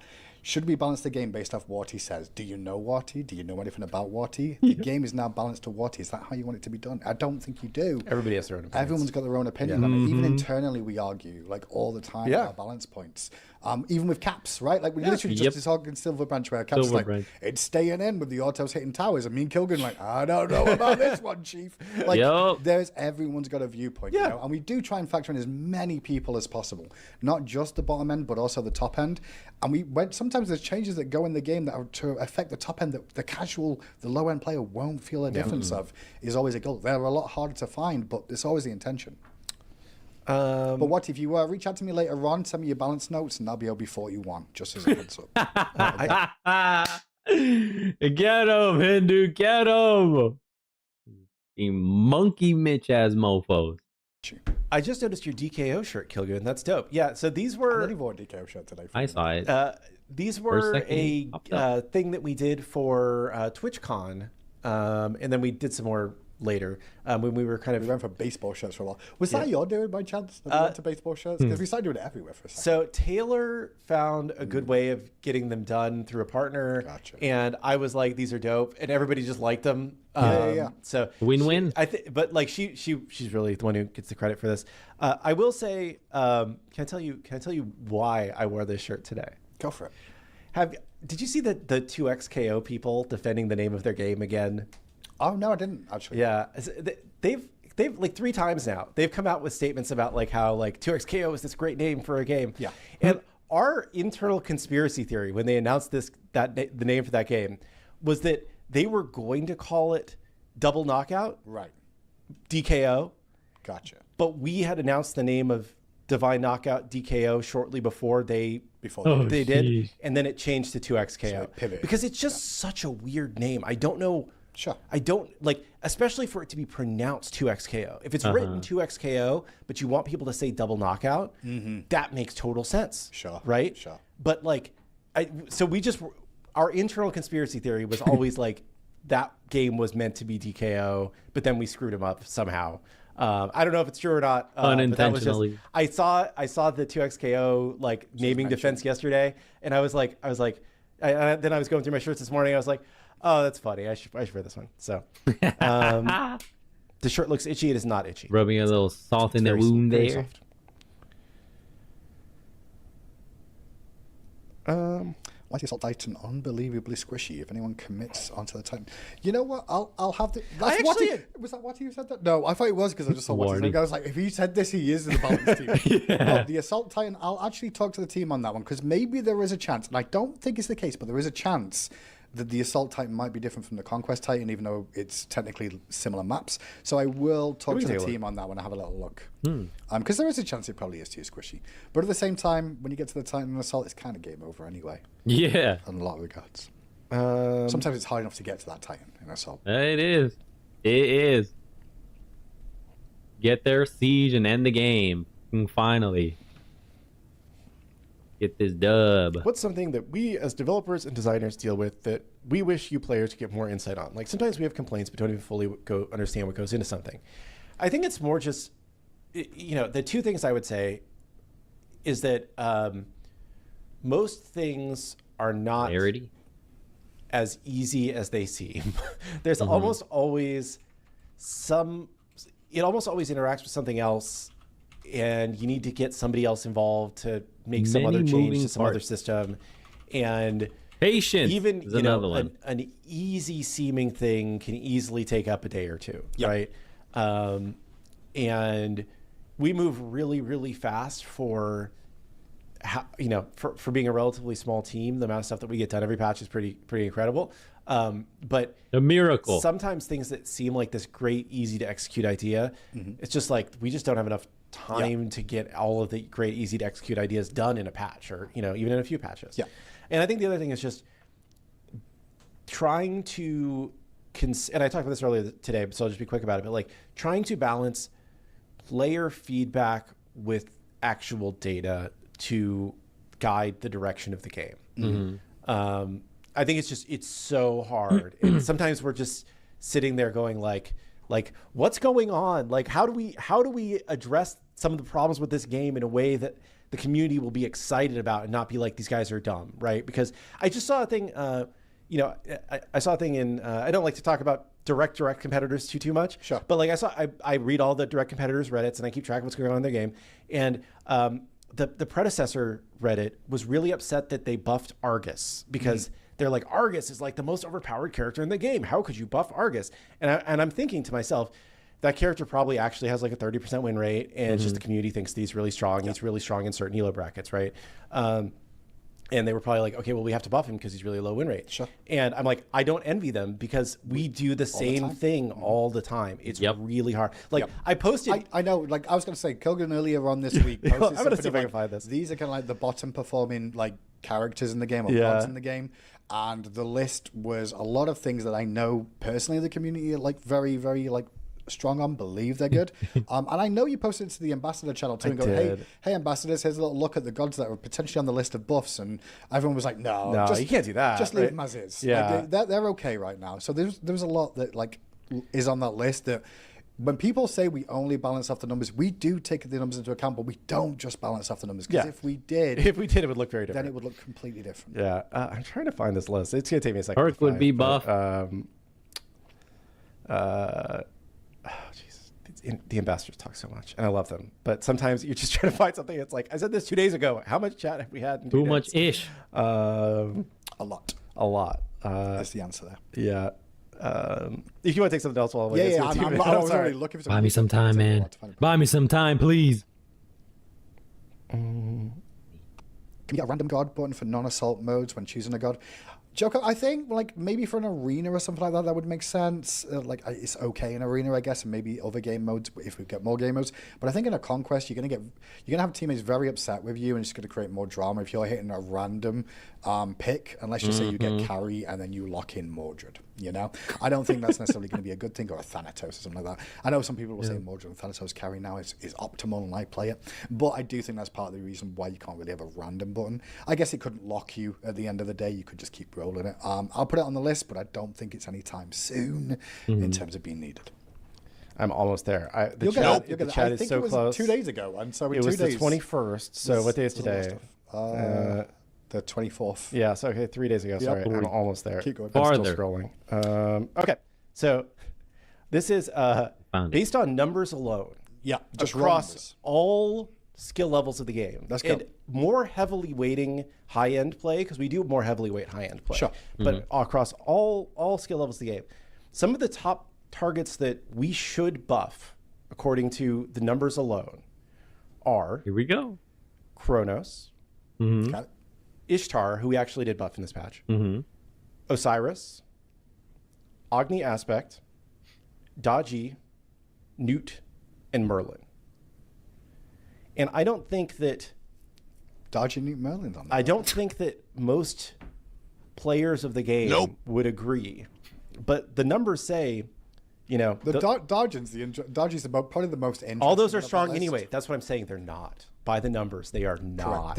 So community sentiment is they are strong and are in a decent spot. In my mind too, just for clarification, I think they're in a fine spot right now. The data would suggest, and if we were to just follow the data, if we were to ignore anything other than the data, those now because Daji needs buffs. Yeah. Yep. So I just think it's funny to talk about this stuff sometimes because it's like it just doesn't always line up. They're probably going crazy. No. They're OP already. Don't buff them.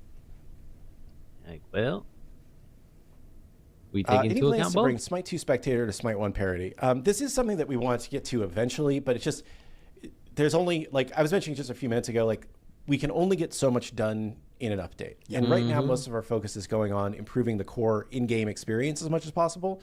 We do a few out-of-game things, but continuing to work on the Spectator is something that's just going to be further down the line because it affects fewer players every day than the core experience of playing the game. Completely agree. And you know, this coming, you're the guy who. No. Listen, from my point of view, like I know the team's relatively small, right? And I know we keep saying this, and people may not like give a crap whether it's small or not.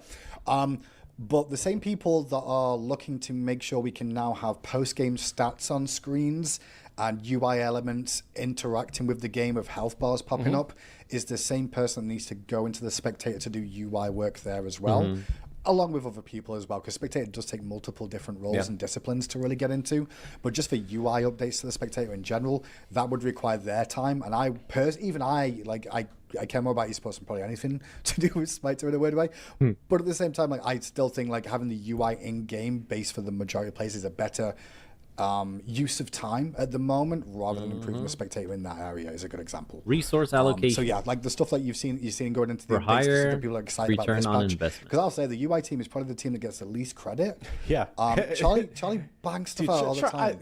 They're awesome. I'm just so impressed with how much they do. Yeah. Like because the community doesn't feel them, but this update is a really good update to just show like he put loads of things, and I'm like, wow, he got all those done this update. That's great so to see cool. him. So, and shout outs to him. Yeah, and shout out to Emma too, like for making it all Emma too, look good, right? And and dude, Emma played a mean Bacchus today too. And she doesn't even play that much, but every once in a while she pops into play tests, and then she sometimes she just has like one of those games where you're like, wow, it's just Emma's pretty good. I didn't enjoy that. I'm not gonna lie, I was getting flopped it all the time. But yeah, she played really well.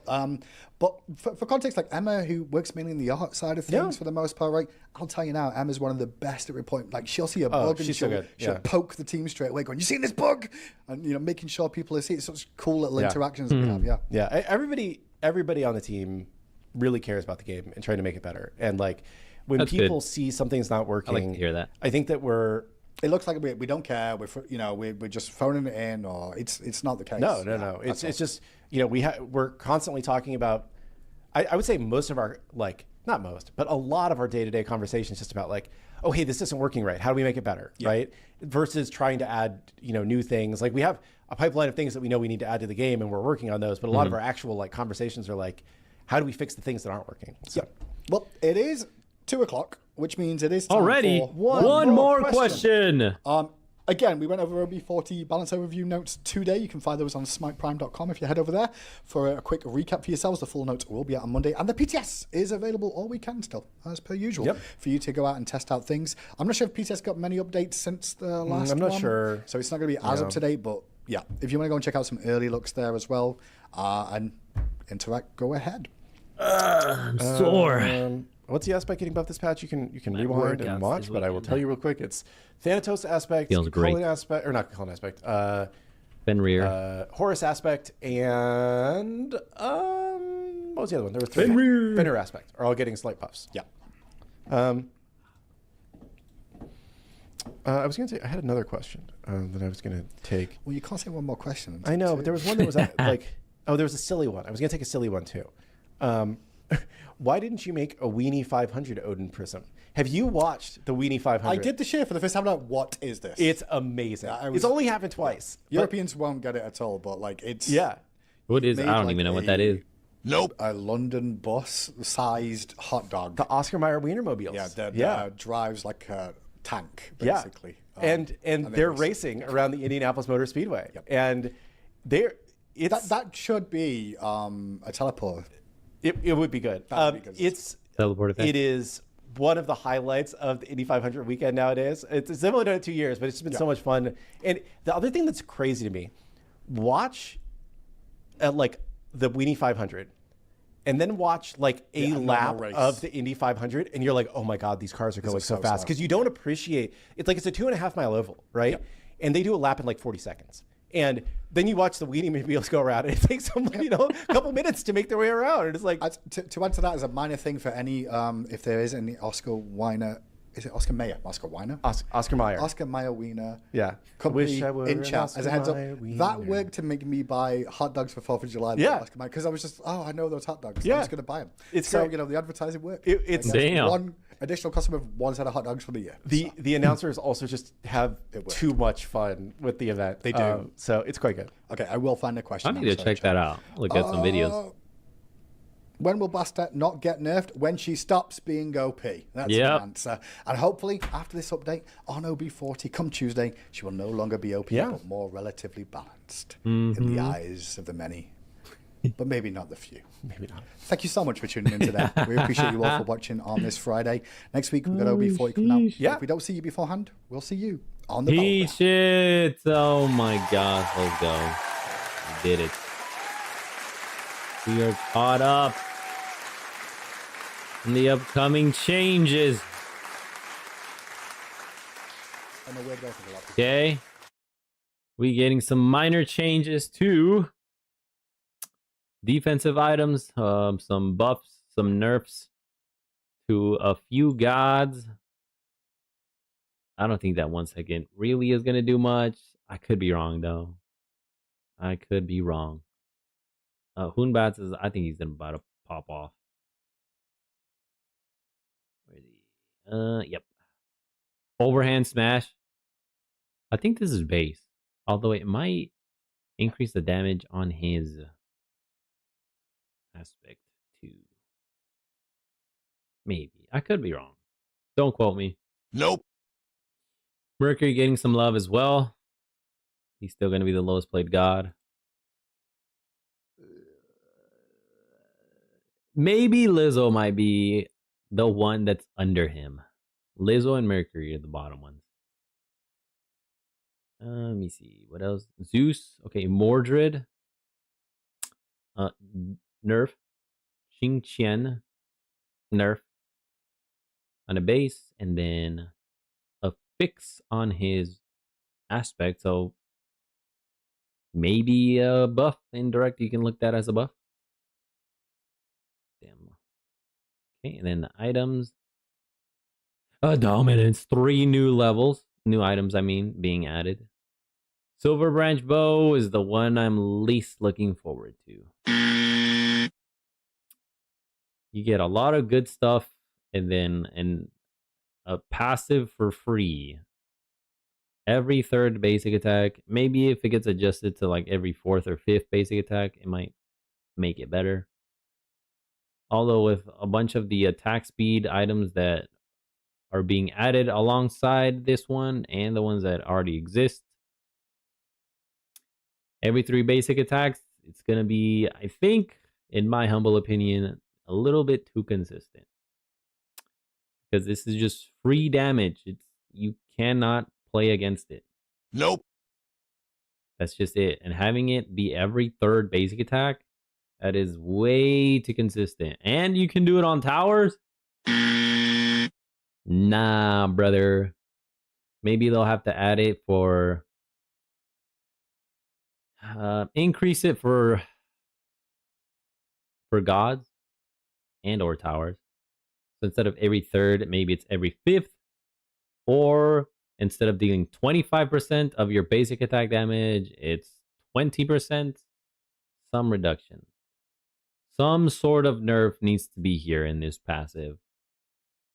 Because that's going to be a lot of free damage that you cannot counterplay. Nope.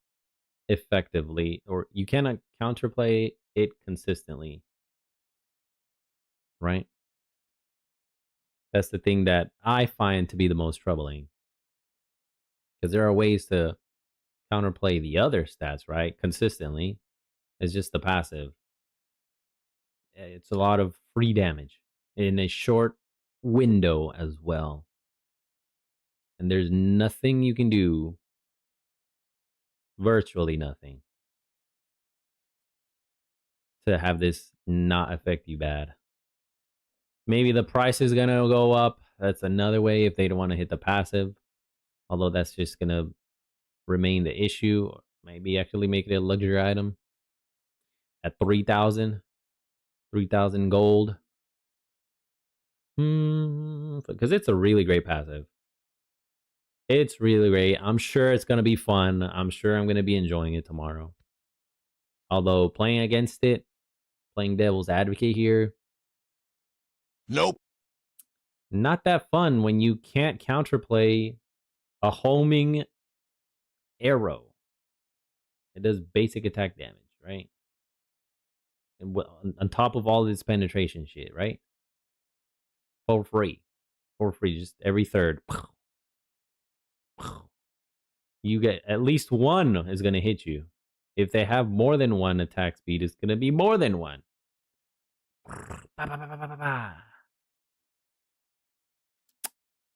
Boom. That's just the biggest issue, I think. Probably every 5. Yeah, every 5 would be good. Every 5th basic attack. Isn't it this every 5 for Odibo too, for it to proc? Either increase the frequency at which this extra arrow gets fired, which would mean decreasing it by increasing the number of basic attacks it takes to meet the criteria for the free one to fire away. So decrease the frequency by increasing the requirements or reducing the amount of free damage that the wielder is going to have. Or increase the threshold for which you must require, right? Fire 1 extra arrow for every 1.25 attack speed or 1.5. Maybe that might be too much, but somewhere there. They can figure out. I just gave them 3 different areas in which they could. 4 with the cost, right? Or maybe reduce some of the other base stats. Because it's a lot of great stuff that this item has. And then you get more free damage.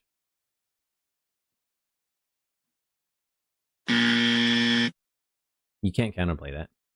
That's just my biggest issue. My biggest gripe is the uncounterplayable of this free arrow. And Toxic Blade, pretty good. Although maybe Toxic Blade might be a sleeper and be more potent than Silver Branch, right? Because you're going to be boxing a lot more frequently with this.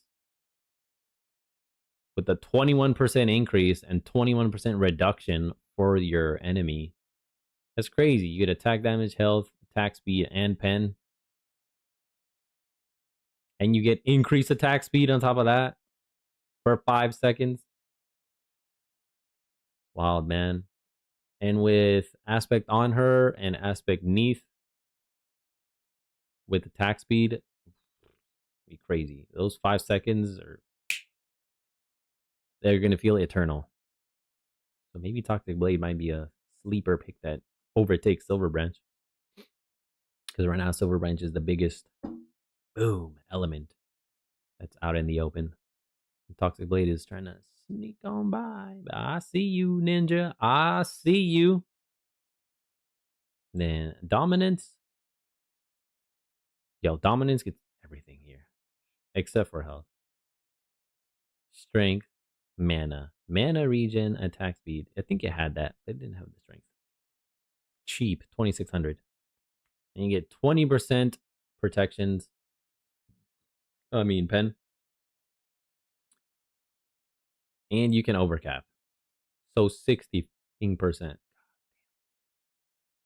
Maybe Dominance might overtake Silver Branch. Or they might all pop off together. I definitely think they won't swan dive though. Nope. They're gonna go up. That's it. That's their only trajectory. Going up. Don't really think they're gonna go nowhere. And again, I could be wrong. We'll see.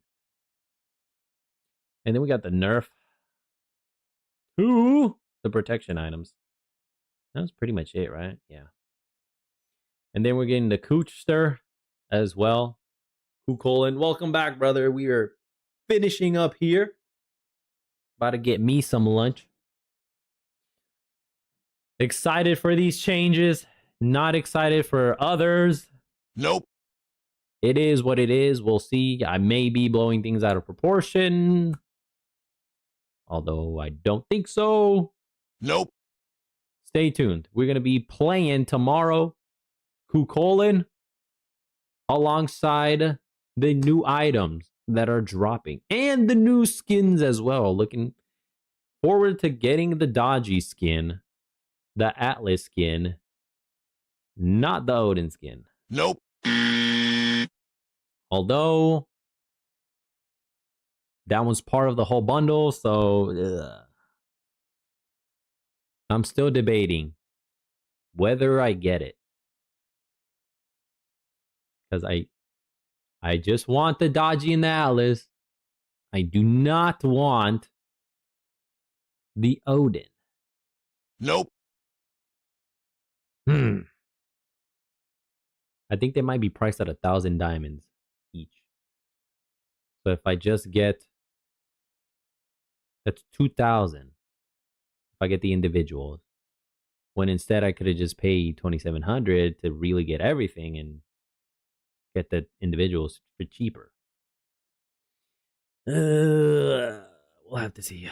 I'll have to keep mulling it over. Plus, I still have to grind for some orbs because BBS is freaking litty right now.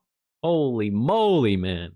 I have not summoned for Yoruichi yet. Nope. I'm going to wait and summon for her alongside the next end of month banner. It's wild. I need orbs. I'm desperate for orbs. So we're going to be playing BBS on Thursday. And then summoning on Friday. And continuing our Rain World playthrough as well on Friday. We'll see. Might have to do a 2 and 2. 2 hours and 2 hours of each. Divide my time up. Yeah. Holy moly. And Bleach dropped on Saturday. Excellent episode, by the way. Beautiful. It's beautiful. Excellent start to the final arc of Bleach. Bleach's turn. Let's go. Bleach time has returned finally. Looking forward to a lot of great things this week. Holy moly. That's it for today, everybody. Live gang, replay gang, and lurk squad. I salute you.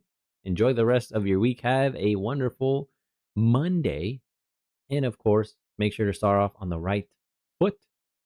Don't forget to exercise, drink plenty of water and stay hydrated. Eat healthy, nutritious meals. Get plenty of rest and sleep. Do not discard your cardio. Nope. Honor your rest days. And I'll catch you all tomorrow. It was a privilege and a pleasure serving you all. Peace. Much love. Shout out to all the chatters returning and new. I appreciate all the subs and follows, donations, and bits. Thank you very much. See y'all tomorrow. Take care.